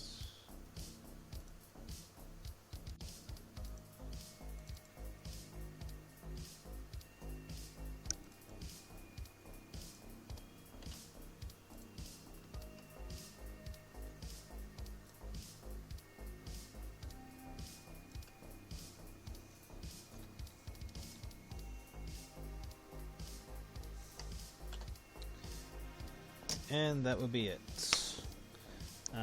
Thank you everybody for coming. I will post this picture soon. I'll post the stream tomorrow because I already posted a past one today. And I will post this publicly later on as well. So yeah, thank you for coming. I'll let people know if or when I'm doing it again this week or next week. Yeah, thank you, and you guys have a good night, and I will see you again soon. Bye bye.